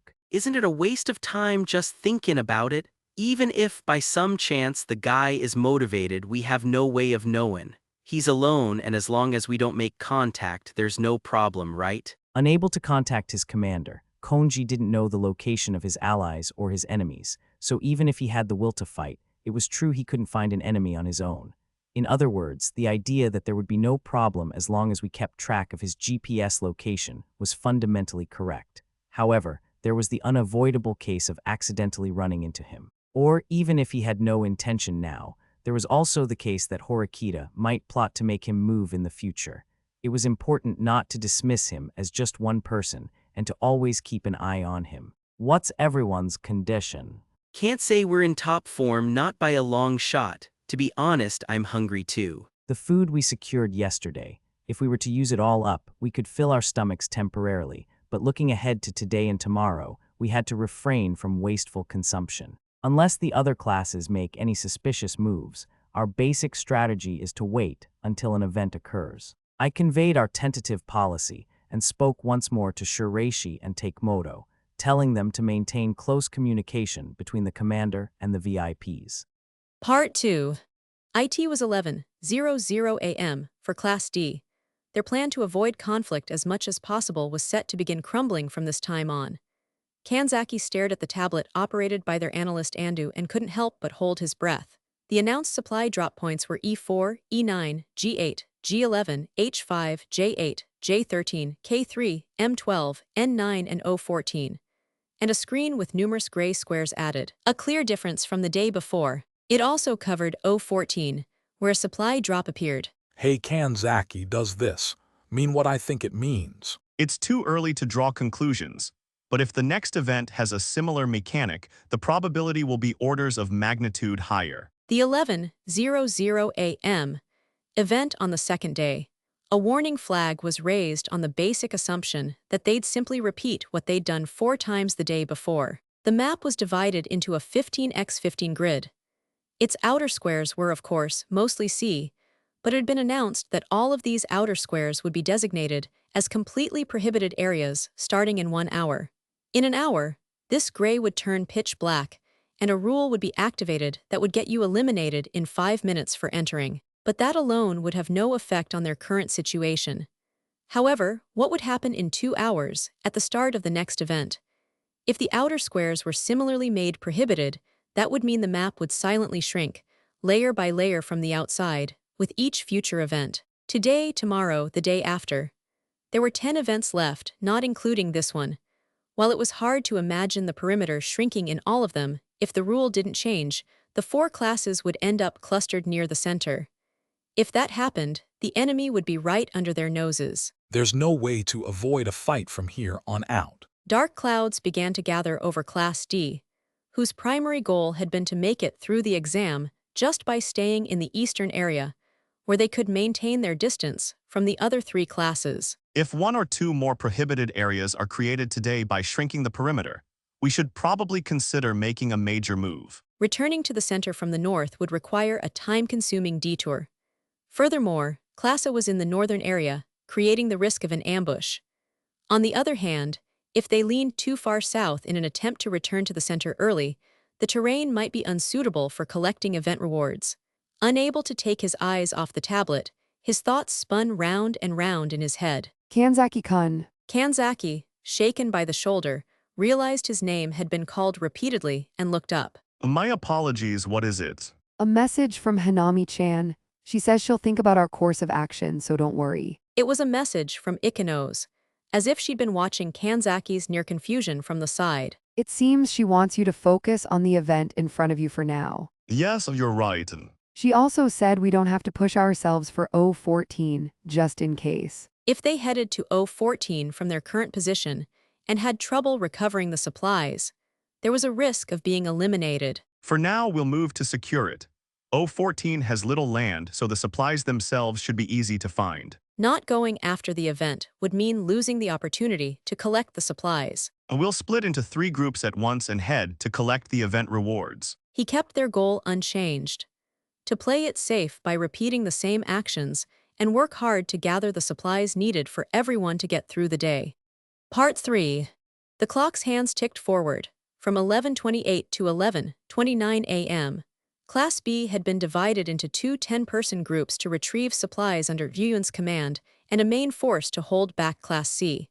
The guard group, led by Kamiya and accompanied by the VIP Morifuji, was headed for the supplies that appeared in E9. Normally, the E9 location would have been completely clear. It was difficult for either Class A or Class C to target, and Class B thought it would be an easy acquisition. However, just before 11:00 a.m., one concern emerged regarding the retrieval of those supplies. A lone GPS signal that had strayed from Class A, which appeared at D6 at 9:00 in the morning. They were now in a situation where they might coincidentally run into it. Our report looks like that lone GPS signal is still heading our way. Showing a slight bewilderment, Morifuji relayed Kanda's report to her classmates. You say he's calm in our way, but it's just one guy, right? Some scrub like that doesn't even know where we are, so there's no need to sweat it. Besides, if we spot him, we can just shoot him. With 9 guards and a VIP, there was no way they could lose. Kamiya replied with an air of confidence. But that's probably Konji-kun, right? There's no doubt he's a dangerous guy. Don't matter, this ain't a fist fight, it's a survival game, you know.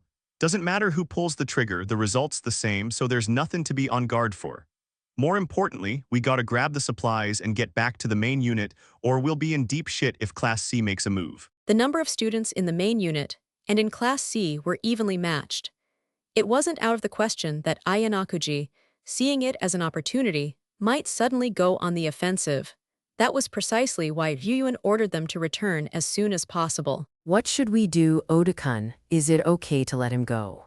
Oda, having been called, thought for a moment before telling her to contact Kanda and ask for Ryuun's instructions, and then decided to follow Kamiya.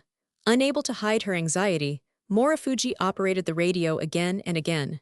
However, it's no use, he must be talking to someone else I can't get through at all. There was only one commander, and if communications with the VIPs were congested, the line wouldn't connect.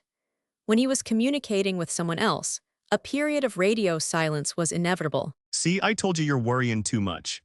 If we run into him, I'll put a round right through his heart. With this partner of mine that took out 4 guys during the ambush. Laughing, Kamiya took the shotgun in his hands and struck a pose as if to show off. Where are you, Konjis? Shouting confidently, Kamiya ran out and pointed the muzzle of his shotgun left and right. Here, it's over here, huh? With a bang, bang, he fired the shotgun twice into the dark forest. Hey, don't go wasting so many shots, Tilda. Hess, what's the harm? He could actually be hiding, you know. Looking amused, Kamiya took out the magazine and reloaded it. That guy's getting carried away. That's totally a death flag, isn't it? Laughing in amusement, Yamawaki spoke to Kinoshita, who was walking beside her. Guys are so dumb to think they could find fighting with these things fun. Kinoshita sighed, staring coldly at the assault rifle in her hands. You say that, but when we charged Class C, you looked like you were having fun shooting. I saw you. I just got kinda caught up in the moment, you know. Blushing that he'd seen an unexpected side of her, Kinoshita sharply smacked Yamawaki on the shoulder. Ugh. Immediately after, a voice cried out in agony. Huh. She didn't remember hitting him that hard, Kinoshita thought, but the voice that cried out wasn't Yamawaki's. It was Kamiya, who was walking at the front. He crumpled to the ground. He simultaneously dropped the shotgun he'd been holding loosely. For a brief moment, the students walking behind Kamiya couldn't comprehend what happened. Hey Kamiya, what are you doing? Immediately after, Kinoshita, who was right beside Yamawaki as she started to speak, also felt a sharp pain pierce her abdomen. Splat! Along with that sound came the sensation of an impact and liquid spreading across her abdomen. Oh. The impact itself wasn't that strong, but such a cry escaped her at the unexpected shot. It was then that Yamawaki finally understood what was happening. Gosh, she's been shot. There's an enemy. Triggered by Yamawaki's shout, a paintball landed on the side of Yabu, who was standing dazedly nearby, and another on Sonoda's left thigh, and out warnings were issued from their wristwatches. It was only then that the panicked students each raised their paint guns, and with many eyes, frantically scanned left and right, focusing on the area ahead. However, they couldn't spot the enemy that was shooting at them. It's gotta be Konji. Konji's close. Isn't Kanda gonna say anything? He exploded with frustration at the commander for not reporting the approaching danger. I haven't been able to get through at all. This makes no sense. They continued to shout in a panic as the guards formed a circle to protect the VIP, Morifuji. But they couldn't find Konji or even a single human figure. Where are they shooting from? I dunno. A sharp sound rang out, and by the time they noticed, a paintball struck someone else. Not a single wasted shot, and each one was precise. Another shot flew from out of nowhere, and Yamawaki was hit. Predicting their opponent's position from the point of impact, the remaining 4 fired back. But still, there was no one in sight. Why are you attacking us, Konji? There was nothing strange about it, as they were enemies. But Kamiya, who was now out, shouted at the unseen Konji, not having expected him to participate in the exam. It's just one person, isn't it? We can't lose to him. The girl, Nishino, exhaled and started running toward the direction the paintballs seemed to be coming from. Wait, Nishino. Oda shouted, but immediately after, Nishino was also shot and she fell forward in shock. The Class B students were deeply shaken by the extraordinary situation of 6 students being eliminated in less than 30 seconds. They fired their guns wildly, paintballs hitting and splattering on trees, the ground, leaves, everywhere. Where the hell are you? It is Konji, right? I don't know. One by one, they were taken down, until all 8 guards surrounding Morifuji were out. What's happened? Suzuki was stunned as his allies were taken down one after another by an unseen enemy. At that moment, just as a call from Kanda came in over the radio for Morifuji, that very Suzuki was shot in the shoulder, and his wristwatch issued an alert. Morifuji, the VIP who was being protected, frantically tried to run away, but she tripped and fell. Morifuji, he's here, run. From the direction the eliminated student had shouted toward, Konji appeared, walking with a confident stride. Morifuji picked up a weapon an ally had dropped and aimed it at Konji. Don't come any closer. You're the VIP, aren't you? If you were to fight back, you would simply be eliminated for nothing. In response to Konji's calm admonishment, Kamiya stood up and ran over. What do you think you're doing? There is nothing to it, is there? I am from Class A, you are from Class B. We're enemies. I mean, how'd you find us when you're all alone? My. I had no knowledge that I would stumble upon you. However, when one hears voices and gunshots so unsuited for this great wilderness, it is something one would understand whether one likes it or not. Am I wrong? The sound of a cocky Kamiya provoking Konji and the sound of gunfire. That was what led him to their location. Konji answered. I enjoyed the uninhabited island for a day and thinking I had my fill, was on my way back to the ship. But I thought I'd give this a try for the novelty of it. That is all. Saying so, he raised his assault rifle and grinned. Damn it, this is your fault, Kamiya. Sorry. Don't be so quick to blame him. Thanks to him, I've had some fun.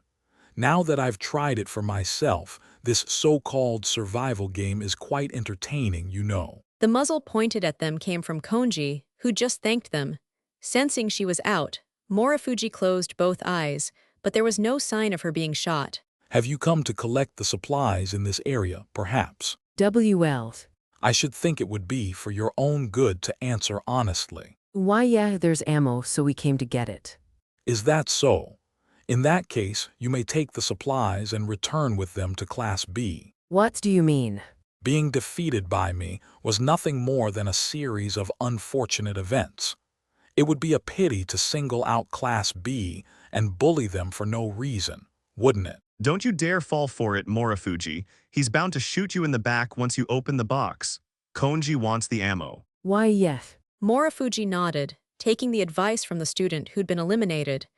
Seeing this, Konji let out a light sigh. My, that's quite the misjudgment.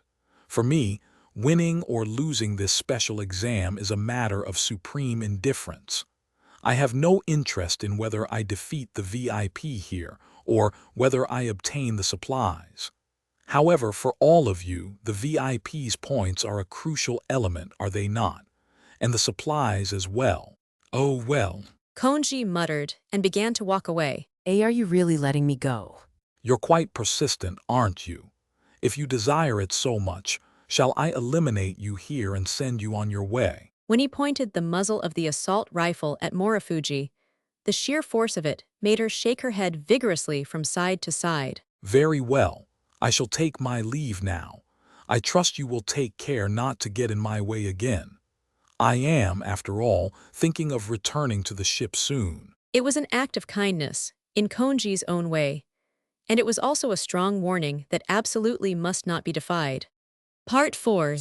About 30 minutes before the Class B students were suddenly attacked. At 11:00 a.m., Class C reached the first event time of the second day, and upon receiving information that all squares on the outer perimeter had been designated as restricted areas, they immediately began a new strategy meeting. Although the C accounted for most of it, the fact that a total of 56 squares had become restricted left the students unable to hide their surprise. Does this mean the restricted areas might grow from the outside in? As Hashimoto murmured his hypothesis, Morishita immediately added to it. That's a definite possibility. If the map ultimately shrinks to a single area, a fight will be inevitable. Don't you think Ayanakuji Kiyotaka would agree? It was a simple and effective way to forcibly gather the classes that had been keeping their distance until then. I agree, even if the map doesn't converge perfectly on the center, expanding the restricted areas from the perimeter inward is one of the most logical ways to lead us toward the end goal of this survival game, defeating opponents with paintball guns. If all the remaining outer squares became unusable with each event, an additional 48 squares would be lost. On the third occasion, another 40 would disappear, and by tomorrow, it would shrink to the final square. Considering the 3-night, 4-day duration, the pace of reduction would inevitably be a bit slower, but it was best to keep in mind that it would likely end up that way by the final day. Northeast, northwest, southeast, southwest, or the center. The probability that it would narrow from one of these points was high, but it was still impossible to determine which one for now. Or rather, the school probably wouldn't narrow it down in a way that would be easy to figure out early on. That was precisely why each class was racking their brains, trying to decide where to move while still participating in events. The starting point wouldn't be revealed until the third day at the earliest, or perhaps at the time of reduction on the fourth day. Right now, everyone's focused on moving around the island, gathering supplies and staying healthy, but that's nothing more than a prelude. It's become more likely that the class that can secure the best position for the final firefight, or the one that can seize even the slightest momentum, will be the victor. So it's like this whole thing's going to be settled with a pure survival game. Well then, I'm ready to show my stuff. Morishita clenched her fist. The possibility that the outcome would be decided by pure combat had indeed increased. No matter how many rounds of ammunition or how much food one gathered, a moment of carelessness could take out 10 or 20 people. So what was the point of these 3 nights and 4 days? Of course, it served as a mechanism to create small advantages, but it seemed too elaborate for just that. Was it an opportunity to experience life on a deserted island and learn from the extraordinary? The food obtained from supply crates was by no means plentiful, and they were forced to manage their health under difficult conditions, so gaining survival experience separate from the game itself wasn't a bad thing. But was this survival embedded in a survival game, or a survival game embedded in survival? Or would this lead to something completely separate from the special exam? It'd be great for us if the other classes just started fighting each other in the smaller area. No doubt we'll be at a disadvantage in a firefight if we don't close the numbers gap, even by a little. Ignoring my classmates who continued their discussion, I narrowed down the possible scenarios to a few patterns and plotted them all out on the virtual map I'd already constructed in my mind. The chaotic battle in the endgame was unavoidable. If the 3 VIPs were unfortunately taken out by stray rounds, it would be checkmate. On the other hand, if only the VIPs were to flee, their allies would lose contact with their commander and wouldn't know the enemy's location, which would also increase the risk of the VIPs being targeted and picked off. The existence of tactics for identifying individuals was likely a weapon for just such a situation. In the end, even if I could rack my brain and increase our odds of winning, I couldn't bring them to 100%. Still, I had to build a strategy to increase our chances of winning, even by a single percent. How would the 4 classes move in response to the restricted areas? What are they planning? I had to construct the logic and predict several outcomes. I thought faster than anyone else about how I could intervene to reach the ideal outcome. I deduced the psychological states of each class, considering the presence of the VIPs, their movements within the deep forest and where they would end up, the future-oriented movements of Class A and Class D. To what extent did Class B intend to suppress Class C? Taking a composite view of all those factors, I first considered how my own class should move, and then there was one other lingering concern, the likely route of Konji, who moved freely and capriciously on his own.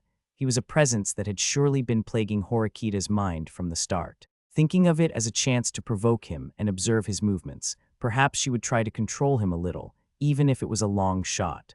While weaving together the event area displayed on the analyst's tablet and the reports from the commander, I raised my head to look at my classmates. We're leaving now. We're going to secure the supplies and food at G11. Even if we ran, a fight would occur eventually. It was a decision to strike rather than wait. Hearing that, my classmates looked at each other, their expressions showing a hint of confusion. It's tough that no supplies spawned in an area we can safely secure, but going for G11 means we'll run into Ryun's class, right? Besides, they're a little closer. Matoba said he didn't like a gamble where, even if they headed out immediately, there was a chance the supplies could be collected first. He continued, saying they should consider waiting and seeing for this event, but I strongly rejected that and reiterated that we would be going on the offensive. Enough idle talk. It's precisely because the enemy is closer that we must get there first. Ryuan's group would probably take 10 to 15 minutes, while it would take us 15 to 20. Swift action was essential to close that 5-minute gap. Ayanakuji's the leader. We trust him and follow his orders, right? Well, I guess so, all right. Even with Hashimoto's words, Matoba couldn't seem to shake his anxiety, but that feeling itself wasn't wrong. After all, jumping into a place where the enemy was lying in wait was akin to a suicide mission.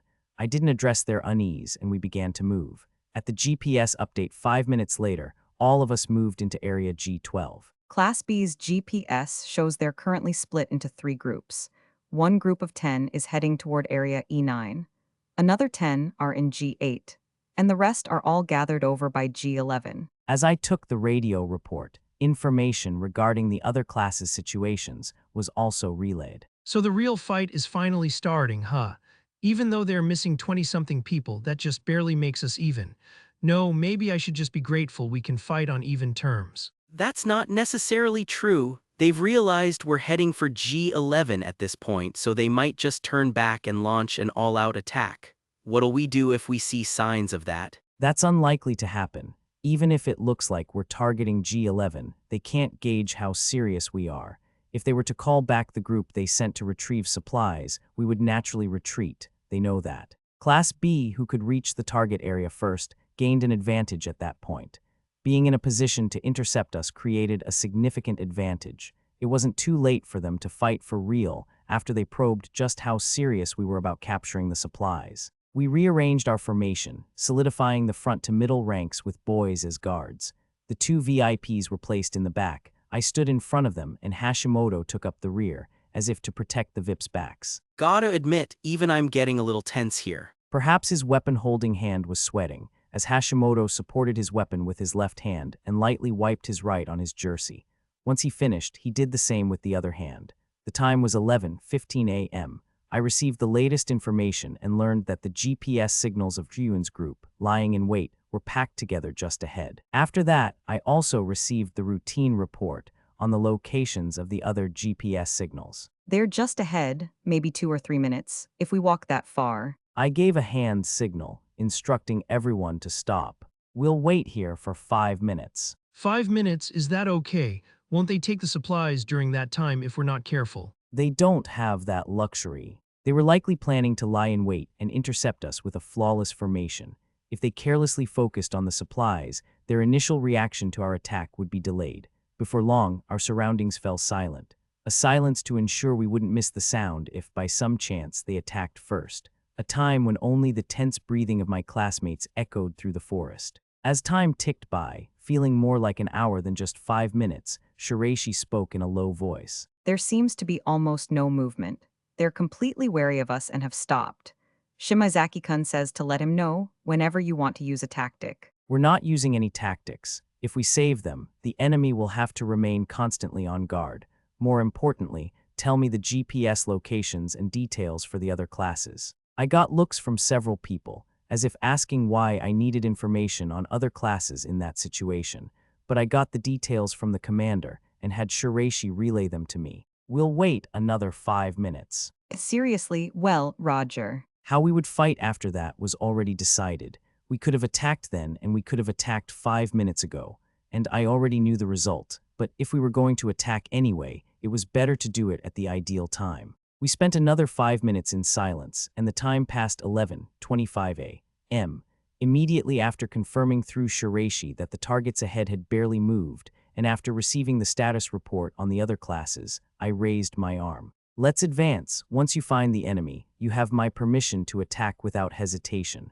Also, Matoba, you'll take command during the battle. What, aren't you going to take command, Ayanakuji? I thought it best to leave it to you in the front lines, for the sake of class coordination. I see, in that case I accept, let's go. It probably wasn't an appointment he was happy about, but Matoba accepted readily without arguing. Ayanakuji, you just stay back here and protect the VIPs, okay? As long as they're safe, I still think we can win this. Hashimoto said in a small voice, considering the possibility that Matoba might fail. Understood. Matoba ran to the front, let out a word to fire everyone up and moved forward. Immediately after, there was a loud cracking sound of a branch breaking in the woods ahead. Right after, a series of gunshots that seemed to rip through the forest air flew at us. The bullets tore through the air and leaves scattered, leaving behind the specks of paintballs. Several people in the front line flinched, their shoulders trembling. The enemy's first strike, Class B spotted us first and made their move. They're firing, fire, light 'em up. It didn't go like it did in practice. The students kept their fingers on the triggers and fired on full auto. The return fire split thin branches diagonally, leaving marks like blood splatters with every impact, but hitting them wasn't easy.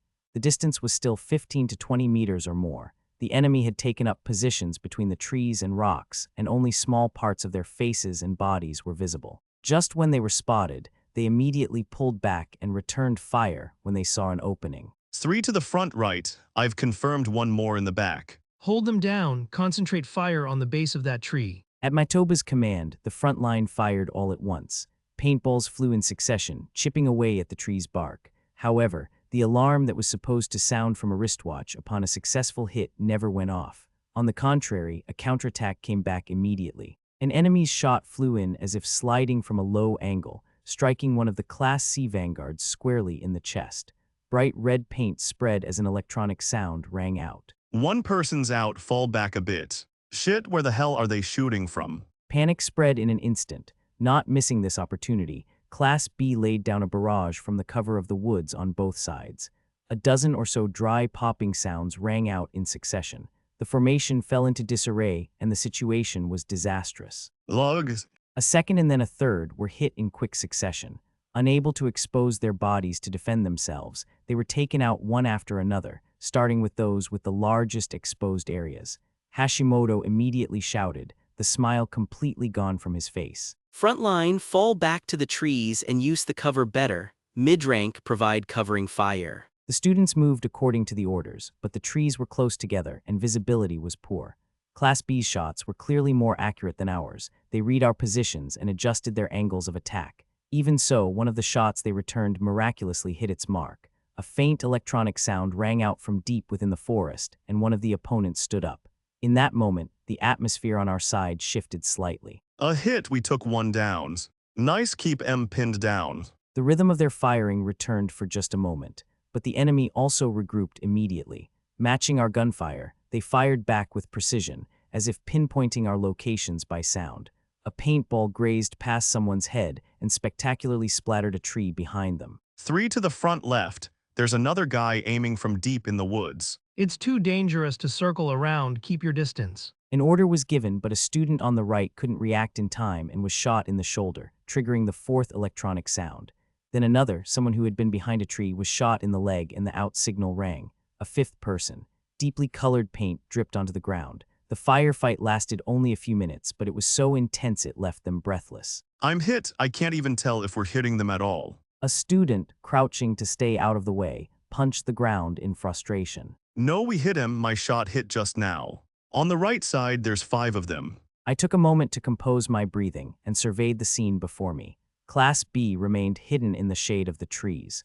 The tempo of their shooting didn't falter. They probably had the advantage of having secured more paintballs than Class C with their provisions, but the difference in quality was clear. Even if the numbers were equal, Class B was overwhelmingly superior in terms of supplies, momentum, and composure. That much was clear even just watching from a short distance away. Compared to our casualties, the enemy had at most 1 or 2. If it continued, our losses would only grow. It was safe to conclude that the outcome of the battle had been decided in an instant. Calmly and briefly, I gave the order. Continuing any further will only worsen our losses. We're retreating. Our retreat. We're retreating, right? I announced the retreat to all the remaining classmates and had the front line fall back by walking backward so they would not be pursued. It was then that Morishita also hurried from the middle line to the rear. A Class B student closed in, their gun's muzzle taking aim at Morishita. Watch out, Yamamura Miki. Morishita shouted, and just as she grabbed both of Yamamura's shoulders, a single paintball hit her in the back. KGH. An expression of anguish. Immediately after, a second, and then a third shot landed on her back. Hashimoto hurriedly fired back but missed, and the Class B student retreated as if to flee. Ugh.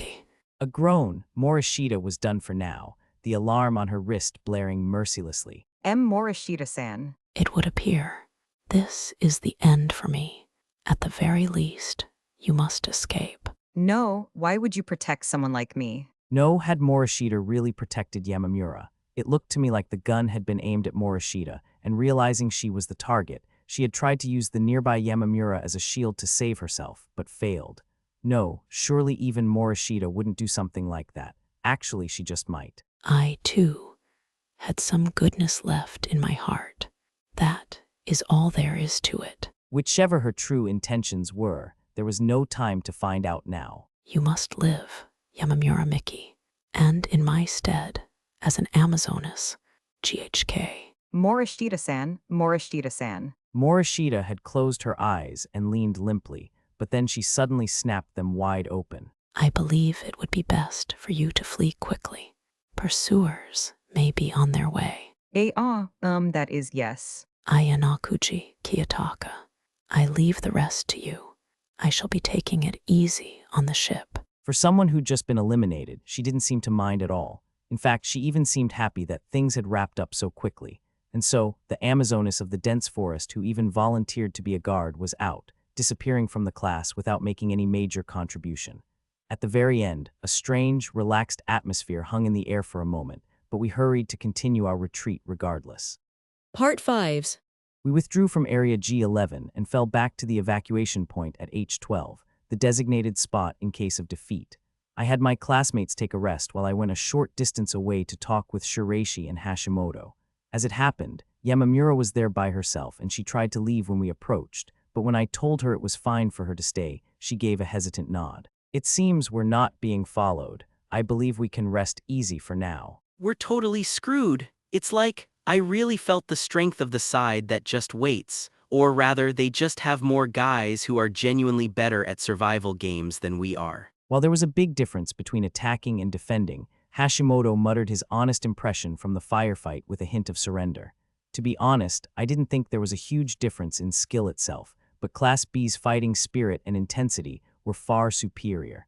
It was proof that Ryuan's high-pressure morale and orders were working in their favor. I've just received one piece of good news. Shiraishi, who continued to communicate via radio, even after confirming Class B wasn't in pursuit, cut in during a lull in the conversation. Apparently, the GPS signals for the 10 Class B students who went to E9 have all been eliminated, save for one. How the hell, what's that supposed to mean? It appears to be the result of their route completely overlapping with Konji-kun's GPS. You're not serious. He took out 9 guys all by himself. The situation would suggest so. It's hard to say if he listened to Horikita's instructions or if it was just a whim. Given how things have played out, the latter seems more likely. If that's the case, we've turned a disaster into a blessing. That bastard Ryuan must have taken some serious damage. Hashimoto spoke cheerfully. It was true that this was likely an unforeseen battle for Ryuan. The recent fight against Class C had an ideal outcome of 6-1 or 2, but behind the scenes, he lost 9 people. This was damage that couldn't be ignored. Still, we struggled just to take out 1 or 2 people and Konji goes and solos 9. What a hell of a trade that turned out to be. Konji-kun has not been eliminated and is apparently still staying in E9 alone. He took out 9 people and still managed to survive without being eliminated. An unexpected outcome. Still, there's a big gap between Class C and Class B. I knew he was the type to swat down an annoying fly if it buzzed in front of his face, but it seemed he made contact and engaged them in a small area. The result appeared to be a more overwhelming victory for Konji than I'd imagined, but it was unclear if it would motivate him. In fact, it seemed entirely possible he might just be satisfied and call it quits. However, I couldn't be as genuinely happy as Hashimoto and the others about Konji defeating 9 people. At first glance, it seemed like only a good thing for the other classes, but there was the matter of balance. I was 50-50 on which way I wanted things to turn out, but it looked like I needed to give it some thought. As Hashimoto, Shiraishi and I were talking, Maitoba, who'd been fighting on the front lines, walked over, his expression one of utter exhaustion. Can I talk to you for a minute? If you're gonna blame Ayanakuji for this situation, give me a break, man. He's doing his best while we're half destroyed as it is. I know, that's why I want to continue our talk from yesterday. No, the one we cut short. The one we cut short. When I tilted my head slightly, not understanding what he meant, Matoba spoke hesitantly. It's about the alliance with Class D. We can take our time and discuss that matter after this exam is over. Even if I get expelled, the deal won't fall through, so don't worry. No, it's because we're in this situation that I want to talk about it now. You probably think this is self-serving, but I understood it clearly in that last fight. We can't push back, and what's more, we can barely even move. It's a certainty that the area will shrink from here on out, and Class or Class D might come to finish us off while we're weak. There's just no way I can see us surviving. Having fought them head-on, perhaps his spirit had been broken by Class B's aggressive stance. It's frustrating, but I can't deny it. I'm trying my best to win for real, but there's no guarantee we can turn this disadvantage around. I know, that's why I'm asking if we can make the alliance official right here and now. An alliance. Well, if Class D will have us, I want to join up with them right away. I thought that would be for the best. If the alliance is formed, we'll have a huge force of about 50 people. We could make a full recovery, not just some kind of rally, right? As if it was their only option, he cast aside his pride and opened the lid he himself closed, making his appeal. Hashimoto reacted immediately, patting Matoba on the shoulder. Nah, I was thinking the same thing. I've already told the class about the alliance talks, and the C and D alliance is gonna be exposed soon anyway, right? It might be a little earlier than planned, but I think it's the best way to protect ourselves. While he followed my instructions, he would likely welcome any plan that was safer. A brief silence fell as everyone held their breath, waiting for my answer. It's my fault things got this bad. I let my guard down. But it's true that because we left the possibility of an alliance open, it might just be our last hope. Matoba, if you and the rest of our classmates can agree to it, then it's worth taking that bet. Just as Matoba nodded, Hashimoto clapped his hands together with a smack. I'll talk to the other guys, you cool with that? Yeah, I'm counting on you. Alright, leave it to me. Thumbs up and looking pleased, Hashimoto ran over to his battered and bruised classmates. Yamamura watched the exchange without saying a single word. However, she looked at me hesitantly, as if she had something she wanted to say. What is it? If you have something on your mind, say it. No, it's just. You accepted Matobi-kun's, reproposed alliance so readily. I was just thinking, I'm sorry. Was that wrong? And no, of course. I also felt that merging with Class D was one of the best choices to protect our class now that we've been cornered this badly. It's just, if this was going to happen, I can't help but wonder if it might have been better to discuss the alliance again much sooner.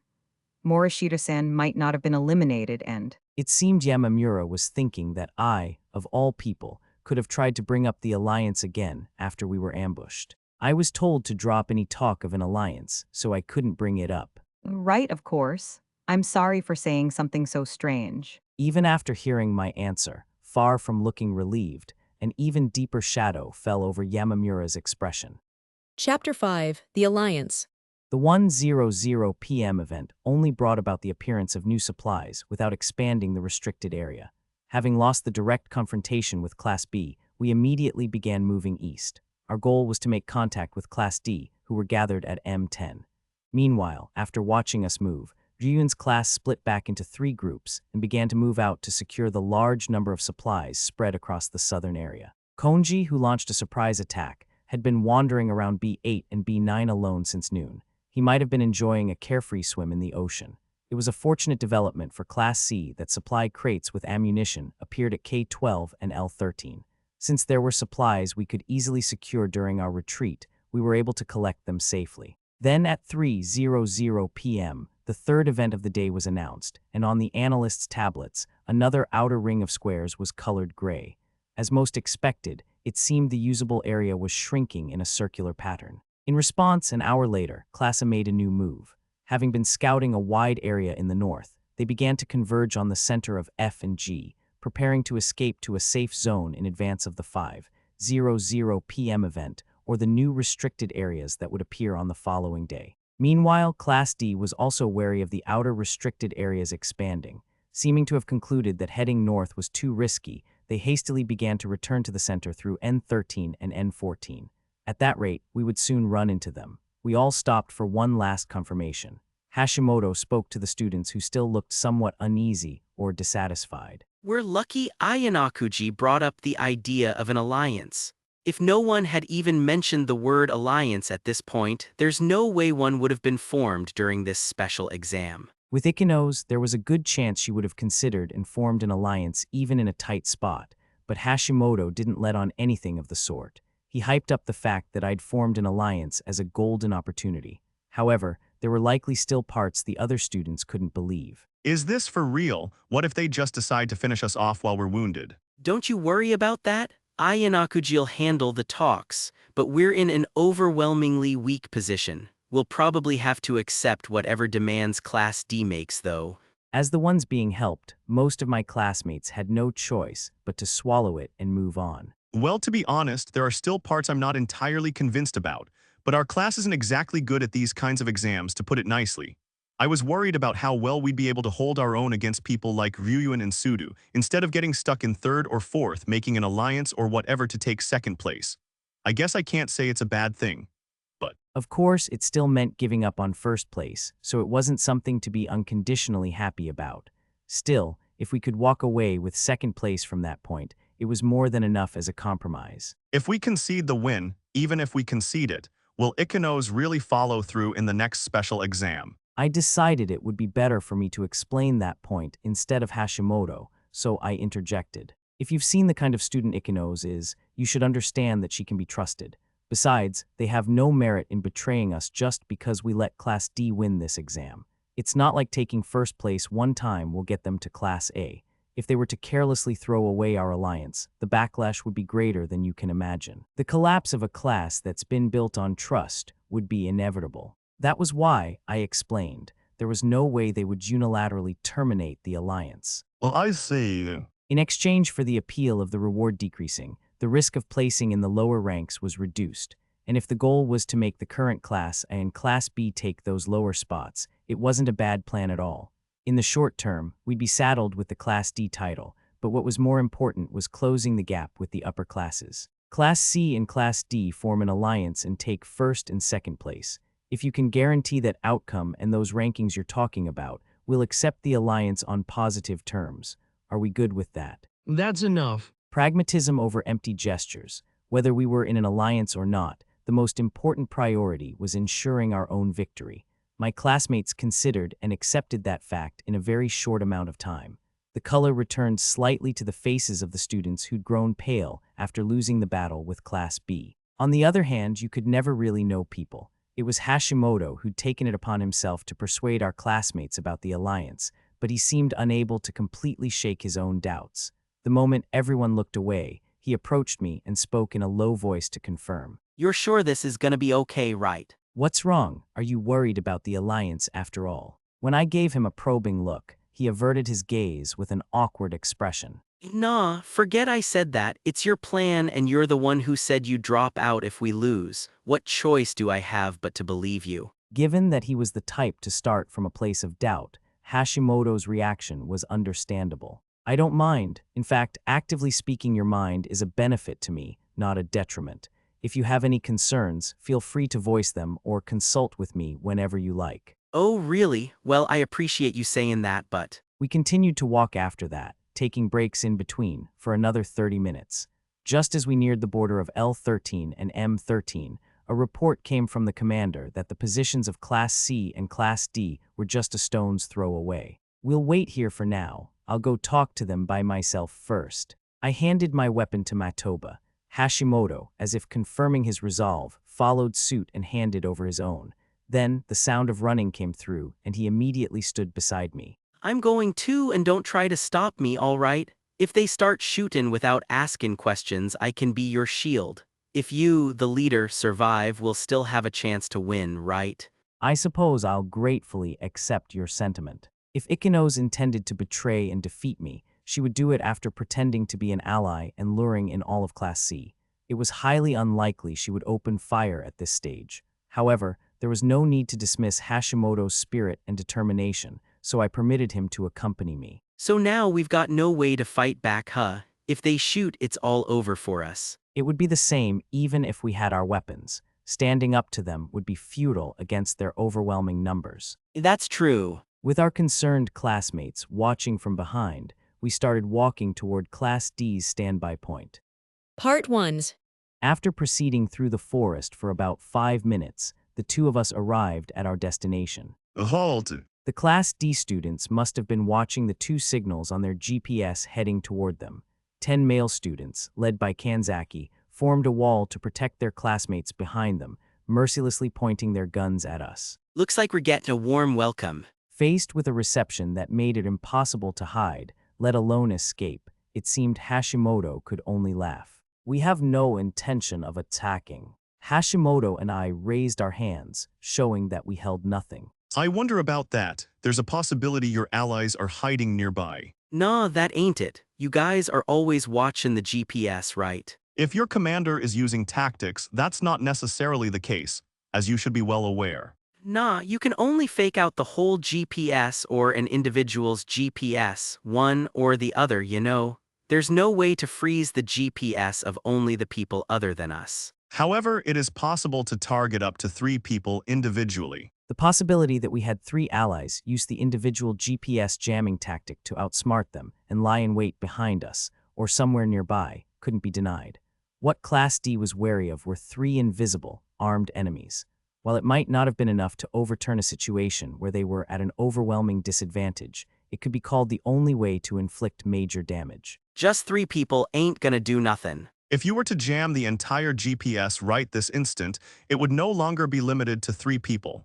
Am I wrong? Fair point. Kanzaki declared to Hashimoto that there were any number of ways to deceive Class D. But in reality, we have no desire to fight Class D. First, let us talk. There's no need for that. Saying that, Kanzaki approached us, his gun still raised. It seems you were caught in a surprise attack by Ryuan and lost the morning battle as well. So you got a good look at our pathetic state, huh? If we defeat the 2 of you here, we can significantly lower our chances of coming in last. This is a golden opportunity. That might be true if you're only looking at this special exam. However, even if you defeat us, there's no guarantee you can beat Class A and Class B. Your goal isn't to avoid last place, but to aim for the top. Surely you understand that much without Ikenos having to tell you. Although they'd been wounded by Konji, it remained doubtful just how much of an advantage Class D could gain against Class B, who already had combat experience, with numbers alone. Let's join forces. That way, Class C and Class D can form a group of 50. An alliance? What if we trust you and are betrayed? That would be a crisis for our class. Although he wore a stern expression, I didn't get a strong sense of hostility from Kanzaki. That's why I refuse, or rather, it's not that I don't feel like saying that and sending you away. But I can trust you, right? The atmosphere changed. It was a reaction as if he already understood everything about why we came. Ikenos, their commander, had likely already given them some sort of message. Right now, we need Class D's help, and we believe we can be the strength that Class D needs. As soon as I answered, Kanzaki lowered the gun he'd been holding. As if on cue, the boys standing behind him all lowered their guns at once. You can bring your allies as you wish. Let's talk first. I'm grateful we didn't get shot, but you're being awfully reasonable, aren't ya? Hashimoto, whose imagination hadn't yet reached the behind-the-scenes interactions between Ikenos and Class D, suspected this might be a trap to lure us in. Ikenos told us that Class C might make contact at some point. She also warned us not to make the first move until we were attacked. Well, what do you know, you're saying Ikenos saw it common that we'd ask for your help. I also heard about the alliance. Considering that, a request for cooperation is hardly a stretch. He shifted his gaze from Hashimoto to me, so I gave a slight nod. Part 2. A FEW hours before Class C and Class D made contact and were about to form an alliance. It was when Class B and Class C were engaged in a battle over supplies at G11. Ikenos quietly watched the battle's progress on her tablet. The time from the close-range standoff to the actual combat was truly brief, yet it was a battle that definitively produced a winner and a loser. After confirming on the GPS that Class C was fleeing to the southeast, Ikenos took her tablet and stood up from the chair placed beside her tent. It was now the second day of the exam. If one glanced down every 5 minutes as the GPS updated and watched Class C's movements as frequently as their own, their understanding of the one leading the class, Ayanakuji, would naturally become clearer. Class C, half destroyed by Class B's surprise attack on the first day, had been forced onto the defensive yesterday and today, pinned down in the southern area near the base. Their recent attack, an attempt to make a comeback by recovering at least one more supply cache, also ended in failure, and looking only at the results, it meant they made a huge blunder twice in a row. What did Ikenos think as she watched those events unfold? Ayanakuji's uncharacteristic carelessness and his clumsy way of fighting, that was what left a strong impression. It helps us out that they're fighting, but Class C is really in a bind, huh? The voice of Kobashi, the VIP, reached Ikenos through the radio. She then continued, "We're just going to keep our distance like we've been doing, right?" That was the safe play. All the classes would maintain their distance and concentrate only on recovering supplies. They only needed to fight when absolutely necessary. That was the better way of thinking, the standard strategy. At this rate, Class C might just end up losing, Kobashi muttered. That's not true. Huh, no, what do you mean? Not true.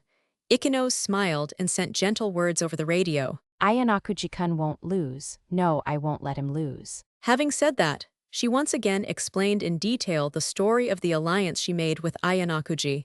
Does that mean we're supposed to help Class C? Without denying the question, Ikenos continued in the same tone. If we absorb Class C, we'll become the largest force. No matter how belligerent Juyun-kun is, he can't carelessly attack a class with over 50 people. Of course, the same can be said for Class A. If that happened, Class A and Class B would have no choice but to crush one another. If first place became impossible, the battle would shift to one of trying to force the other into third place in order to aim for second. I need you to tell everyone in the class properly beforehand.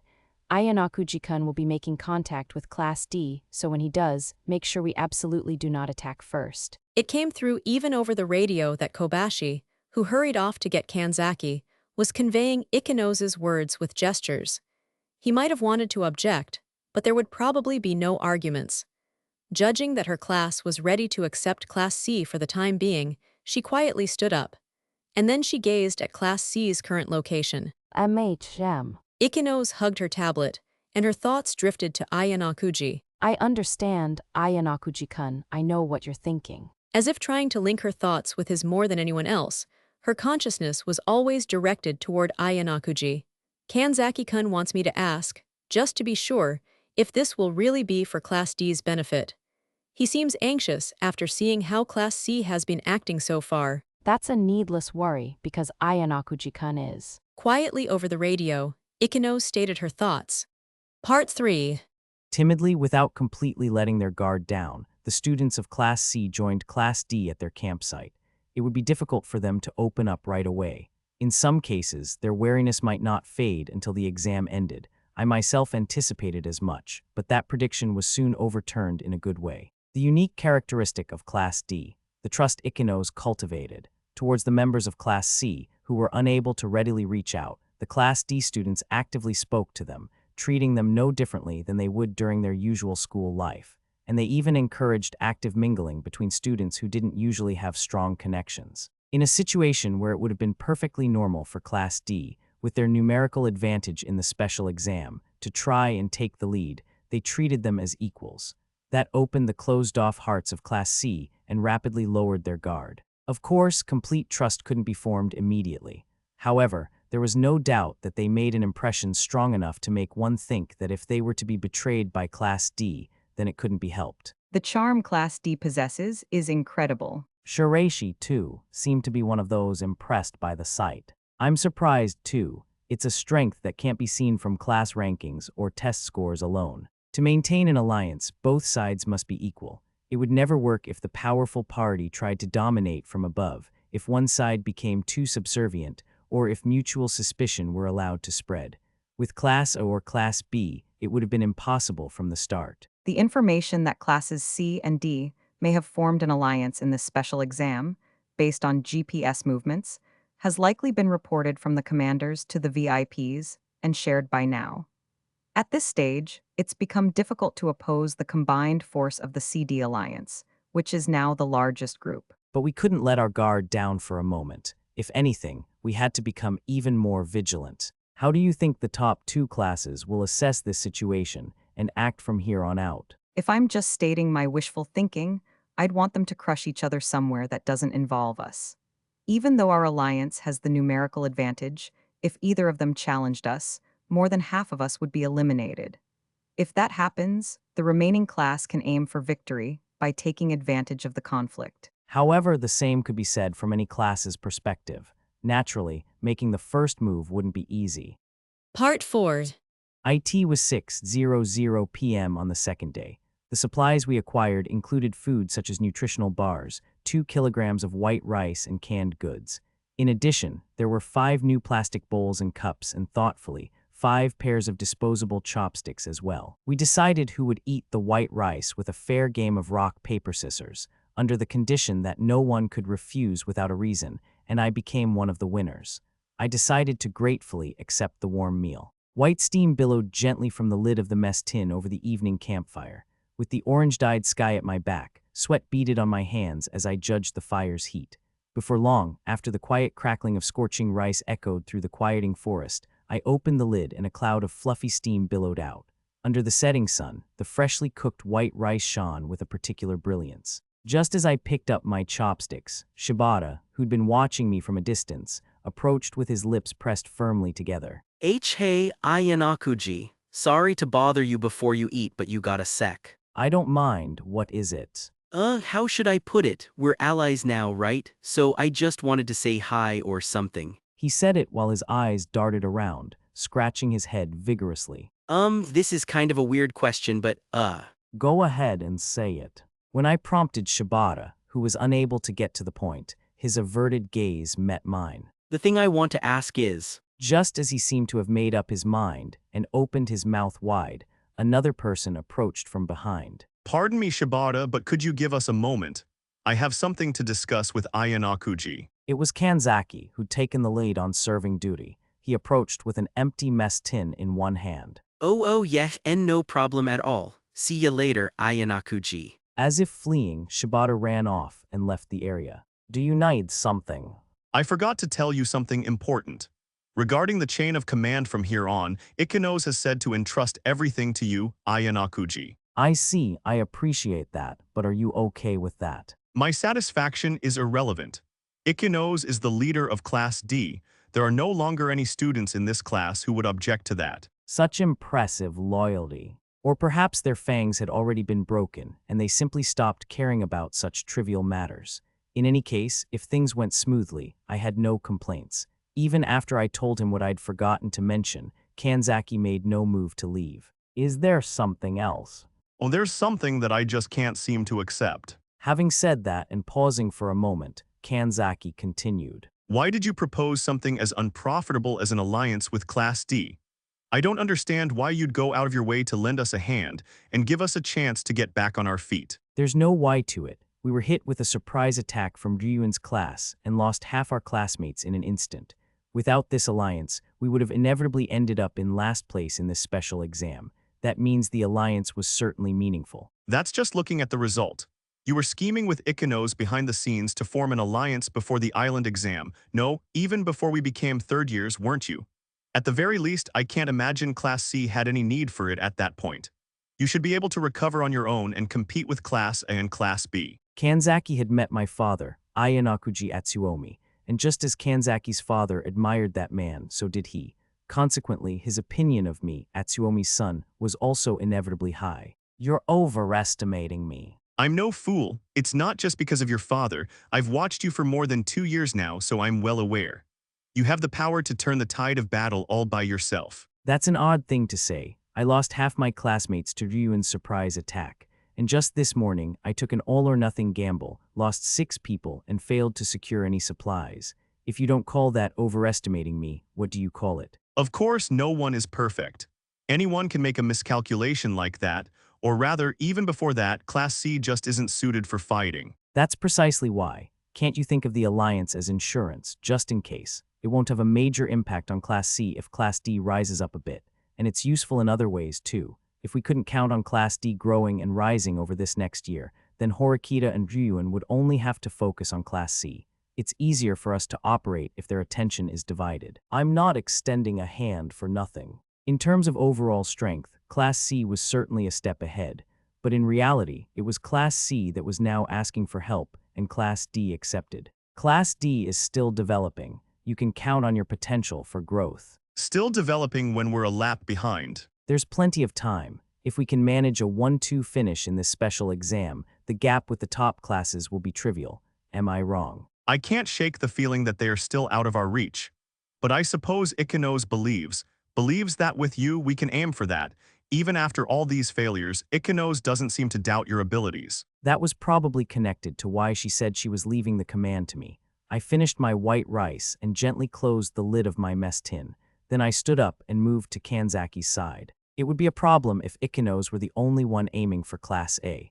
You, Kanzaki, need to be on the same page as her, and more than anything, you need confidence and resolve. Confidence and resolve. If you still don't get it, then you should take a good look at the view from here.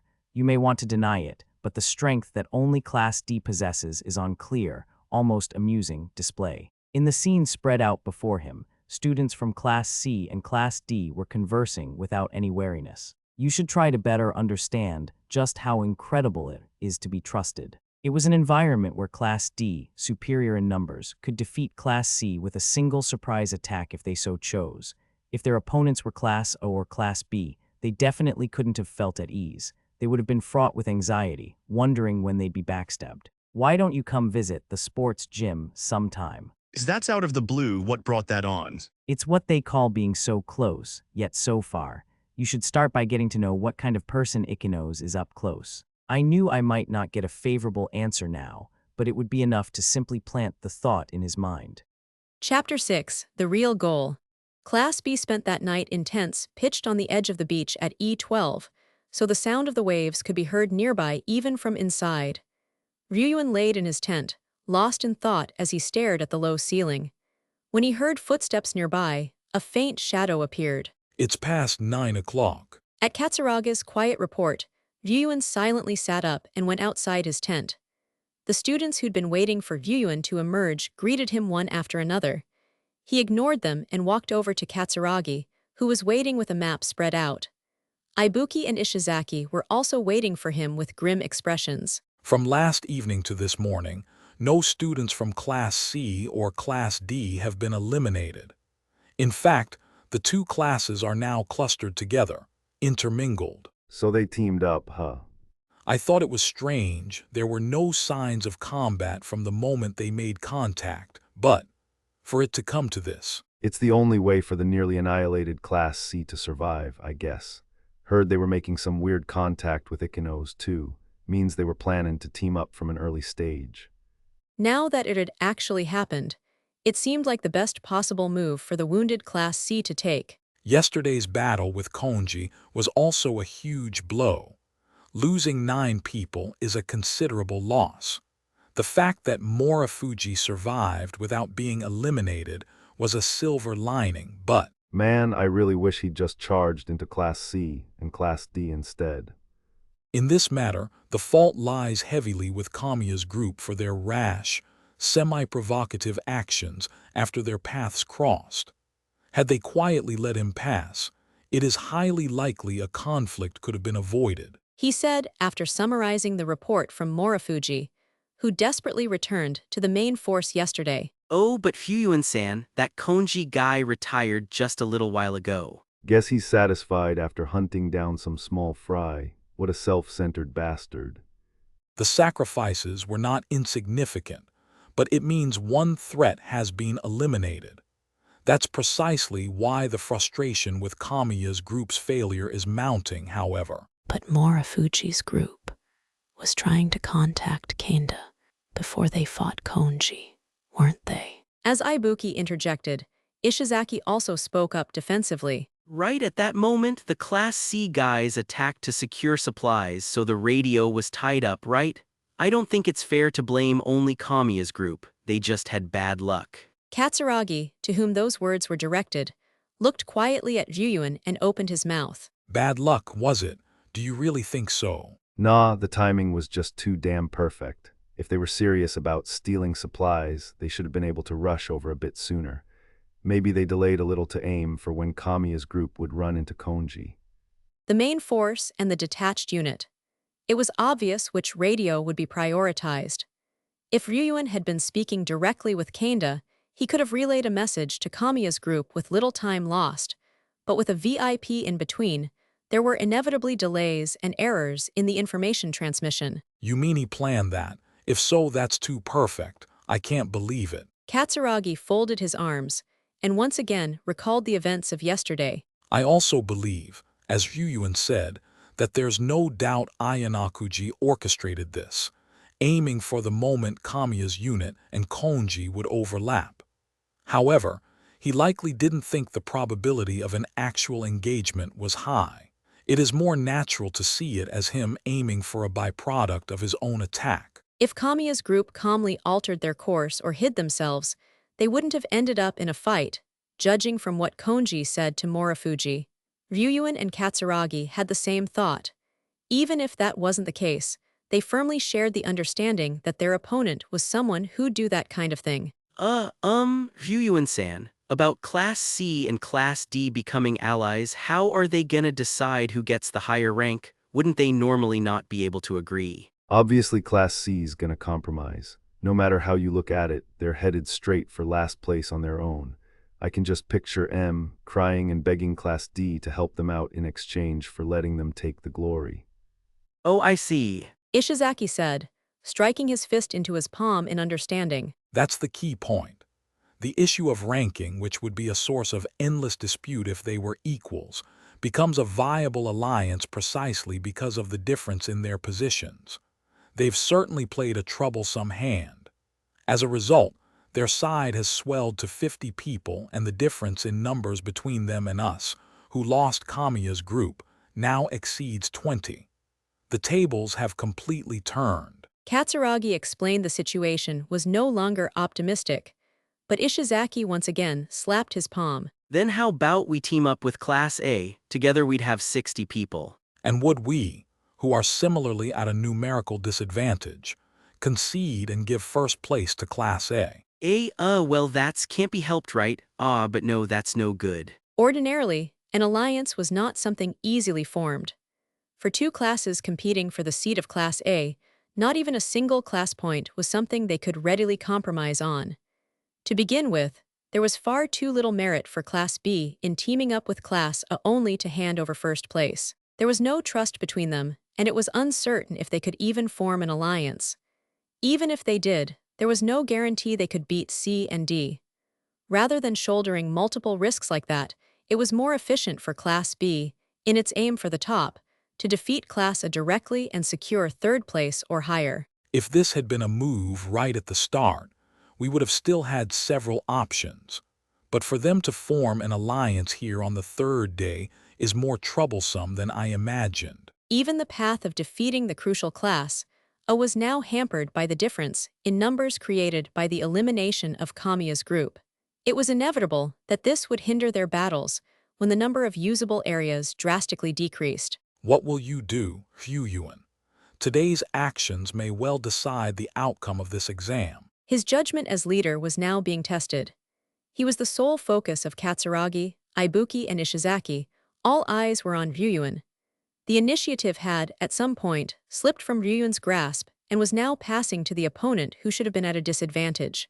The possibility that the lower-ranked alliance would launch a preemptive strike to defeat either Class A or Class B couldn't be dismissed. Things are finally getting interesting. For Ryuyuan, one thing was certain. There wasn't much time left. Still, he couldn't come to a conclusion right away. Leaving word for his comrades to wait, Ryuyuan turned his back on the three of them and began to walk toward the sandy beach. Part 1. After that, Ryuyuan, who'd been standing alone at the water's edge thinking as he stared at the sea, took a map out of his pocket. From their current situation, what could he do to lead the class to victory? Defeating Class A in an all-out battle before the lower-class alliance closed in on their area was the most rational and simple option. Should he make his move early on this third day? After that, there was also the all-or-nothing strategy of using their remaining forces to target only Ayanakuji's group's VIP. Don't like this one bit. Choosing that option meant his judgment was being influenced by the hastily formed lower-class alliance. It was nothing less than the side that succeeded in a surprise attack and seized the advantage being forced onto the defensive. The feeling that he wouldn't let Ayanakuji have his way welled up inside him. If that was the case, then he could also go all out and attack the lower-class alliance. They must be thinking that we won't make a move against an alliance that has swelled to 50 people with Class B. Hell, he ain't that naive. Attacking Class A, attacking the alliance, Ayanakuji had probably considered both. Either way, Ayanakuji already anticipated in his mind how Ryuyuan would fight. What do I want to do? No, what do I want? Victory for Class B was a given, but there was something he craved just as much. And that was to beat Ayanakuji. What should he choose to achieve that and be satisfied? As he averted his gaze from the sea and turned around, he found a lone girl walking on the beach. All by herself, she was smiling at the gently lapping waves. Ryuyuan lightly rolled up the map, stuck it in the back pocket of his gym uniform, and started walking toward the person. Looking pretty happy all by yourself, Shiina.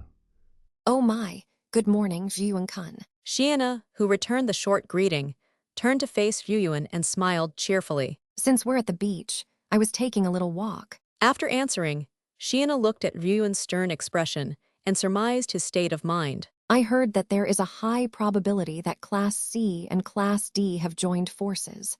What do you intend to do? As Shiina walked slowly along the deserted beach, Ryuan matched her pace and walked alongside her. There ain't nothing to it. I'm gonna win this special exam, and I'm gonna do it with my own damn power. Ryuan declared forcefully, as if to hide his own indecisiveness. Yes, we believe in your words, Ryuan-kun, and we will follow you, now and always. Seeing Shiina smile, Ryuan returned a slight smile of his own. Do whatever you want for the next 30 minutes or so. Ryuan turned his back to return to the tent, but Shiina called out to him. Ryuan-kun, if the beginning of a novel you were reading was hopelessly pessimistic, what kind of ending would you imagine? Such a question. Anyone else probably would have scoffed and ignored her.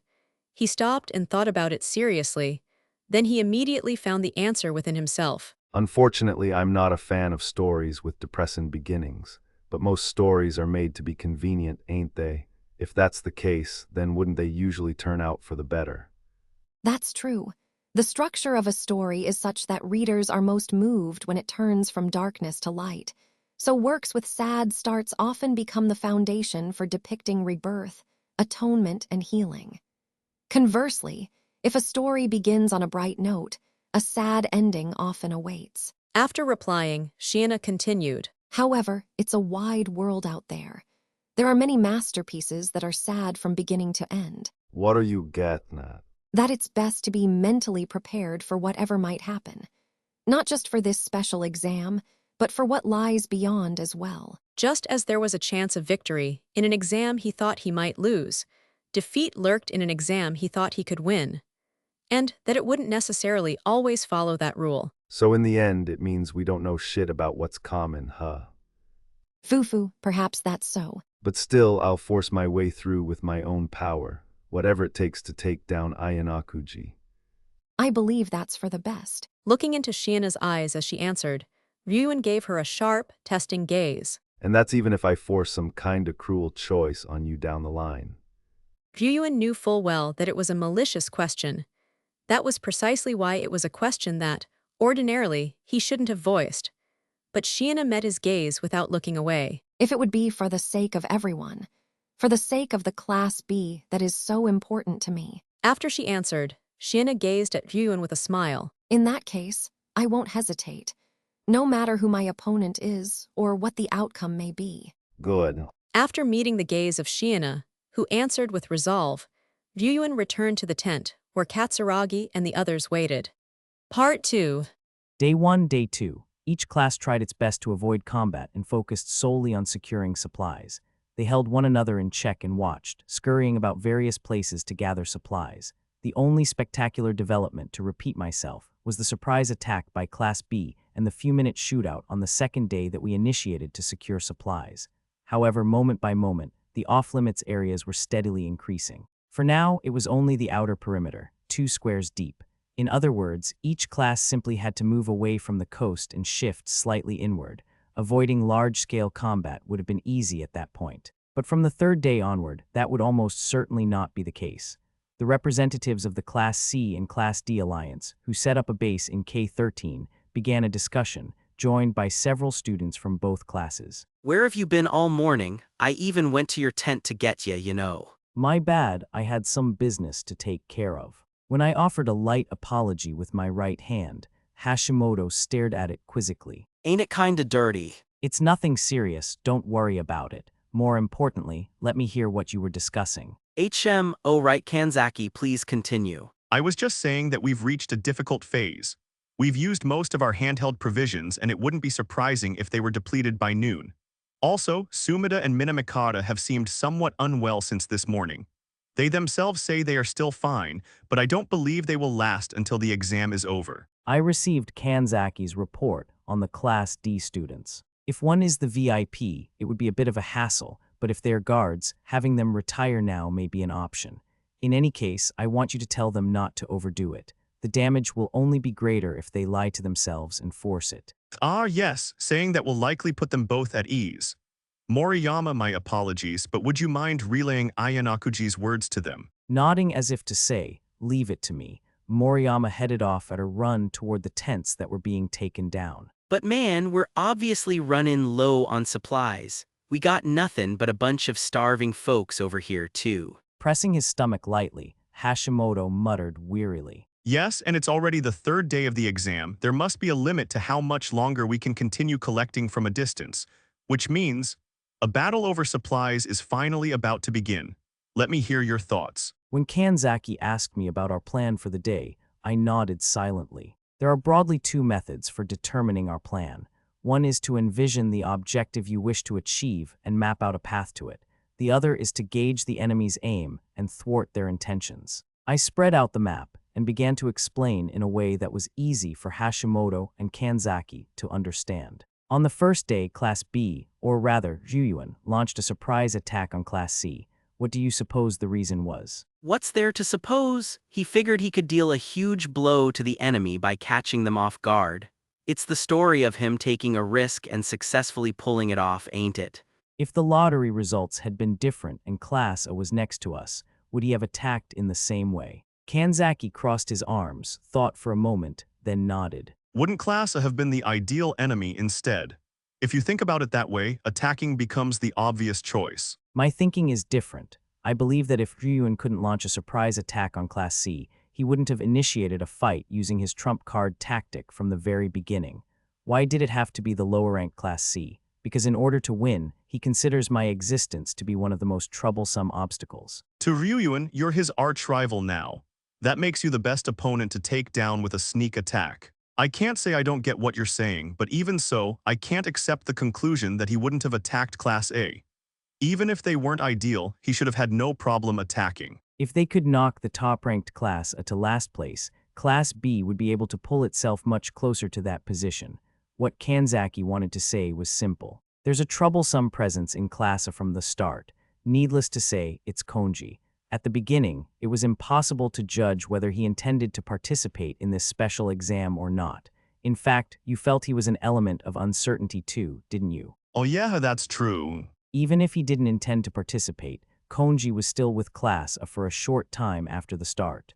Launching a surprise attack, there would create the unnecessary risk of waking a sleeping lion. I see. So if Konji took issue with the surprise attack and cooperated with his class, and by some chance launched a counterattack, the situation would instantly become impossible to read. Is that it? Ikenos must have reported on that point as well, Kanzaki muttered. In fact, the Class B students who came into contact with Konji were eliminated, after all. I see. He was a person with enough potential to make one think he could change the course of the battle all by himself, a fact no one would deny. In any case, after much consideration, Ryuan executed a surprise attack and gained a huge advantage over Class C. But now, compared to Class A, he's lost 14 guards and can no longer use his core tactic of disabling the overall GPS. Now that the number of out-of-bounds areas is increasing, the value of this tactic is growing with each passing moment. If the opponent's GPS stops working when you start fighting, even for just 30 minutes, you won't know where they're coming from. It wouldn't be strange to be completely immobilized. He himself demonstrated, through the surprise attack he launched, that a successful ambush could inflict enormous damage, even if only for a short time. So what's your take on it? Does Ryuan plan to attack or defend? Let me hear what you think. He'll wait until the last possible moment without launching a hasty attack. He's waiting for the time when the out-of-bounds areas expand, making it impossible to escape far away and forcing the four classes to gather whether they like it or not. That was the closest thing to the optimal solution. The problem was whether Ryuan could choose that answer. If he impatiently went after Class A or the allied classes, Class B might be eliminated surprisingly quickly. Then should we attack instead? No, avoiding engagement is best for now. We'll stick to a defensive strategy, just like on the first and second days. Even if we did nothing, the exam's end time was fixed. A development in which we would all randomly fire at each other within the shrinking area was sure to come. And that, in fact, was the very development we were hoping for. Part 3. At 11:00 a.m., As supplies appeared, the restricted area simultaneously expanded, and an announcement was made that in 1 hour, the available area would become an 81-square 9x9 grid from D4 to L12. The supplies were located in a total of 11 spots: D4, D8, D10, E6, F6, G7, H10, I12, J5, K10, and L10. It seemed some were in places that were extremely difficult to retrieve or just barely reachable, and the more difficult the supply crate, the higher the proportion of them contained food. They're really testing us, but J5 and K10, that's just asking too much. Hashimoto let out a wry smile and waved his hands back and forth as if to say it was impossible. From our current position, it seemed best to focus solely on moving toward the center during the 11:00 a.m. event. It's a shame we can't retrieve the food, but it can't be helped. Before I could say anything, Kanzaki said as much, having apparently reached the same conclusion. That's right, I want to avoid the risk of pushing ourselves unnecessarily, losing stamina, or getting injured. The greatest strength of the allied classes is our numbers. To avoid pointlessly whittling them down, ignoring the treacherous routes is the correct choice. We were short on many things, but it was time for patience. However, I want to send a few people ahead to secure the food at H10. It was highly likely they wouldn't make it by walking, but if they maintained a light jog, they could just barely get there. As if he'd already mentally prepared himself, Hashimoto gave a stretch. Well then, guess I'll step up. I'll make a run for it and see if I can secure them. Takemoto should be ready to go, too. To prevent them from narrowing down our VIP, we'll assign several mobile guards from our class. Besides, there's no guarantee that Class B won't try to come at us with tactics to stop individuals. With that, Kanzaki called over several male students and told them about the plan. The classmates watched the backs of the group that departed immediately. Let's follow after them at a reasonable pace. To prepare for when and how the restricted area might expand next, both classes first began to advance toward the area from H10 to H12. For a while after that, a period of time began where, just as we had for the past 2 days, we exchanged messages with the VIP every 5 minutes and kept a constant watch on the movements of the other classes. The possibility that Class B might aim for H12 wasn't zero, but perhaps judging it too difficult due to the distance, it seemed they decided to focus on gathering supplies in the western area, where they could be secured reliably. Just as you predicted, it doesn't seem like Ryuan is making a move to attack either side yet. Yeah, but going on the offensive isn't necessarily a bad move. Oh, is that so? It's simply a matter of the priority of fighting changing, depending on what you prioritize. If closing the gap with those above is the most important thing, then the best move is to attack Class A right now and defeat their 3 VIPs. Alternatively, quickly securing G8 and forcing Class A to take a detour, like over the mountain, could also be interesting. Well, as long as they beat Horikita's group, losing to us once isn't a big deal for them, huh? The reason Ryuan wasn't moving was either because he prioritized beating the allied classes over victory against Class A, or because he determined that was the choice that would lead to his own victory. Perhaps it was a strong indication of his will to avoid the risk of engagement to the utmost limit and conserve his stamina. And before long, a report came in from the commander to our VIP that the supplies had been secured. Part 4. We secured Area H12 as planned and waited there. The designated areas weren't expanded at the 1:00 p.m. event. Neither Class A nor Class B made any significant moves, and just like that, it was time for the 3:00 p.m. update. The commander contacted Shiraishi and the additional designated areas were announced. Upon hearing that, Hashimoto and Kanzaki exchanged a glance, and then both looked over at me almost simultaneously. Looks like the situation's finally changed, huh? Up until now, the designated areas had been shrinking inward from the map's outer perimeter, 1 row at a time. That pattern was broken for the first time. Rows 4 and 5, and columns K and L all became designated areas. In other words, the remaining area was now shifted slightly southwest of the center. Class A, which had been staying in F5, would likely now have to hurry toward G8. And it seemed highly likely that Class B would stay put, not panicking. If they moved carelessly toward the center, they would also run the risk of being caught in a pincer attack. One could say Class B's fate depended on whether they regretted not acting sooner, or if they had another plan and remained unfazed. We're inside the area and getting too close to the center is kinda sketchy, you know? If it's the same as yesterday, the area probably won't shrink at the 5 p.m. event, so is waiting and seeing the right move here. Hashimoto muttered, map in hand, saying that was what he would do. However, waiting right on the edge of the designated area has its own risks. If we're ambushed ahead of us during the next update, our escape route will be completely cut off. I get what you're saying, Kanzaki, but are you suggesting we move forward one whole area? Honestly, a 10-minute time difference is practically nothing. We can secure a better position if we move now. If we move to H10, it will be easier to flexibly move in any direction, north, south, east, or west. Kanzaki pointed with his index finger, indicating that a spot south of the center of the remaining area would be ideal. But won't that make it easier for other classes to attack us? What do you think, Ayanakuji? I can't say for certain, but considering how the designated area expanded from the northeast this time, the probability of the mountain being left is extremely low. Moving a little closer now would be the better option. H10 isn't a bad choice. Moving carelessly too far north or west would only increase the chances of attracting other classes. Our new destination was a short move to the north. As for supplies, they had appeared at our newly designated destination, H10, and also at J12, so we decided on a policy to retrieve them from just those two locations. Form a retrieval squad and send a small group to J12. In the meantime, the rest of us will move to H10. It will probably be our last destination for today. The third day was entering its latter half, but we decided to continue observing Class A's and Class B's movements. Part 5's. Even as 3:30 p.m. and then 4:00 p.m. arrived, Class B showed no signs of attacking. They'd been based in Area E12 since morning with no major movements to be seen. They were only organizing small groups to collect supplies, just like us. Meanwhile, Class A, as if chased by the restricted area, had fled south and was about to reach G7. If they continued on, their final destination would either be there, or they would advance as far as G8.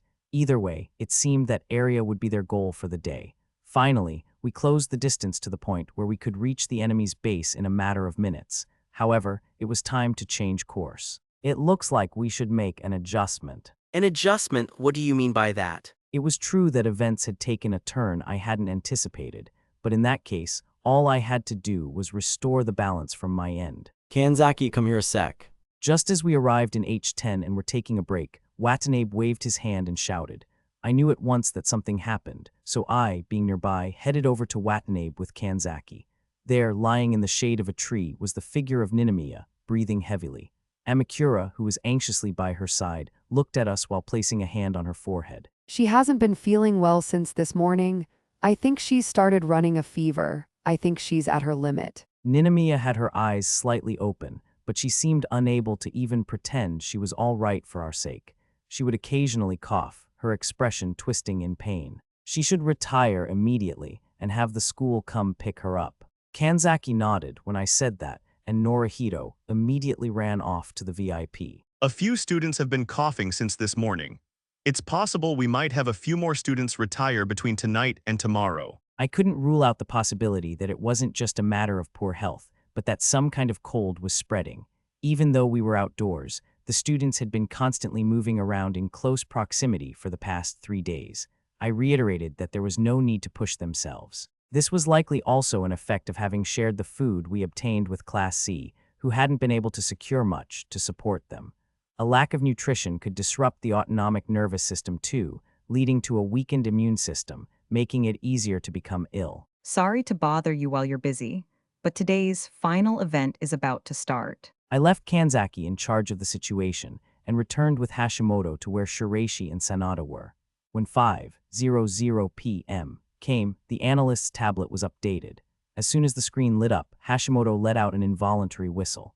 An announcement was made that the restricted areas would increase again, and it was decided that the survivable area would shrink to a 6x6 grid from D7 to I12. Since the area's getting smaller, the number of supply drops is down to 8. Looks like we're gonna be sleeping on emptier stomachs tonight than yesterday.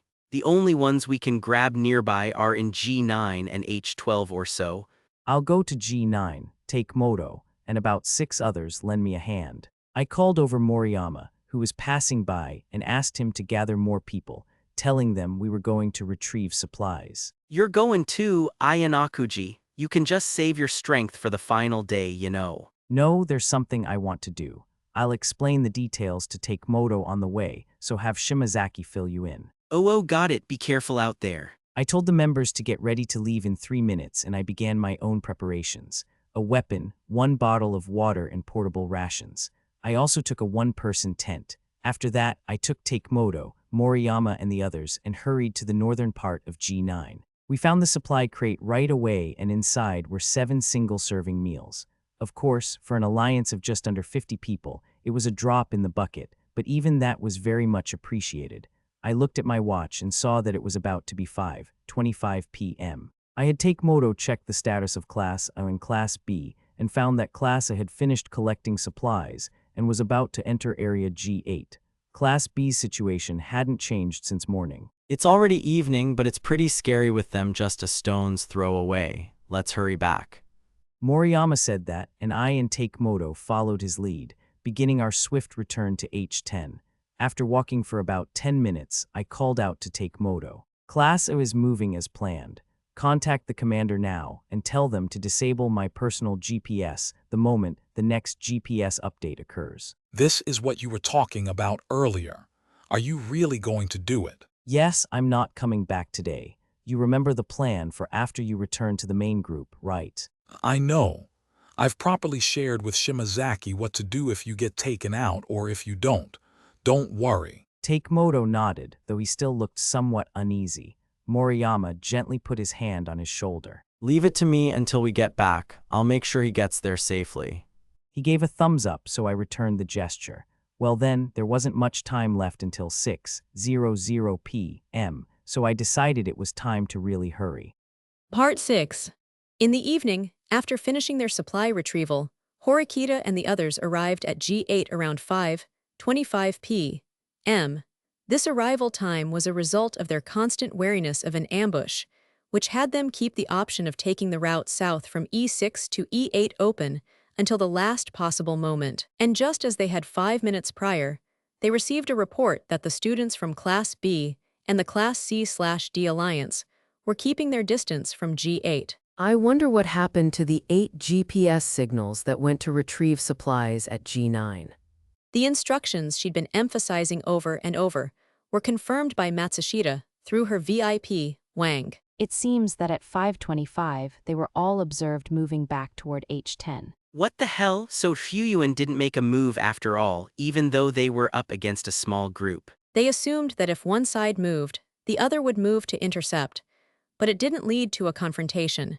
As a result, the group of 8 students from Class C and Class D succeeded in retrieving the supplies without any trouble. It can't be helped. No one could have predicted that Konji-kun would take down 9 people.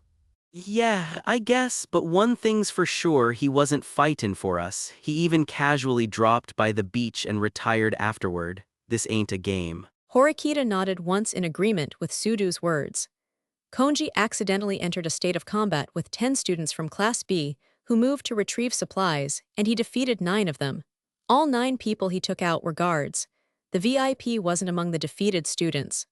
However, coordination between the analyst and the VIP and the VIP and the commander was essential for accurately retrieving supplies. Immediately after learning of the battle, Horikita had them use tactics to identify the individuals, confirming that the only student who escaped was Morifuji Rika, and that her role was the VIP. In any case, we need to focus on ourselves rather than the other classes right now. I don't think they'll attack us with just those 8 people nearby, but tell everyone to remain vigilant.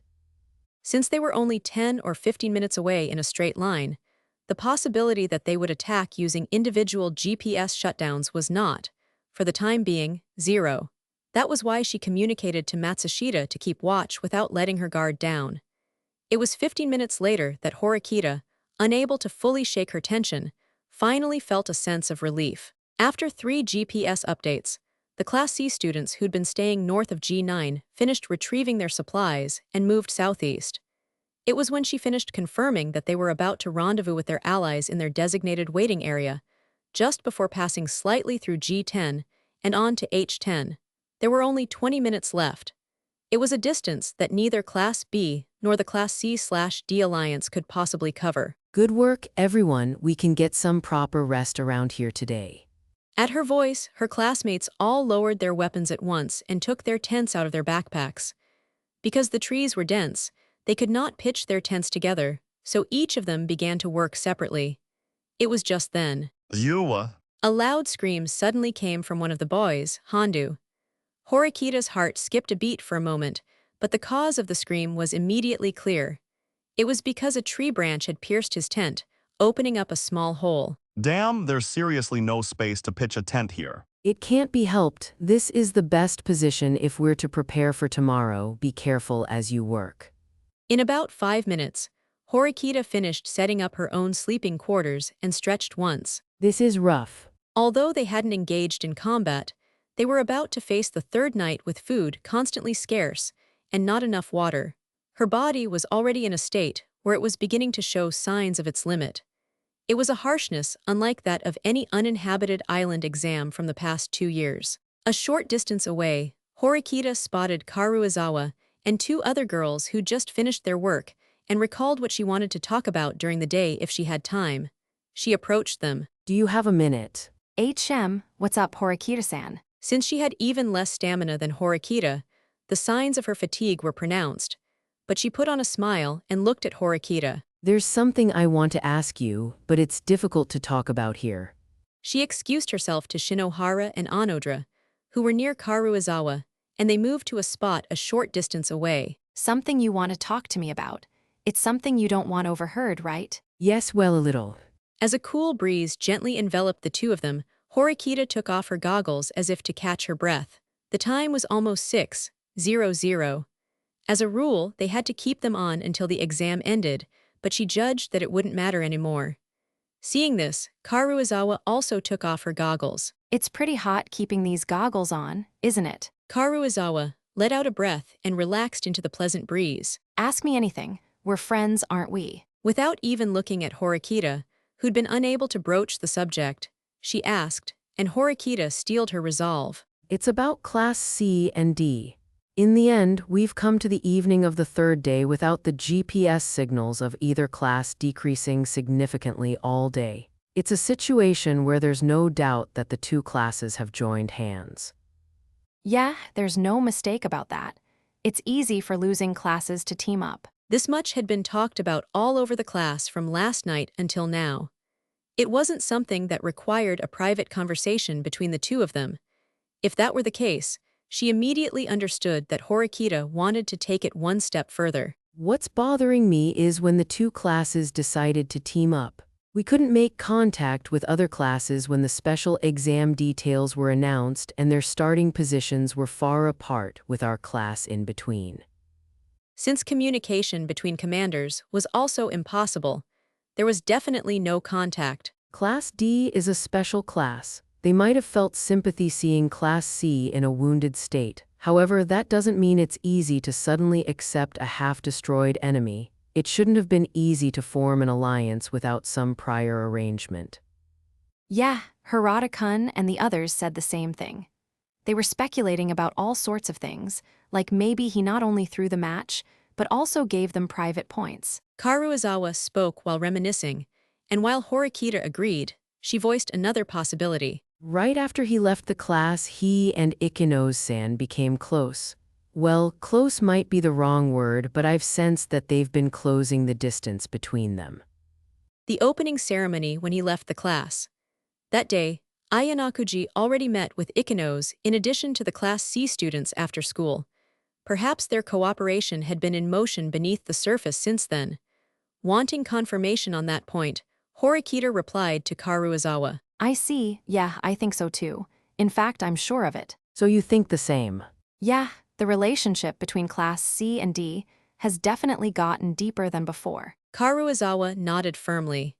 In response, Horikita made a mental note that she might need to reconsider the future. You kinda dodged this the other day, but can I ask you something a little more personal? I dodged something. What are you talking about?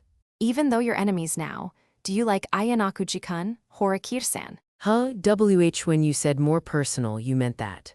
It's pretty important to me. I already told you, I've never been in love with anyone, have I not? But you're flustered. When someone asks you a question like whether you like someone or not, It's only natural to get flustered.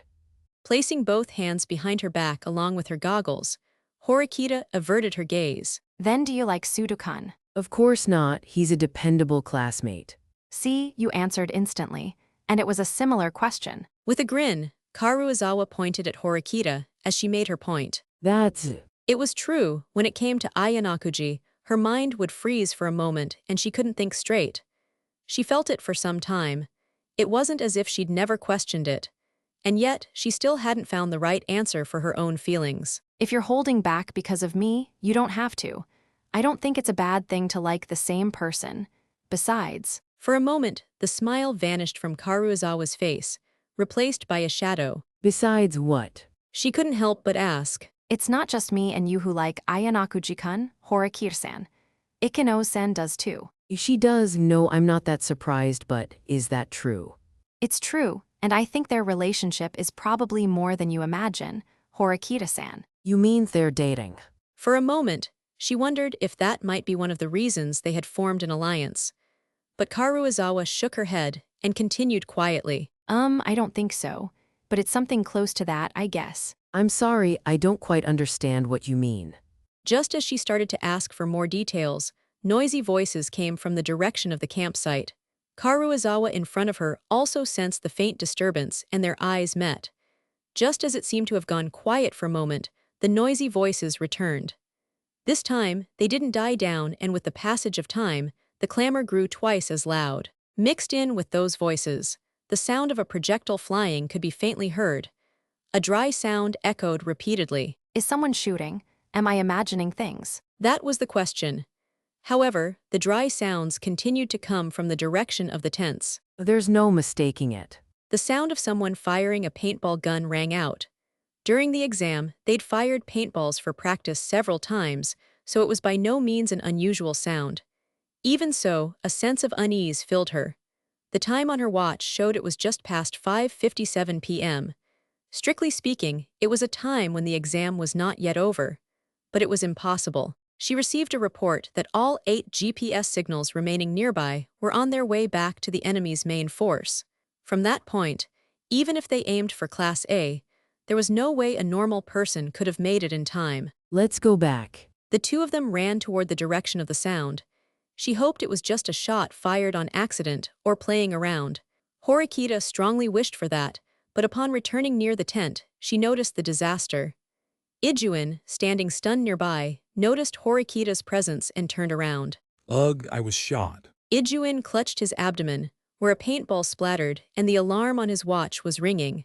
And as she looked around, between the erected tents, she caught sight of Mori with a splash of paint across her back. How many enemies? I don't know. Someone suddenly started shooting from the woods. But Sudu and the others went chasing after them that way. In the direction he pointed, several students were still running, weapons in hand. She thought about returning to the tent to retrieve her weapon, but decided it was better to rush over even a second sooner. Horikita immediately followed after the students. While readjusting her goggles, she took the handgun from the holster on her leg that she hadn't removed and scanned for the unseen allies and enemies. Ahead, the sound of gunfire continued, 2-3 times.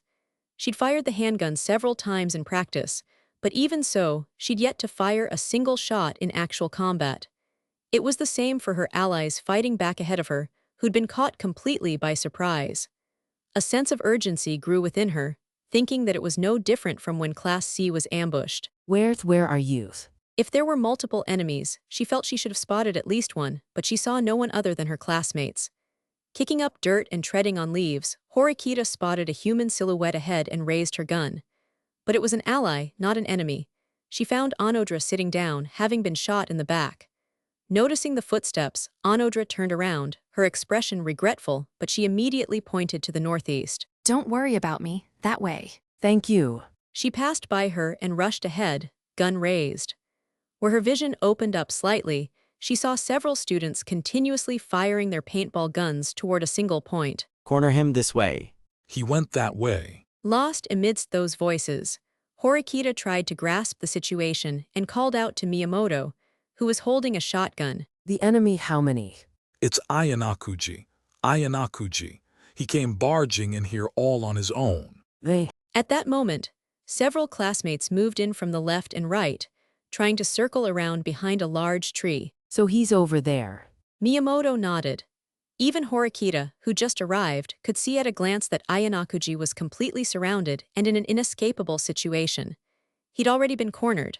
There was no way for him to hide from the paintballs fired by the students surrounding the large tree. Not only were Horikita and Miyamoto in front of him, but there were also male and female guards to his left, right, and rear. It was truly a hopeless situation. To attack alone and infiltrate the class at campsite was far too reckless. Although he'd taken down several guards, she wondered if it was worth the value of a student like Ayanakuji. Horikita felt a sense of doubt at an action so disproportionate to the risk, but there wasn't enough time to find an answer. Another 3 or 4 seconds, and with that, this commotion would come to an end. Before his classmates could complete their encirclement, Ayanakuji moved. He took half a step forward from behind the large tree, aimed only at Ike, and moved to raise his weapon. Was his intention to take at least one person down with him if he was going to be defeated? However, just a fraction of a second faster, the class of students placed their fingers on the trigger. Fire! Hondu shouted as if giving a command. The situation was perfectly set up for a 100% elimination. But it was then that Horikita realized it. She realized what Ayanakuji's aim was and why he was able to charge in all by himself. No, don't shoot. Almost at the same time as the sound of someone's gunshot, Horikita screamed. However, 4 of the students who had their weapons ready already finished pulling the trigger. Paintballs hit Ayanakuji's right hand, right foot, and the area near his side one after another, just as he was about to shoot them.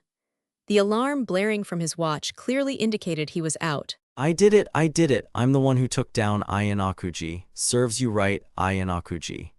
Ike, who hadn't heard the voice telling them to stop, jumped for joy. The casualties were 3 people, Ijuin, Onodra, and Mori. It was a 1-for-3 trade, but it was a different story when the opponent was Ayanakuji. The students must have even thought they'd come out ahead by defeating the leader.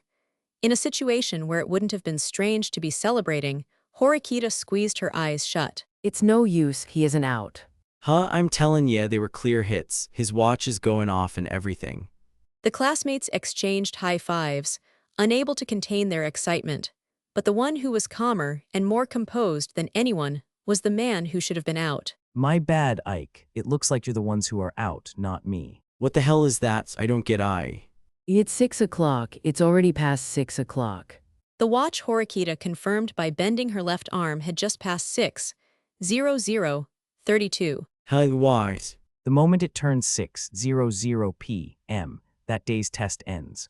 All subsequent eliminations are rendered invalid, and the student who fired the shot to take someone down is eliminated instead. That was the rule, wasn't it, Horikita? A solo attack, aimed at a moment when their guards were down.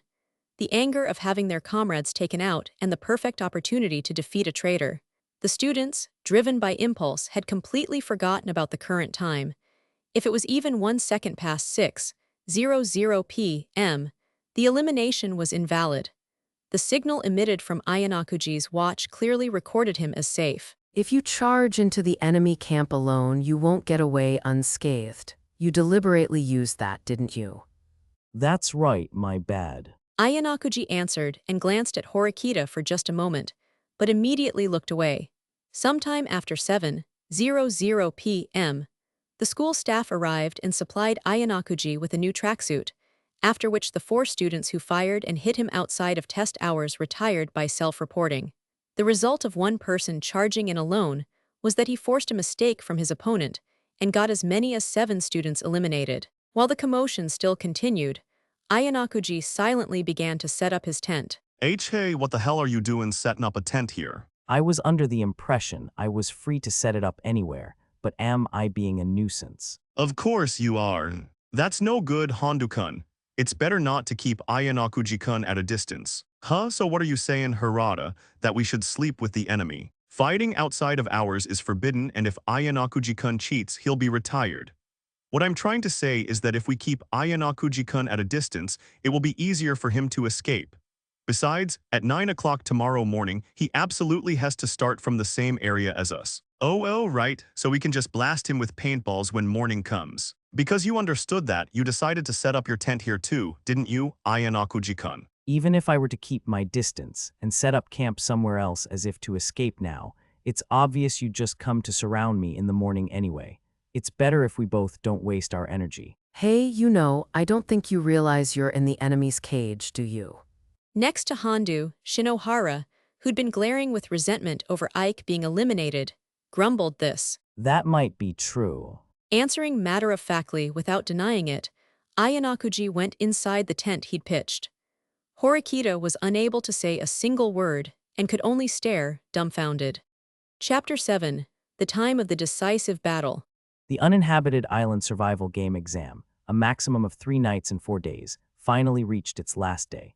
At this point, the number of students remaining in each class, excluding the commanders, was as follows. Class A, 3 VIPs surviving plus 27 remaining students in total. Class B, 3 VIPs surviving plus 24 remaining students in total. Class C, 2 VIPs surviving plus 12 remaining students in total. Class D, 3 VIPs surviving plus 35 remaining students in total. Perhaps because Class A, which secured supplies over a wide area in the north, and Class B, where food appeared steadily in the west, were able to maintain the health of all their students at a minimum standard. Both classes had only 1 student retire each. On the other hand, Class C, which was suppressed by Class B right at the start, was half decimated and had few students left. The supplies they obtained were also very scarce, and their alliance with Class D forced an even more severe food problem upon them. The time was now just past 8:40 in the morning. Horikita completed taking down the tents and other things early on, prepared to move at a moment's notice. There was an unusually tense atmosphere, different from the past 3 days. More than half of the area was already unusable, and the 4 classes were just a stone's throw away from each other. Class A's final location yesterday was G8, Class B's was E12, and the Class CD alliances was H10. The final mind games would begin at the approaching hour of 9:00 a.m. Would they go on the attack or prioritize defense until the very last minute? Horikita looked around once, checking on the state of her classmates. Some were restless and fidgety, others more irritable than usual, but these were still the least of her worries. The number of students weakened by their loss of stamina from 4 days of survival was also beginning to increase. The immediate problem is something else, though. What are we gonna do, Suzyun, about him? Sudu quietly approached the pensive Horikita and spoke. Horikita quietly followed Sudu's gaze. Giving no impression at all of being in enemy territory, his figure, calmly packing up a 1-person tent, looked exceedingly composed from any angle. Ayanakuji Kiyotaka. For Horikita, he was once the person she trusted the most, relied on the most, and most such a person. Most of those around him were glaring at Ayanakuji with undisguised gazes of aversion. The solo attack on Class A before 6 p.m. yesterday was completely and utterly unexpected. He pretended to return to his main group, then used his superior physical abilities to close a distance a normal student couldn't have. He not only took out several classmates with his paintball gun, but also pulled off the incredible feat of getting them disqualified for a rule violation by using the exam's end time. Yesterday seriously had me in a cold sweat. I only couldn't shoot because Ayanakuji just happened to get behind a tree in my line of fire, but if he hadn't, I might have been out just like Ike and the others. Sudu, recalling the same scene, said quietly. It was understandable, a surprise attack by a single person and a talented former classmate at that. For those few minutes, everyone in the class lost their composure. He initiated the battle with exquisite timing. The two of them looked toward Ayanakuji and briefly recalled what happened yesterday. Everyone seems quite bloodthirsty, don't they? Harada approached Horikita and Sudu. No kidding, charging in alone like that and getting the better of us. Especially since the opponent was a former classmate. Yeah. Are you all right? I'm all right, I think. Ayanakuji's appearance greatly unsettled and influenced Horikita's inner thoughts and mental state. Let's try to look on the bright side. Fortunately, it was only the guards who were taken out. Harada said having the VIP defeated would have been the worst possible outcome. It was a good thing they'd at least avoided that, especially since everyone had been defenseless. That's true. He personally took out 3 people. It wouldn't have been surprising if a VIP had been among them. Since she'd been a short distance from the campsite, Horikita didn't know the details of the raid. It seems several people managed to coordinate on the spot and form a defense to protect the 3 VIPs. Looks like our practice paid off, doesn't it? Sudu nodded, and Horikita also gave a nod in response to the positive news. I'd like to do one last check before 9 o'clock. Do you have a moment? Of course. On the map Harada spread out, all the areas that were prohibited were marked with an X. As I believe I mentioned yesterday, this is developing into a rather unfavorable situation for us. Classa was based in G8. Until yesterday, they'd safely completed events in the area to the north, but now the entire northern area was restricted. I wouldn't be surprised if the results of the 11 o'clock event push us even further toward the center. The expansion of the restricted area and the prediction of where supplies would appear. Once again, ahead of the battle that was likely to happen today, Horikita pressed her lips together firmly. Supplies are little more than a bonus at this point. We've gathered a decent amount of important ammunition, so I believe we don't need to push ourselves to get more from here on out. Yeah, I think that's fine. If a fight breaks out, some students will likely be eliminated, so the food supply should balance out. Worst case scenario, we'll just have them hold on until evening without a meal. And about the timing for our remaining tactic, am I right to assume you don't intend to change it from what you've already told us? Yes, that hasn't changed. More importantly, what's crucial now is the position we take up. Considering Class C and D was in H10 and Class B was in E12, they had to maneuver themselves to be ready for any expansion of the next restricted area. If we lean too far west, we've got Class B, and if we lean too far east, it's the Class C and D alliance, This is a damn hassle. That said, I can't exactly be happy about a scenario where the southern area shrinks, either. While it would save us from having to move, we'd also risk losing our escape route. Depending on the situation, we could even face the worst-case scenario of a pincer attack. For my part, I think we should bite the bullet and move from G8 to E9. What do you think? That's not a bad idea. In fact, that's probably the correct answer. I was thinking the same thing. If they had to choose an opponent, barring a pincer attack, it was none other than Class B.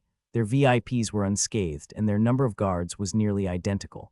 It was precisely because they were competing for the same rank. Moreover, Class B already used its total GPS shutdown tactic, giving Class A slight advantage on that front. So it means we might finally be going up against that bastard Ryuan, If they were to clash with us, it would be a huge gamble for them, win or lose. They wouldn't have enough stamina left to defeat the allied classes. So I'd like to think they won't be too eager, but... A four-way standoff would have made a stalemate easy, but now it was a three-way affair. With the sudden formation of a large alliance, Horikita was left with no choice but to make a bitter decision. After they finished discussing their general plan once more, they took a short breather, but the conversation didn't end. Up until now, everything has gone more or less as expected, with the exception of the matter concerning Ayanakuji-kun. The decisive moment of this special exam is right now today on this final day. The restricted areas closing in on the center to an extreme degree is also something I'd envisioned. The fact that we've saved our GPS shutdown tactic should definitely prove useful to us. The key to the special exam wasn't to outwit and defeat opponents like Ryuan, but to keep as many VIPs and guards in the game as possible until the very end. They'd use the GPS shutdown tactic entirely for defense, not for offense. That was the crucial decision Horikita made at the very beginning, a strategy she shared with the entire class. As for identifying individuals, they hadn't used it on anyone besides Morofuji, and she thought it might not be needed again. Naturally, she had Matsushita lock on to Ayanakuji's GPS using his tag. You think you can get away from here, Ayanakuji? Perhaps unable to bear just watching any longer, Hondu approached Ayanakuji with an assault rifle in hand. Hey Hondu. Sudu shouted at the sight, but as if they'd been waiting for one person to make a move, several boys and girls surrounded Ayanakuji with weapons in hand. We gotta punish the class traitor. I'm not about to let him do as he pleases any longer. I'm definitely taking Ayanakuji out right here. Stop that, Hondu-kun. Forcibly surrounding him here won't solve anything. The act of completely sealing off an opponent's path, even indirectly, is considered restraint. It most certainly won't be permitted. But are you just gonna let him do what he wants then? Everyone with a weapon directed their frustration toward Horikita. I'm not saying that. Letting him escape is a threat to us, so it's self-evident that we must defeat him here. But we mustn't do it the wrong way. We are to maintain a suitable distance and wait for 9:00 a.m.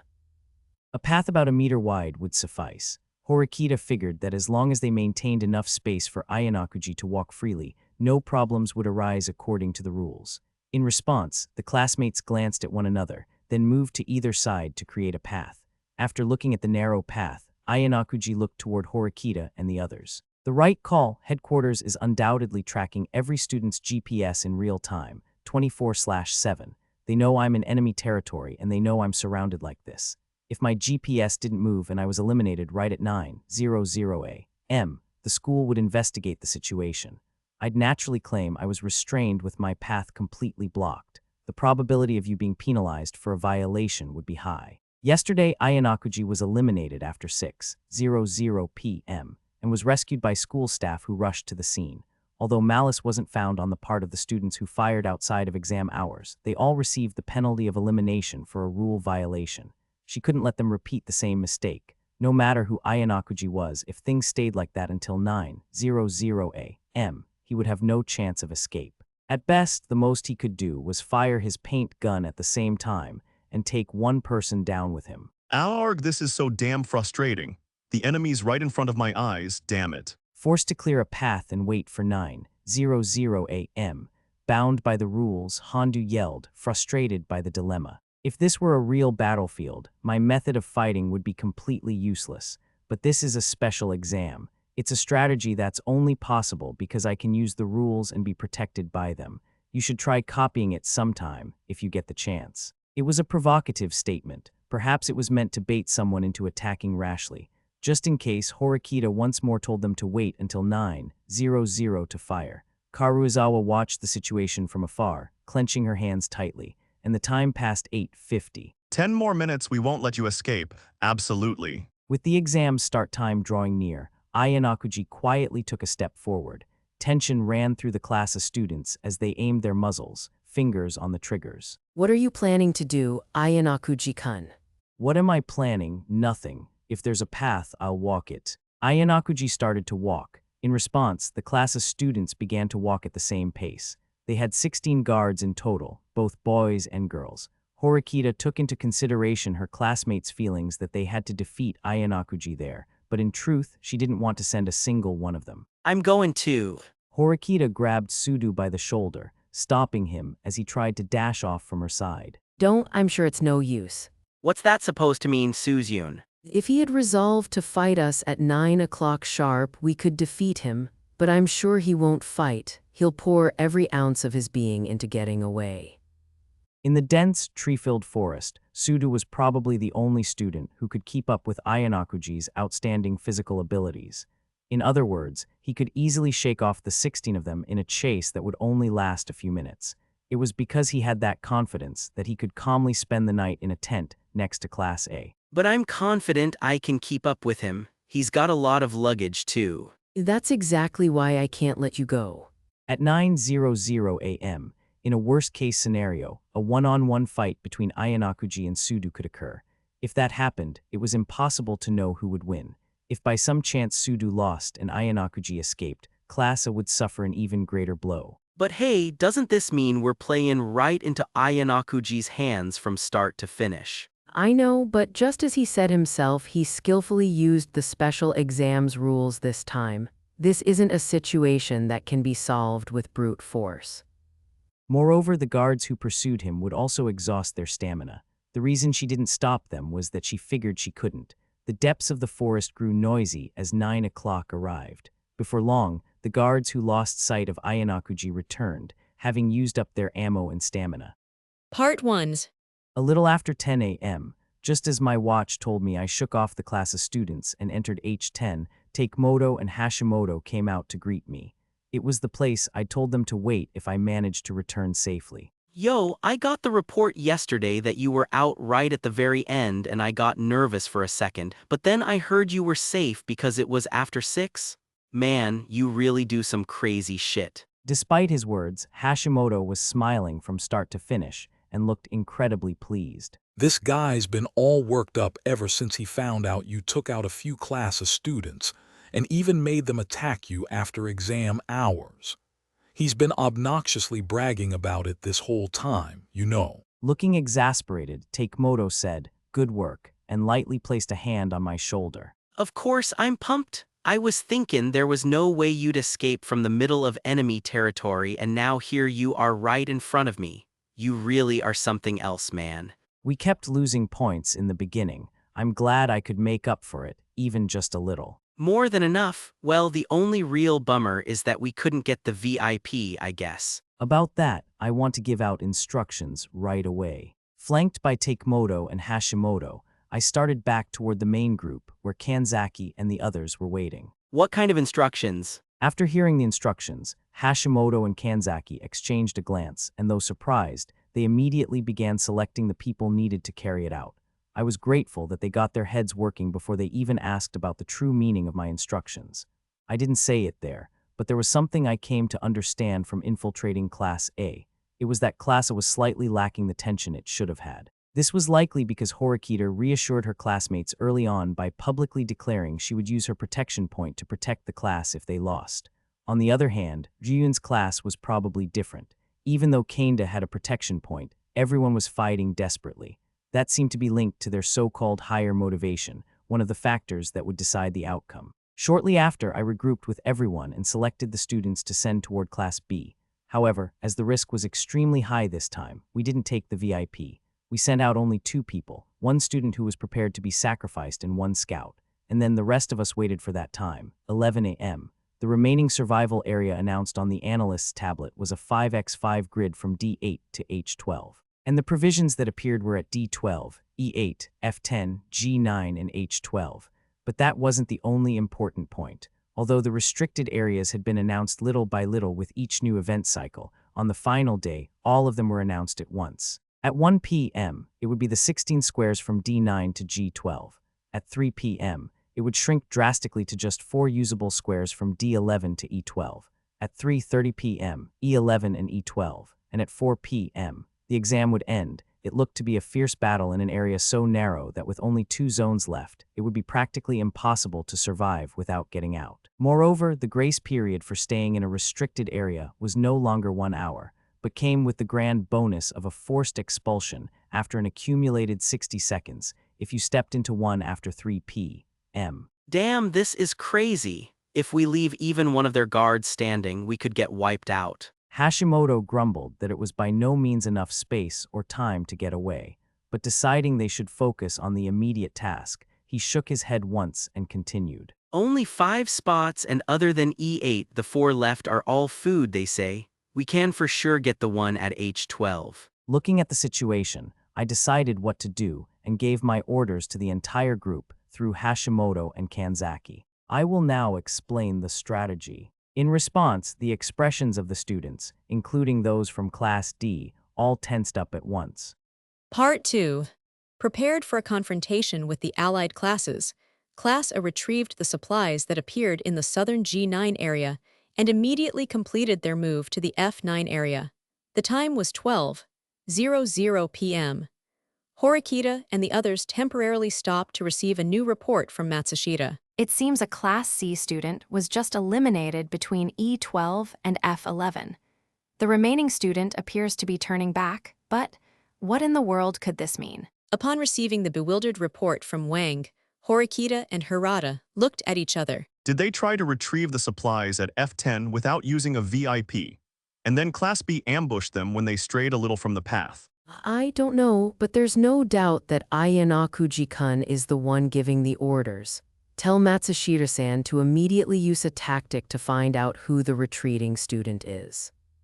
Why, yes. Wang received Horikita's instructions and immediately relayed them to the commander via radio.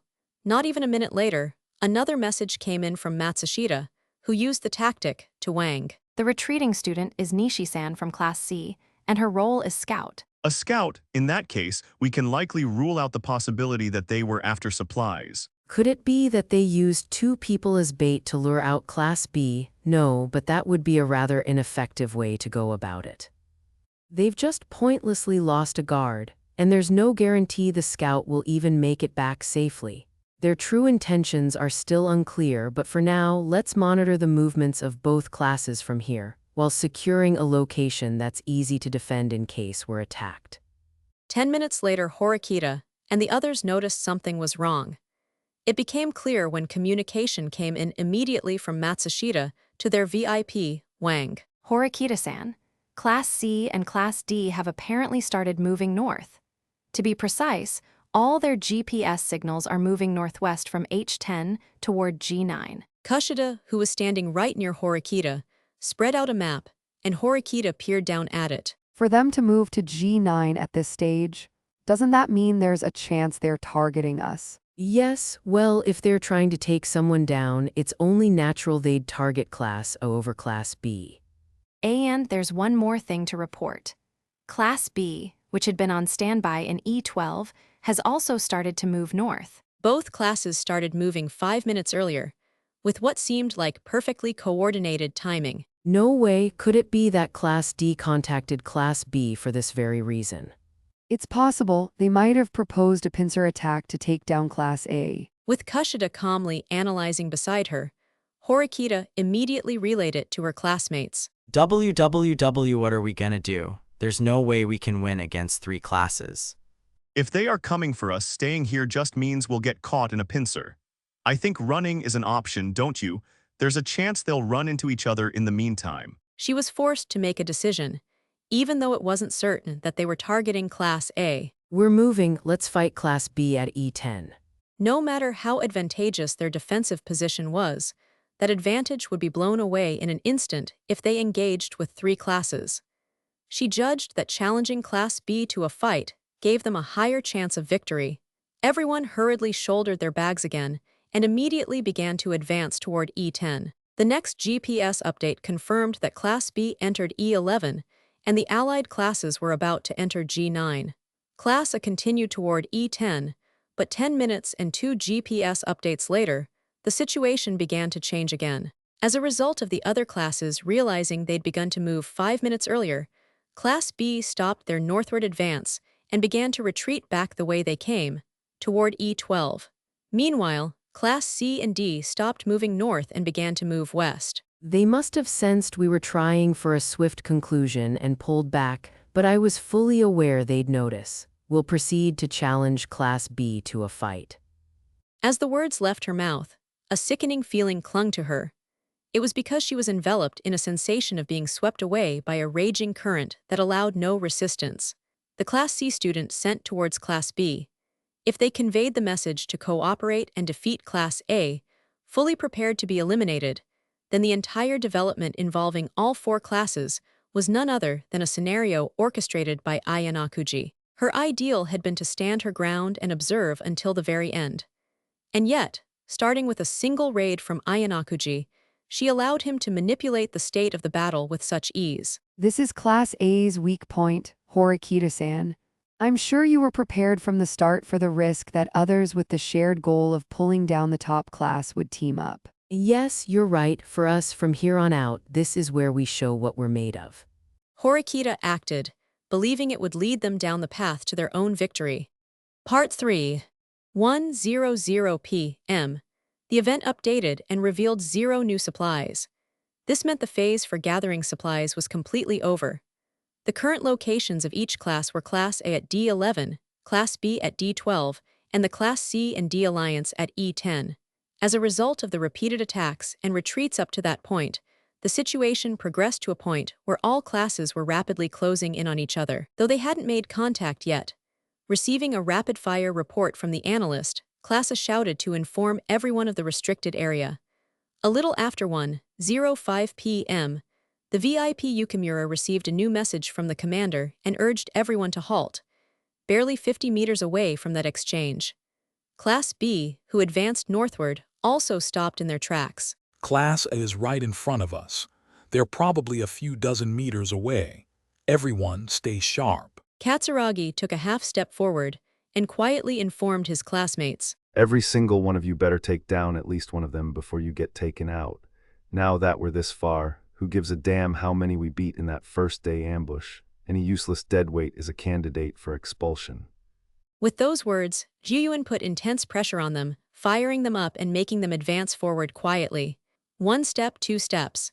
They moved forward, treading on dirt, leaves, and small twigs. But are you sure about this, Katsuragi? We let one of Class A's VIPs get away. Ishizaki spoke up.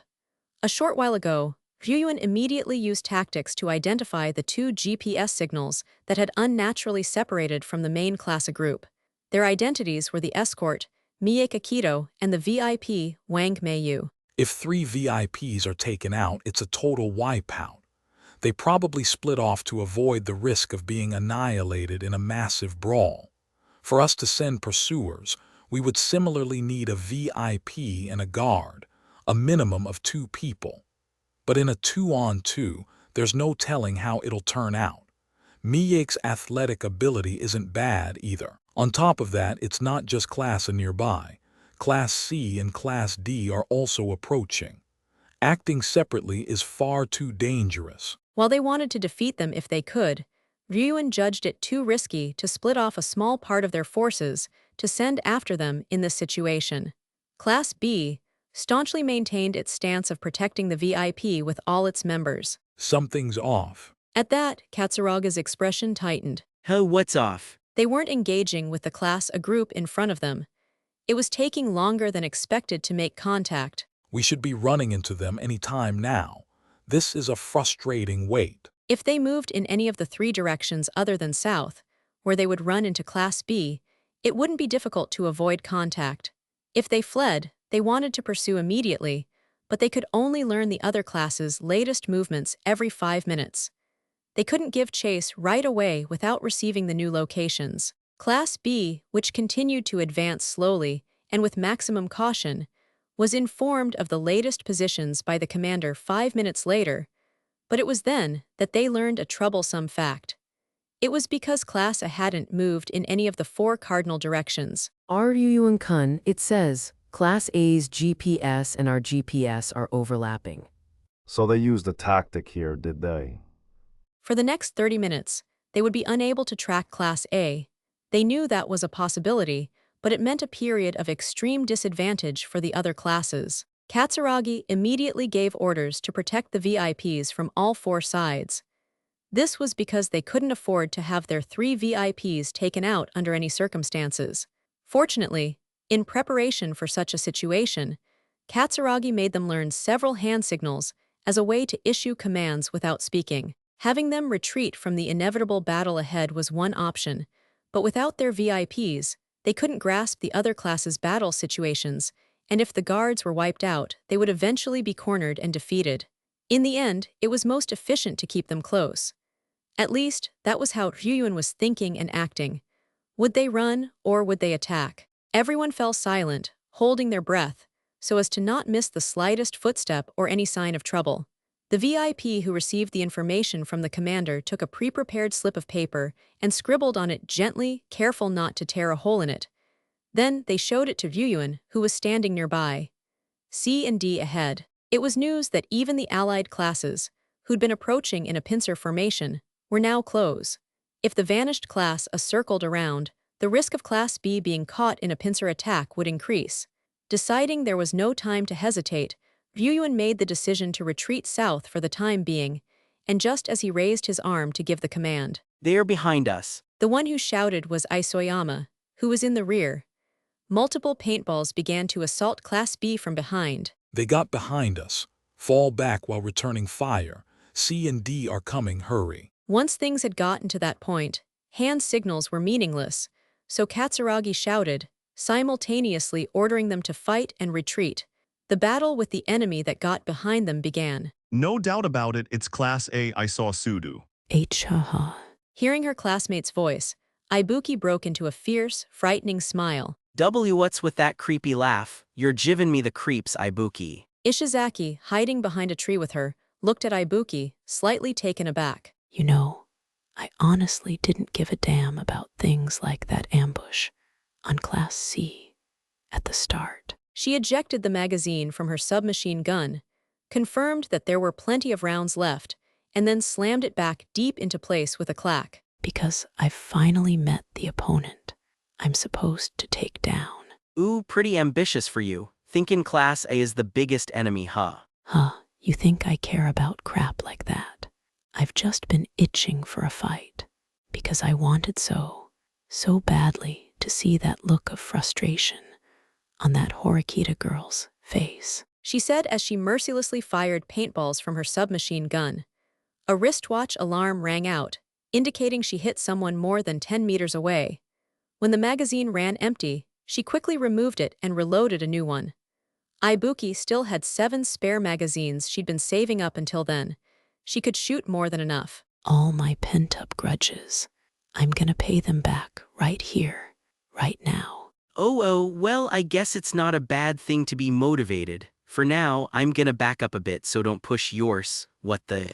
It was inevitable that that place would soon become a danger zone, and just as Ishizaki tried to fall back a little, Ibuki grabbed his arm and stopped him. You're my support. Huh, give me a break. I've got to protect Ryuen-san. You don't need to protect a guy like that. More importantly, you're going to be my shield. No way in hell. You're holding that big-ass weapon, so just charge in, will you? If I go now, it's like I'm asking them to shoot me. As long as I can take down Horikita, that's all that matters. It's not all that matters. During their loud exchange, Klasa also noticed the enemy students hiding behind the large tree and fired paintballs at them without mercy. A paintball faintly whizzed past the tip of Ishizaki's hair. Whoa, that was close. Ibuki glared at Ishizaki, who was breaking out in a cold sweat. If we wait here, we'll get taken out eventually. So go, Ishizaki. Come on, hurry up. Fine, I guess I've got no choice. Follow me, Ibuki. Ishizaki burst out, and using his large build for cover, Ibuki stuck close behind him and burst out as well. Meanwhile, on the other side, were the class of students who'd used tactics to circle around to the rear. One of them, Sudu, had just taken out his 5th person. I'm out of ammo, let me reload. Blessed with great physical ability, and having polished his skills in practice to a level his classmates could not match, he was putting on an ace-level performance without holding back. Yukimura, who was hiding nearby, handed Sudu a fully loaded magazine. As the designated VIP, Yukimura couldn't attack, but providing support didn't violate the rules. Class B is down to 13. The guy Sudu just took out was probably one of their VIPs. Information about eliminated students came in periodically over the radio. Oh, for real, that's lucky. Just 2 more. No, wait, it looks like we lost one too. Miyai-chan's out. His joy was short-lived. In the blink of an eye, the VIP count was 2-2. What's the situation with Class C and Class D? Harada's holding them off now. It seems we anticipated their counter-strategy, just as Horikita read. That's Suzune for yeah. Sudu smiled, overcome with delight, but then he heard multiple sets of footsteps approaching from the front. They're closing in, you stay hidden. He gave the order to Yukimura, then leaned his upper body out and aimed his gun at the approaching Class B students. Meanwhile, the Class B students, despite noticing Sudu, showed no sign of aiming at him and were all facing a different direction. He landed a paintball on the abdomen of Nomura, who got the closest, but the remaining few forcefully broke past Sudu's flank. I won't let you get away. He aimed at their backs and took out one more, but the dense trees blocked the remaining 2, and he couldn't get a clear shot. TCH, I'm leaving this place to you guys. Leaving a few students with orders to protect Yukimura, Sudu gave chase to the 2. There's Sadu, take her out no matter what. Class C, Class D, and Class B. As if their objectives had aligned, all of their guns locked onto Sadu. But the next moment, as they pulled their triggers, Sadu's figure vanished in an instant. Kaya. It was by the hands of someone Sadu herself had never expected. Are you okay? Sudu pulled Sadu into his arms, saving her from the predicament of being showered in paintballs. Why yeah, thank. Before Sadu could finish her thanks, even more paintballs grazed past them. They're coming at us with everything they've got. Are they planning on using up all their ammo here? Sudu fired back a few warning shots, but knowing he couldn't aim properly while protecting Sadu, he quickly took his finger off the trigger. Don't you think something's weird? Doubly weird.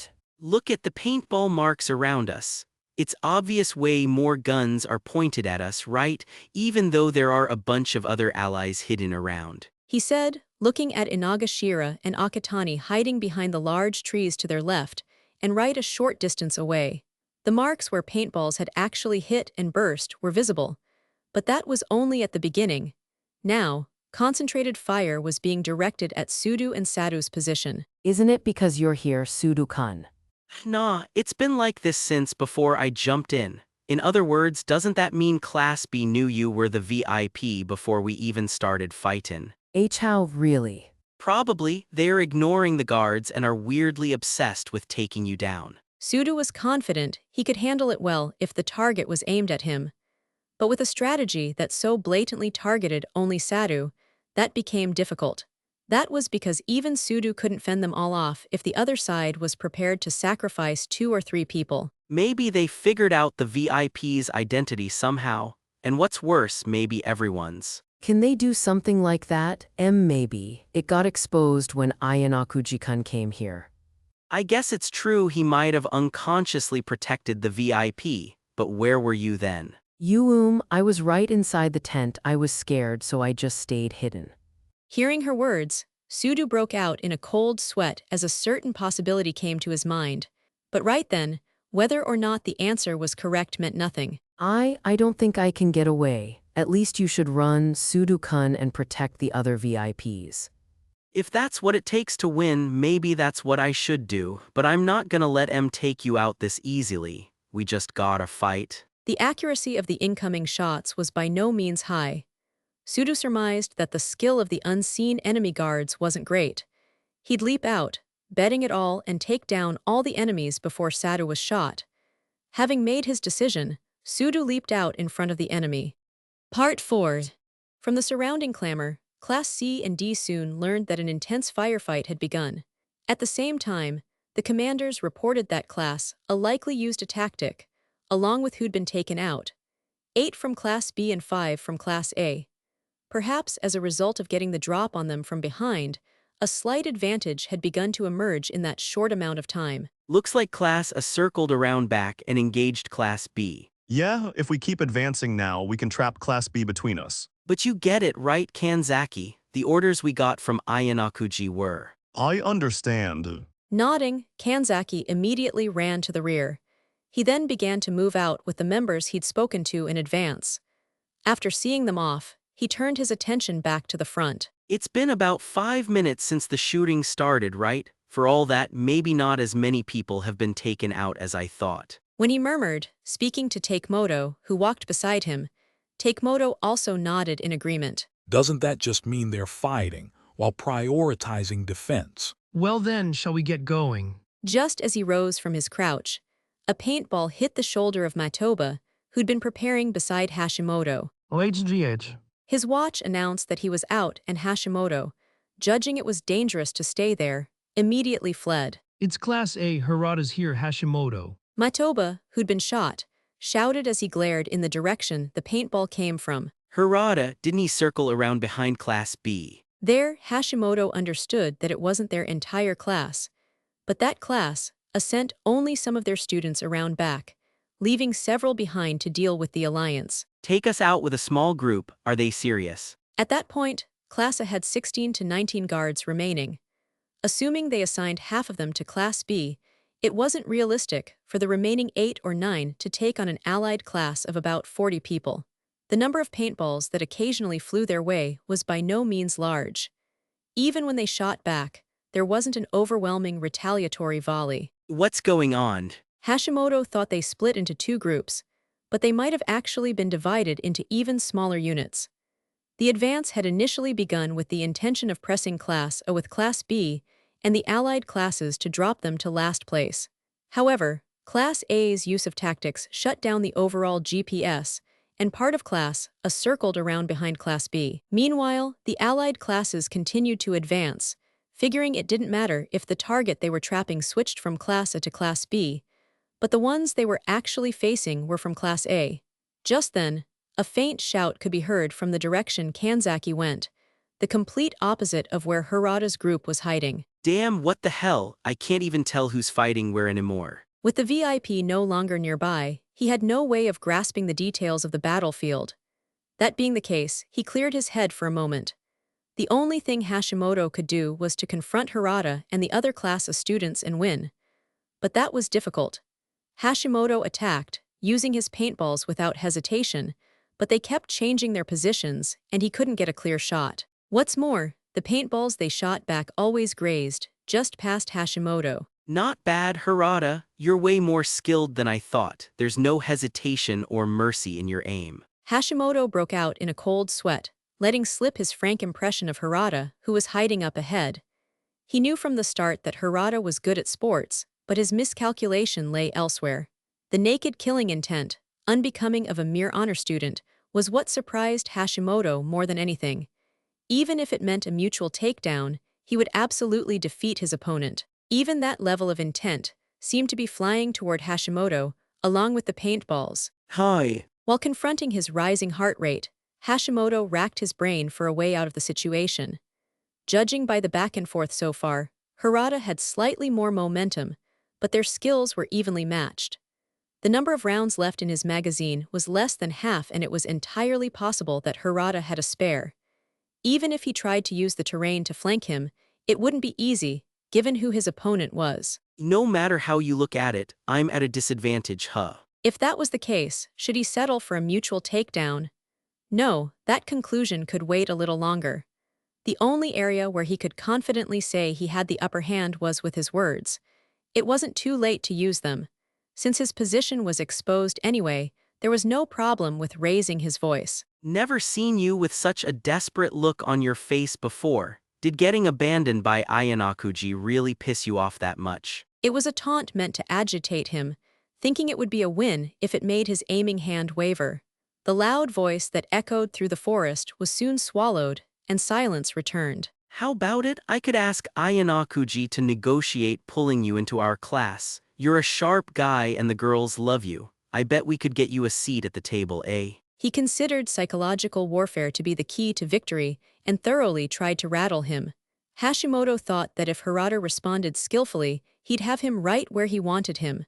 However, even as time passed, Harada still didn't respond. Given me the silent treatment, huh? You could at least say some. Just as he was about to call out again, a sound of rustling through the bushes came from the direction where Harada was likely hiding. TCH. It was Harada who moved first, but Hashimoto's reaction wasn't delayed.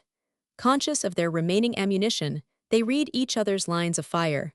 Firing using tree trunks for cover, sliding with their bodies half-turned, a series of short feints canceled out each other's aim. The bullets flew in high, thin arcs. Whoa, that was close. Just after Hashimoto pulled his face back behind the tree, the paintball hit the trunk and splattered spectacularly. The rise in tension was extraordinary, as a direct hit meant instant elimination. The series of exchanges at a relatively close range was a rapid succession of impacts. Bullets grazed the tree bark and pulverized the fallen leaves on the ground. Hashimoto spun his body at a sharp angle, trying to get to Harada's flank, but Harada had read his move. Lowering his stance, a single shot returned from the hip grazed Hashimoto's shoulder, leaving a stain. Kai. A cry of anguish, not of pain.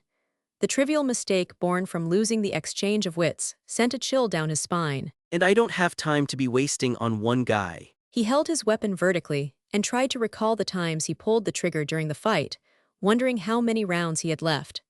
He had certainly fired more than 40 shots, leaving only a few at best. Should he change the magazine early, or should he use up every last shot? His opponent showed no sign of reloading either, and likely had a similar number of rounds left. Both were close to emptying their magazines, hinting at the need to reload. The existence of spare magazines dulled the choice between offense and defense. To retreat meant defeat. To push through meant victory. But half the battle was a dialogue of the mind, in other words, psychological warfare.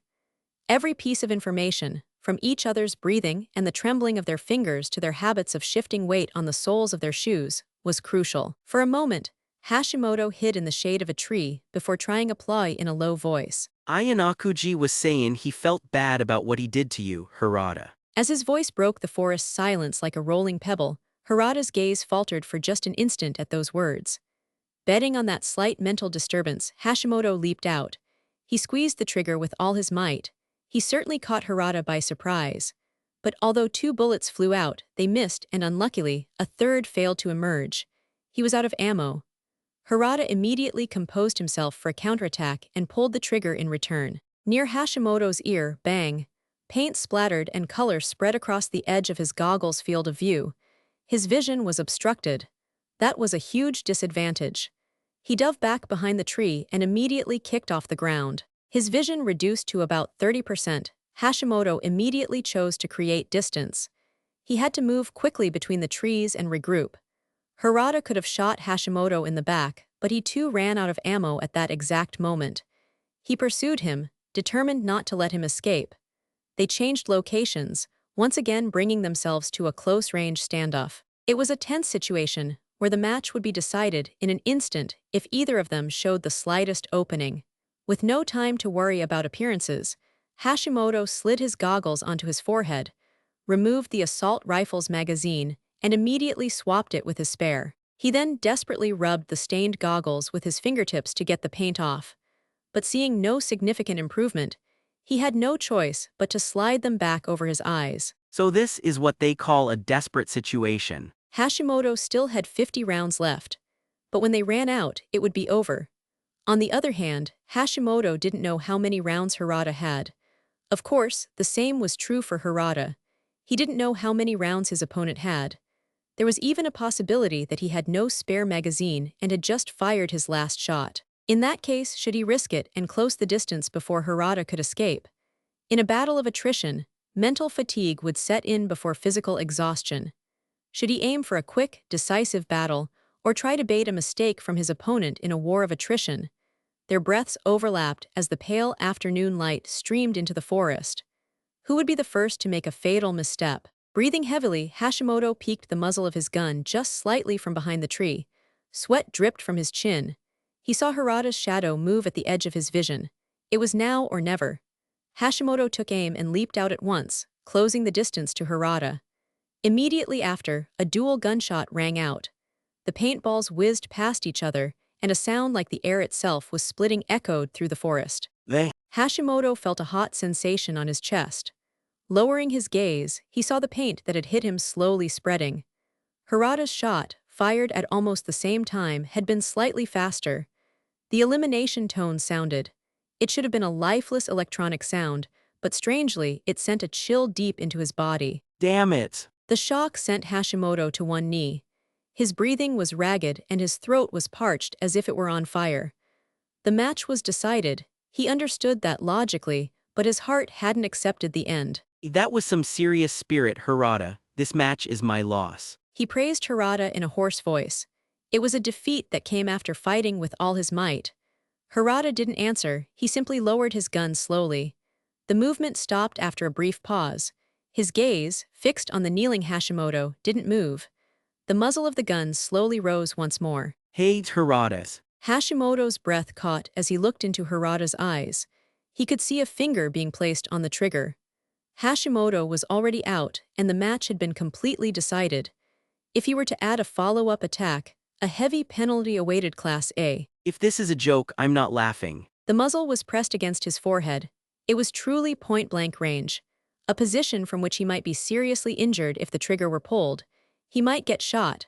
Just as that impossible delusion crossed his mind, the trigger was squeezed partway and then Harada's finger stopped moving. Silence fell. The wind passed through the forest. The smell of paint mixed with the dampness of the earth. Harada said nothing, lowered the gun and turned his back.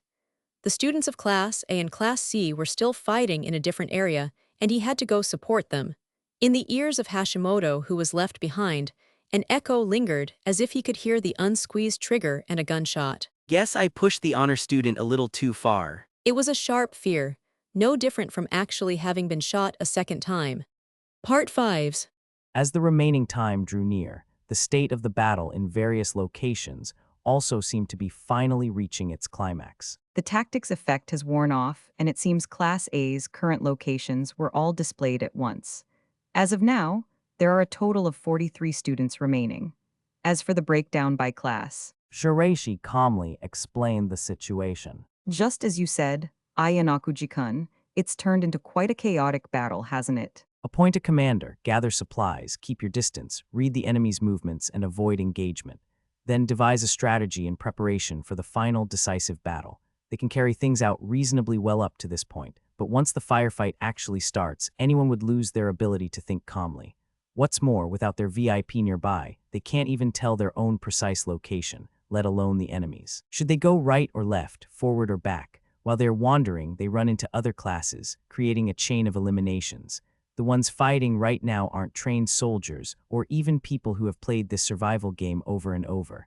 They're just a bunch of high school students. The important thing was to throw the field into intense chaos, to sow discord and reduce their numbers. Once a little more time passed, the numbers would decrease further, and at that time the action to take was already decided: have the VIP escape. They had no choice but to avoid total annihilation and switch to running until time ran out. It was the same for Horikita and Ryuan. It appears Kanzaki-kun and the two Class D VIPs have now arrived at G11. The suspension of the global GPS will be lifted shortly. Will the pursuers move immediately to target the three of them after this? 50-50. The battlefield has already expanded, and it's not certain if the VIPs who have noticed will be able to give information to their guards. Either way, if there's any suspicious movement, we'll use our tactics to get them away immediately, just as planned. Understood. As I nodded, Shireishi took the radio and told Shimazaki to prepare to use the individual GPS shutdown tactic. The targets weren't the Class C VIP, but the two Class D VIPs who were currently escaping. There was no restriction their tactic had to be used on one's own class, so as long as it wasn't a problem in and of itself, no issues would arise from using it on anyone from any class. However, only the commander of the class that executed the tactic would know their current location, so that point alone required caution. What was important was not letting anyone figure out where the escaped Class D VIPs were. Just now, another one from Class A, Yukimura-kun, the second VIP, was eliminated. That means the only one left is Sato-san, correct? That's right. I imagine Class A is surprised right about now, wondering why their three VIPs were found out and are being so persistently targeted. And by all three classes, no less. The one big mistake Class A made before the final day. It was the evening of the third day, when I showed up at Horikita and the others' campsite. At the time, I arrived while the GPS suspension was still active, and I didn't attack right away. I attacked only after carefully checking the positions of my former classmates. The objective wasn't to eliminate as many people as possible, but to find out who the VIPs were. Having received an unexpected attack, the class of students' thoughts would have been split into two main camps: defeat the intruder and protect the VIP. Defeat if the VIPs were all eliminated and the maneuvers to protect them. It was an action that had become ingrained in them over several days of having it drilled into their heads. The guards immediately ran to protect the three. Those three were Wang Meiyu, Sadu Maya, and Teruhiko Yukimura. Didn't you ever suspect it might have been a fake? If they could have predicted the attack beforehand, it could have been a feint. But the attack came when they thought the danger was over for the day. The probability of it being an act is low. And so, I decided to give the information I'd obtained to Class B this morning as well. That was because it would be easier for them to fight if they knew who the VIPs were. If they chose not to believe the information, there would be no negative repercussions, so it was information they had nothing to lose by receiving. Of course, if even a small number of students approached Class B carelessly, they would be shot. In fact, the student I sent was shot and eliminated, but that was no problem. Even after being eliminated, as long as it wasn't during a battle, some conversation was possible. That would be effective in defeating Class A, and that information would also act as the catalyst to get Class B to attack Class A. So they were skillfully outplayed by you alone, Ayanakuji-kun. I think Class A's movements weren't bad, considering they knew they were a target. Now, all that's left is to take out the remaining Class B students, and this special exam will be over. Even if capable students like Sudu or Harada remained, they couldn't continue to operate if the VIP was defeated. Oh, excuse me, there's a message from Shimazaki-kun. Shireishi's expression stiffened slightly as she listened to the radio. She must have received some bad news. It seems Class B is putting on a lot of pressure in some combat zones. As a result, the number of eliminations from our allied classes is rapidly increasing. It appears there's a fierce battle going on in F11. I wanted to leave things to them to some extent, but it seemed it would be better if I made a move. Only in the event that Class A was wiped out first, Come and see me after 3 o'clock if you can make contact. Understood. What will you do now, Ayanakuji-kun? Adjustments. Leaving Shireishi with Yamamura, I started to slowly make my way to F11. Epilogue, show me what you've got. The watch indicating F11 to E11 struck 3:00 p.m., and Class A, having lost 3 VIPs, was forced out entirely and eliminated. Just as I slowly removed my finger from the trigger, Yamamura and Shireishi, along with Kanzaki and the 2 VIPs from Class D, appeared before me as I quietly surveyed our surroundings. There were 5 of them in total. Were the remaining guards taken out? Yes, we were attacked by 2 Class B students while we were running away. According to Ikano-san, it seems those 2 had their personal GPS signals turned off, so they completely caught us by surprise. We used the tactic you gave us permission to use beforehand and escaped, and thanks to you buying us time, we were saved. Shireishi reported the situation, though she was still breathing heavily. Tell me the details. Yamamura, who was similarly out of breath, seemed unable to speak yet, so Kanzaki spread out a map instead. The ones left in Class B are Ryuan and Ibuki, as well as Yamashita and Yashimoto. Their location is D11. Then there are 3 left. I just took down Yashimoto there a moment ago. It seemed he hadn't received the latest information from the commander yet. It seems several signals disappeared before we got here, but was that all you, Ayanakuji-kun? I cleaned up the area within my line of sight to a certain extent, but it seems the 2 troublesome ones are still left. The ones remaining from Class C were me and the VIPs, Shireishi Asuka and Yamamura Miki. From Class D were the guard Kanzaki and the VIPs Beppu and Himeno. In terms of points, Class B and Class C had 102 points, while Class D had 201 points. If the exam ended now, first place would be secured, and second and third place would go to a sudden death match, It seems there's no doubt that Class B's VIP is Yamashita-san. I just got a message from Shimazaki-kun. I figured there's no merit whatsoever in making Ibuki the VIP. Class A taking last place was already set, so there was no risk of expulsion, but the rankings for third place and above weren't decided.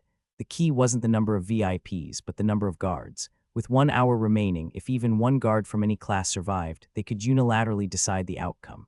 Should I leave Beppu here, who still had stamina to spare, or should I leave Himeno? What do you suppose their next move will be? No matter how small the playable area has become, they'll likely stick together.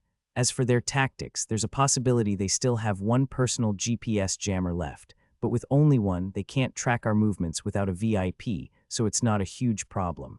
By the way, how much ammo do you 2 have? I have a full load. I haven't fired any shots. I also have 2 magazines. I'm sorry. On the contrary, I've used up pretty much everything. Whatever's left in here, maybe 10 or 20 rounds, that's all I've got. Then take this. I handed Kanzaki the 2 magazines I had prepared as spares. I appreciate it, but doesn't this break the rules? It's not robbery or anything, it's just a transfer. But what about you? Do you have enough ammo? I have 22 rounds left. That should be enough. Then I can't accept this. You should be able to use it more effectively than me. Don't worry, the important thing is for the guards to protect the VIPs and escape until the very end. Besides, sometimes it's more convenient not to be carrying an excessive amount. It wouldn't be an even match if I had 100 or 200 rounds, after all. Fighting in such a tense situation was the only way to enjoy it when the outcome was uncertain. Now that third place or higher was guaranteed, I could cast aside any unnecessary thoughts and indulge in the survival game. Ryun would probably rather take down Shireishi, Beppu, and Himeno rather than confront me directly. But as time passed, the area would shrink further, forcing a confrontation. What are you going to do? Ryun won't be satisfied with the exam ending like this. If he doesn't fight, he's guaranteed either second or third place, but if he fights and wins, he has a chance to seize first. 5 minutes passed and the GPS updated. The reports that came in from both Shimazaki and Ikano's stated that all the changes on the GPS were minor. They maintained their state of standing still in roughly the same location without using any tactics. Sorry, but Beppu, could you come with me for a bit? What are you going to do? I'm not too keen on this stalemate leading to a sudden death match. If there's no movement in the next 10 minutes, I'm thinking of making a move ourselves. I had Yamamura and Shireishi, as well as Kanzaki and Himeno, stand by for the moment. I instructed them to move immediately if anything changed on the GPS, then walked forward with Beppu. It was certain they were checking the GPS data from when I charged into class alone on the evening or morning of the third day to identify individuals, so word of my movement would undoubtedly reach them. Ryuyuan wasn't stupid enough to be unable to perceive our movements and our objective. Part 1. At 3:20 p.m., with 40 minutes left until the end of the exam, I made my way to the center of E11, asking Beppu for the enemy's position every step of the way. They're coming, all three of them. They're really close now, right in front of us. What if Ryuyuan and Ibuki split up? What should I do? That's unlikely. Yamashita isn't very athletic, and she's probably nearing her limit. She can't keep up with your pace as a guy, and it wouldn't be easy for them to track you with a 5-minute delay taken into account. I hope you're right. To be honest, I'm at my absolute limit. He gave a wry smile, his legs screaming after having walked and run around the deserted island for nearly 4 days. In that case, all you can do is lie low and pray they don't find you. Yeah, I'd rather not do that. Considering the remaining time, he would almost certainly be found and taken out. You're in there, aren't you? Ayanakuji, you should be grateful I came all this way for a fight. From ahead, Ibuki's shout reached me. What's with her? Is she at Tsundere or something? Well, I'm out of here then. After making his light-hearted jab, Beppu raised a hand and quietly departed. I tore my gaze from his retreating figure and moved forward, one step at a time. With the eliminated students having withdrawn, the deserted island was now sparsely populated. The surrounding sounds were clearer than ever. It had been a survival game where, until now, everyone fired without question upon seeing an enemy. But as I walked onward, both Ryuyuan and Ibuki emerged from between the trees. Faintly behind them, I could also see Yamashita. We've been playing this exam seriously, all trial and error, but in the end, it's just a flashy shootout with no brains involved that wears everyone down. It's no wonder an idiot like Ibuki, who can at least move, is still standing right. Sounds like you were pretty successful. How many people did you take out? I don't remember how many I beat. Besides, because those 3 class of VIPs got eliminated, I missed my chance to take down Horikita. She seemed frustrated about that, her voice laced with anger. I don't like it, but it's thanks to the information you sent. A convergence of interests, I suppose. Judging by the deadlocked results, Class A might have been the one left standing if I hadn't passed on the information. It would be a problem for the other 3 classes if Class A didn't lose. Right. Yeah, but I'd like to hand you a loss just as much. Time's running out. Let's settle this here and now and decide our ranks. His low voice echoed from straight ahead. As Yamashita fell back, both of them disappeared between the trees. Of course, they wouldn't think of a 2-on-1 as cowardly. If it were a normal fight, they would have realized they had no chance of winning and wouldn't have taken the bait. But this time, the situation was different. They could defeat me just by hitting me with a paintball. Without bothering to take cover, I advanced to see what my opponents would do. I couldn't be careless at a distance of less than 10 meters, but there were still more than 20 meters between us. It wasn't too late to react after seeing the muzzle of a gun. Or rather, you could say it was because I didn't have enough ammo left for a long-range firefight. Ammunition unilaterally favors the side that has more of it, but an advantage doesn't necessarily guarantee victory. I had about 20 rounds left. All of my actions needed to be structured by calculation. Without taking a deep breath, I calmly processed the variables before me: distance, angle of cover, Ibuki's habits, Ryuan's line of fire. Die, Ayanakuji. Ibuki, who went out of her way to shout, reminded me of Ishizaki, who I fought on the rooftop. Immediately after, a submachine gun poked out and fired off a somewhat random spray of bullets.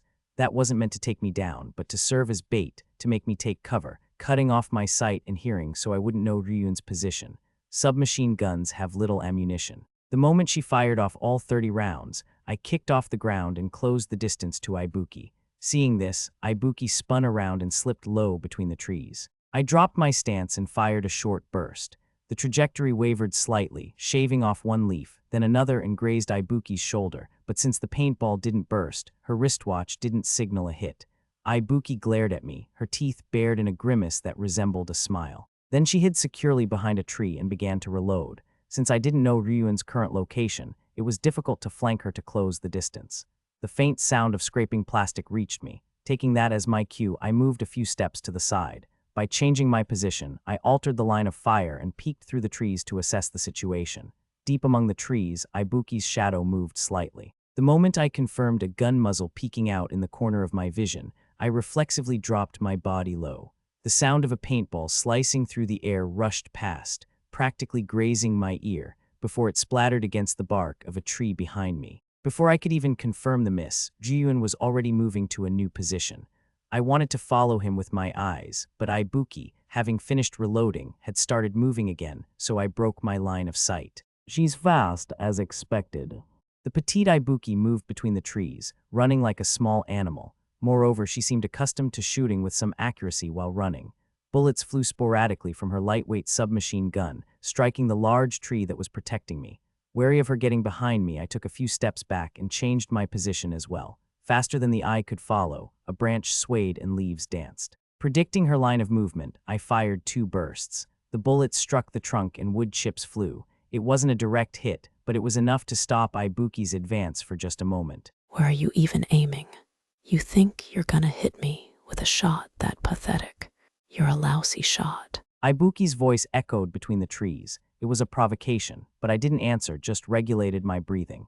Ibuki showed her face again. There was even a smile on her face. Was it confidence or perhaps overconfidence? But as there was no hesitation in her movements, their straightforward predictability remained unchanged. The position of her hips the moment she jumped out, the height of her gaze, everything was consistent. And then, at that moment, Jiyun moved again, scattering paintballs in my direction.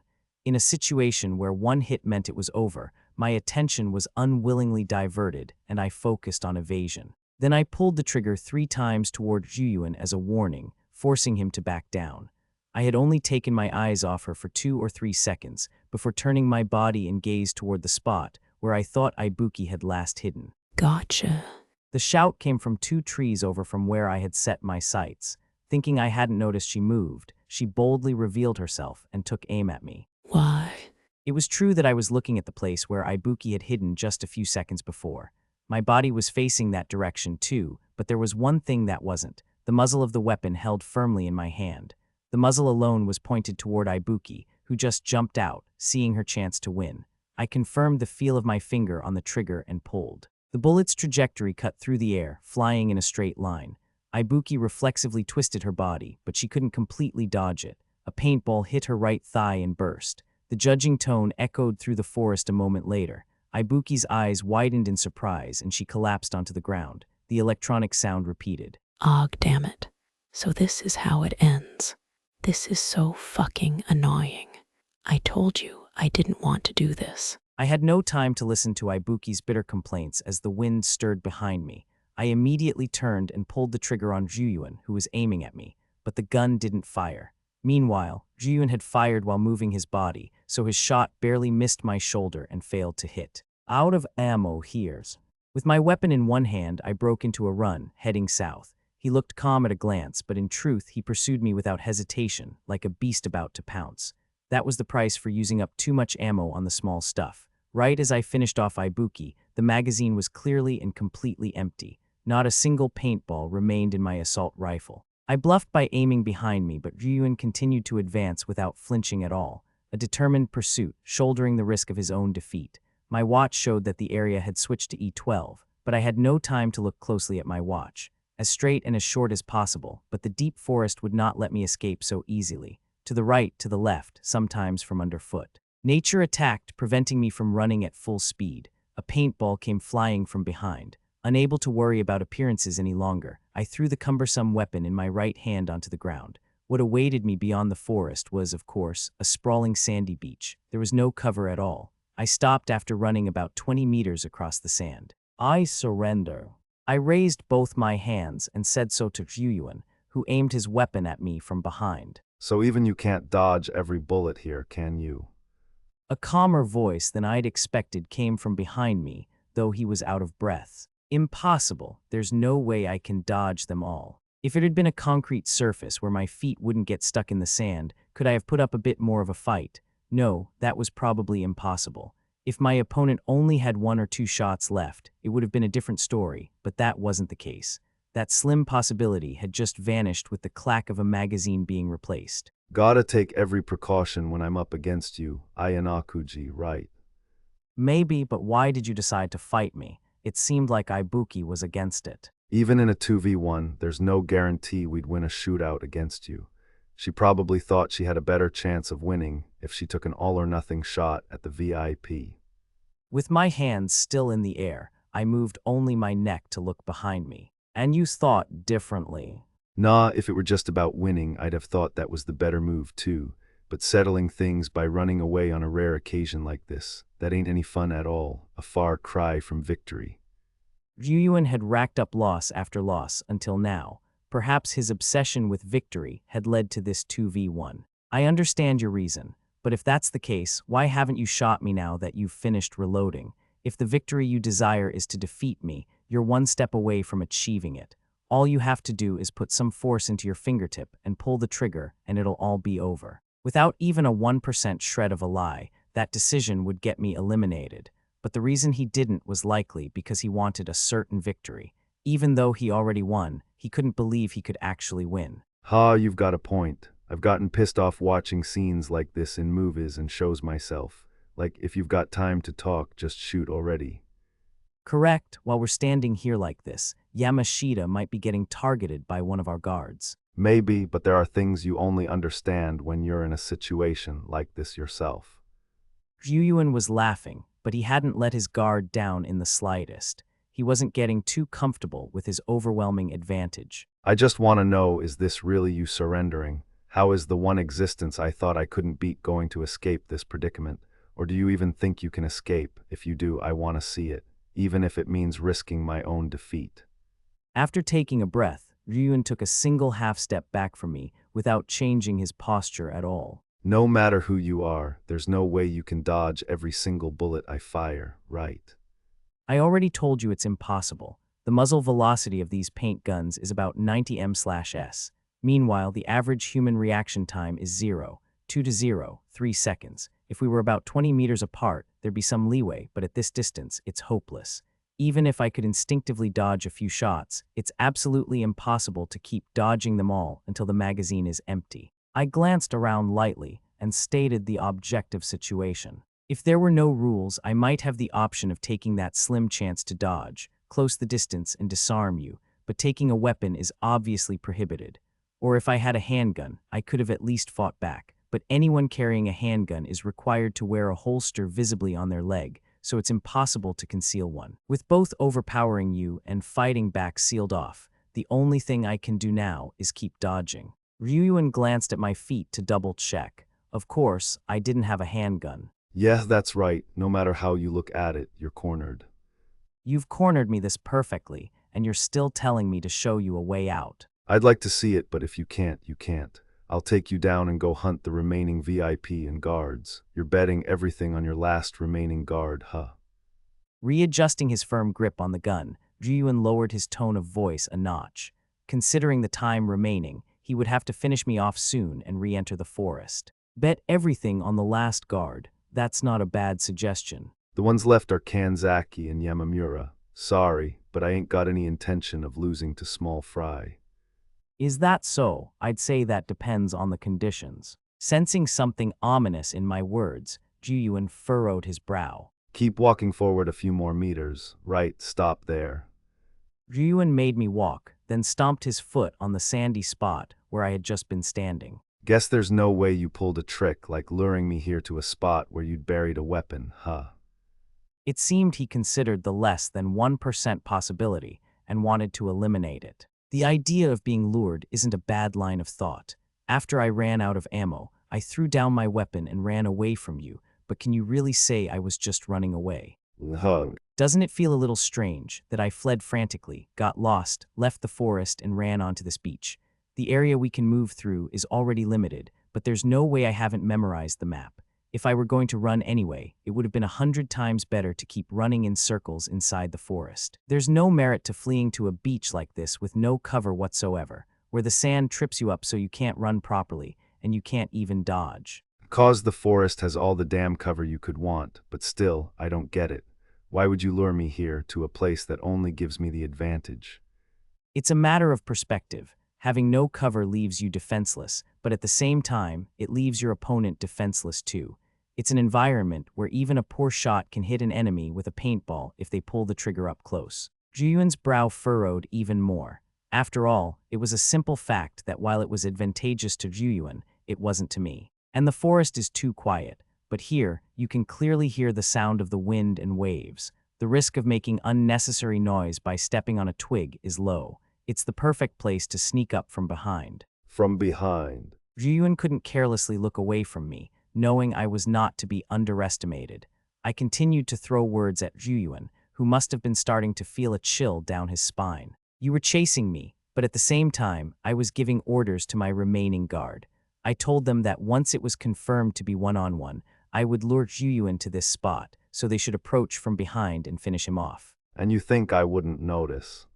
Could you really? You focused completely on chasing me. It was a pursuit that could be called obsessive. But as a result, it's hard to say your awareness of what was behind you was perfect. Are you not aware of the reality of your situation, that you have a gun pointed at you, as if someone is aiming from a few meters behind you right now? Don't make me laugh, that's a bluff. You think you definitely know if someone approached, but one of my remaining guards is Yamamura. She's skilled at erasing her presence. She's lightweight and nimble. She doesn't have great athletic ability, but she's one of the most suitable people for sneaking up quietly. Amidst the quiet, repeating sound of the waves, Juyuan strained his ears, but it would be difficult to pick up the breathing of an opponent who was standing still. If Yamamura is behind me, then why haven't you had her shoot?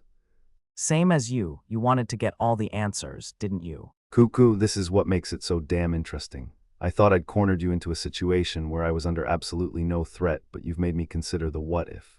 Let's say, just for argument's sake, that Yamamura is behind me. What would you do if I turned around and counterattacked before she could fire? Yamamura would be out, and I'd be sure to shoot you down before you could pick up her weapon. That might happen, or it might not. If you're curious, you can always test it. I could tell that Juyuan, standing before me, took a sharp breath. Unlike before, he was becoming very wary of his unseen back. If Yamamura was standing behind him, as the last guard, that would mean game over, he thought. Was he really being followed without noticing? No, that couldn't be, he thought. Yet doubt remained as to whether he'd been paying attention to his back. The important thing wasn't whether she was there or not. It was that he had to act under the assumption that she was. He had to turn around quickly and land a paintball on Yamamura before she could shoot. Even if he could manage that without difficulty, if by some chance a shot was fired before Yamamura was ruled out, Juyuan would have to dodge that paintball at all costs. That wouldn't be easy. Then again, trying to take me out first was nonsense. He'd just get shot by Yamamura in the meantime, and it would be over. I could read Juyuan's thoughts as if they were my own. He couldn't ignore what was behind him. Above all, since I didn't have a gun, his only option was to dodge. In that case, there was no harm in glancing behind for a moment. If no one was there, he just had to return his gaze and posture to normal in less than a second. Even if I tried to run, I wouldn't get far on this wide beach, as my footing would be poor. Just after he let out a faint breath, he twisted his body, turning around with the muzzle of his gun. Juyuan's field of vision, the forest visible in the distance, and the deserted beach. There was no one behind him. A moment of relief. All that was left was to turn back toward me and shoot the one without a weapon to secure his victory. But faster than his gaze could return, I put a great deal of strength into my right hand. It was true that I held no weapon, nor did I have any means of escape. However, I did have the means to fight. I too twisted my body around toward Juyuan. Convinced of his victory, Juyuan turned back to me and pulled the finger that was already on the trigger. I could not dodge all the bullets that would fly out, but that wasn't a problem. Between the index finger and thumb of my right hand, a single damaged paintball was wedged there. With all my might, I threw it at Juyuan, like a pitcher throwing into a mitt. At the same time, my abdomen was stained. Juyuan's abdomen was stained the same color. WH. Only the faint hum of the motor that fired the pellet remained. Almost simultaneously, our watches beeped, announcing we were out and sealing both our defeats. This paintball was fundamentally the same as the ones loaded in the magazine, but with one key difference. Normally, it wouldn't break easily even if a person hit their target by throwing it. Repeated trial and error. How much force was needed to break it on impact? How hard of a surface did it need to hit to break? What was the most efficient method? How damaged did the membrane preventing the paintball from bursting need to be for it to rupture? It was something I spent time preparing over the past 3 days, repeating trials to create the perfect amount of damage so that it wouldn't break. You threw it. There's nothing in the rules against it. It's just that using a weapon is more reliable and convenient, so it's something nobody needs to do. Juyuan glared at the obnoxiously loud alarm on his watch, and slammed his weapon onto the ground. Did you drag this out just to show off some tricky little stunt? What if I'd pulled the trigger without hesitating? You wouldn't have had any time for a counterattack like this. The moment I lured you to the beach, your overwhelming advantage was guaranteed. I predicted with high probability that you wouldn't shoot me right away. Besides, I had my own circumstances to consider. While it's true I wanted to purely enjoy the match, ultimately I was fine with losing here, because I'd already achieved my goal. Your goal. I'll make it official here. I, Class D and Ikinos have joined forces. I can't say how far this alliance will go or to what extent, but we are united in aiming for the top. But even if you call it an alliance, the other students, especially those in Class C, wouldn't just accept it. That's why my top priority was to drive them into a situation where they had no choice but to form one. So that's what this was about. In other words, the reason my surprise attack worked was... Yes, the time of highest risk in this special exam is when the classes are close to each other. Barring the final phase, the starting point is the most dangerous. Everyone rushes to move away from the other classes. They communicate constantly with their commander via GPS to confirm they're putting distance between them. You wouldn't have thought to use your strategy from the get-go if we quickly moved away, either. But in reality, as soon as Class C confirmed the other classes moved away, they stopped in their tracks. By making it seem like we shifted our focus to teaching how to use the weapons first and formulating a strategy, I created an environment that was easy for a surprise attack. So you left your classmates defenseless and let them take the hit. That's right. Unfortunately for you, winning a shootout wasn't my first priority. I just wanted to create a situation where Class C would have no choice but to rely on Class D, whether they liked it or not. Even Hashimoto and Morishita, who were relatively well-informed, were highly skeptical of the alliance, and for good reason. They felt there were more disadvantages than advantages to teaming up with Class D, who'd so far shown few notable achievements. Even if you simply said you'd form an alliance, it wasn't something they could easily accept. However, if they were cornered, it was a different story. If they couldn't find a way to survive the special exam without Class D's help, it was a different story.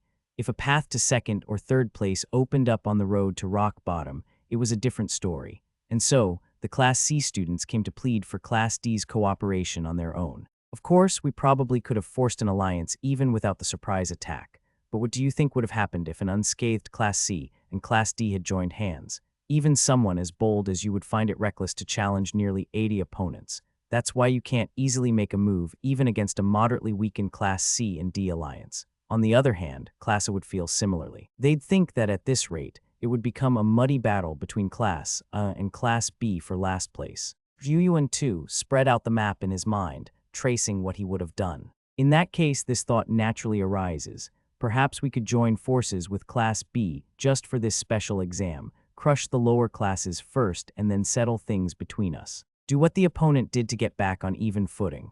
Of course, it wouldn't be easy. They might not be able to build enough mutual trust to act as a completely unified front like Classes C and D.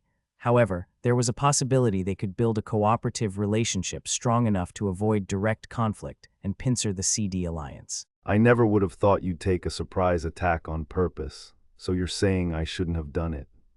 It was a matter of sooner or later. The reason I had you attack the waiting Class C on the second day was also because I wanted to wear down our forces a little more.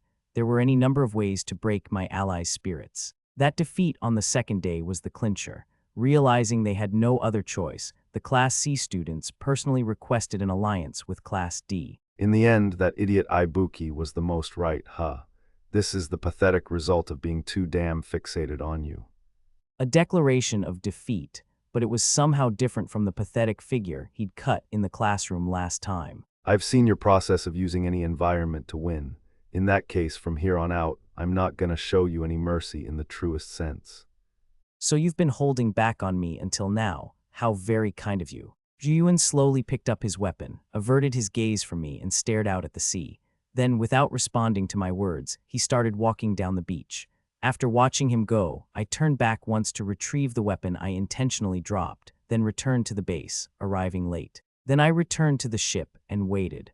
Although we were told we were free until the end of the special exam, there wasn't enough time to do anything, and the scheduled time arrived just like that. There hadn't been an official announcement yet, but with Class A already wiped out and Class B without its guard, there was almost no doubt that Class A would be last, Class B third, Class C second, and Class D first. Since Horikita and Konji in Class A had protection points, there would be no expulsions. Just as Hashimoto came over to offer me words of praise, an announcement was made for us to disembark. It seemed the results of the special exam would be announced outside. As we started walking to disembark together, students nearby muttered about what a tough exam it had been, but was that really the case? The previous special exam, and then this special exam. It was certainly true that this one had been harsh in comparison, due to the long period of isolation, the considerable fluctuation in class points, and the fact that a student would be selected for expulsion, even if they could be protected by a protection point. When we got down to the wharf, we were instructed to freely take one bottle from several types of labeled plastic bottles lined up, but they were all water and tasted the same, so I grabbed one at random before stepping onto the sandy beach. It seemed there was no need to line up by class, as a teacher told us to wait wherever we wanted. My eyes searched for Hiyori, whom I hadn't seen once during this deserted island exam, and in the distance, I found her talking with our classmate Kanda. She didn't look injured or unwell. She seemed to be in good spirits. I wondered whether or not I should go talk to her. As I pondered for a moment, Yoshida, who spotted me and Hashimoto, rushed over, resting his elbow on my shoulder with a grin to celebrate our second-place finish. Unable to move as I pleased, the three of us simply waited as time passed. The teachers moved about frantically. For a simple special exam results announcement, the atmosphere was strangely solemn.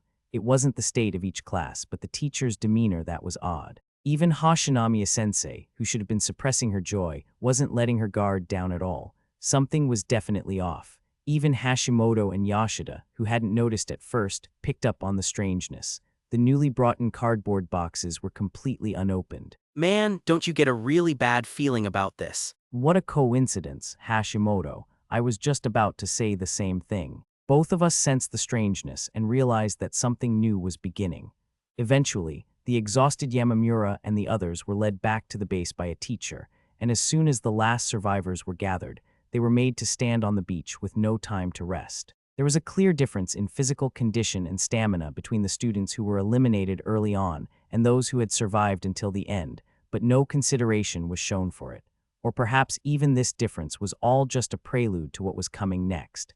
As the students watched, Mashima-sensei picked up a megaphone and brought it to his mouth. The Uninhabited Island Survival Game's special exam is hereby concluded. What should have followed those words was the announcement of the results, but they changed into words that confirmed the oppressive atmosphere the students felt was real. From this moment, the Uninhabited Island special exam will now begin. Those were words that heralded a new battle. This was something entirely different from the lenient survival game, whose penalties were little more than an extension of play. The curtain rose on the school's battle of trust and betrayal to sift through the students and determine whether they were worthy of graduation. Author's Afterword. This is Kinugasa, who, as of this November, has finally hit a major milestone. From age 19 to 40, it seems that before I knew it, I had dedicated more than half my life to writing. I'm a proper old man now, an age that was once called the beginning of old age. Truly, I am old. However, the fact that I'm able to continue my work is all thanks to you. Thank you all so very much. With Volume 3 being the Uninhabited Island arc, I wonder if anyone was actually hoping for girls in swimsuits. Sorry, no such luck. But maybe there will be next time, then again, maybe not. And so, I'll let you keep your hopes up, as the answer will be carried over to Volume 4. This volume's story was spread a bit thin across the entire third year. But while the framework for the next volume will also involve a large group, the plan is for a special exam that will focus on a much smaller cast of characters. There will be new meetings and partings, and it will be one of the major turning points of the third-year arc, so I hope you'll look forward to it. Now, that was a look at this volume and a preview of the next. I have one important announcement to make here.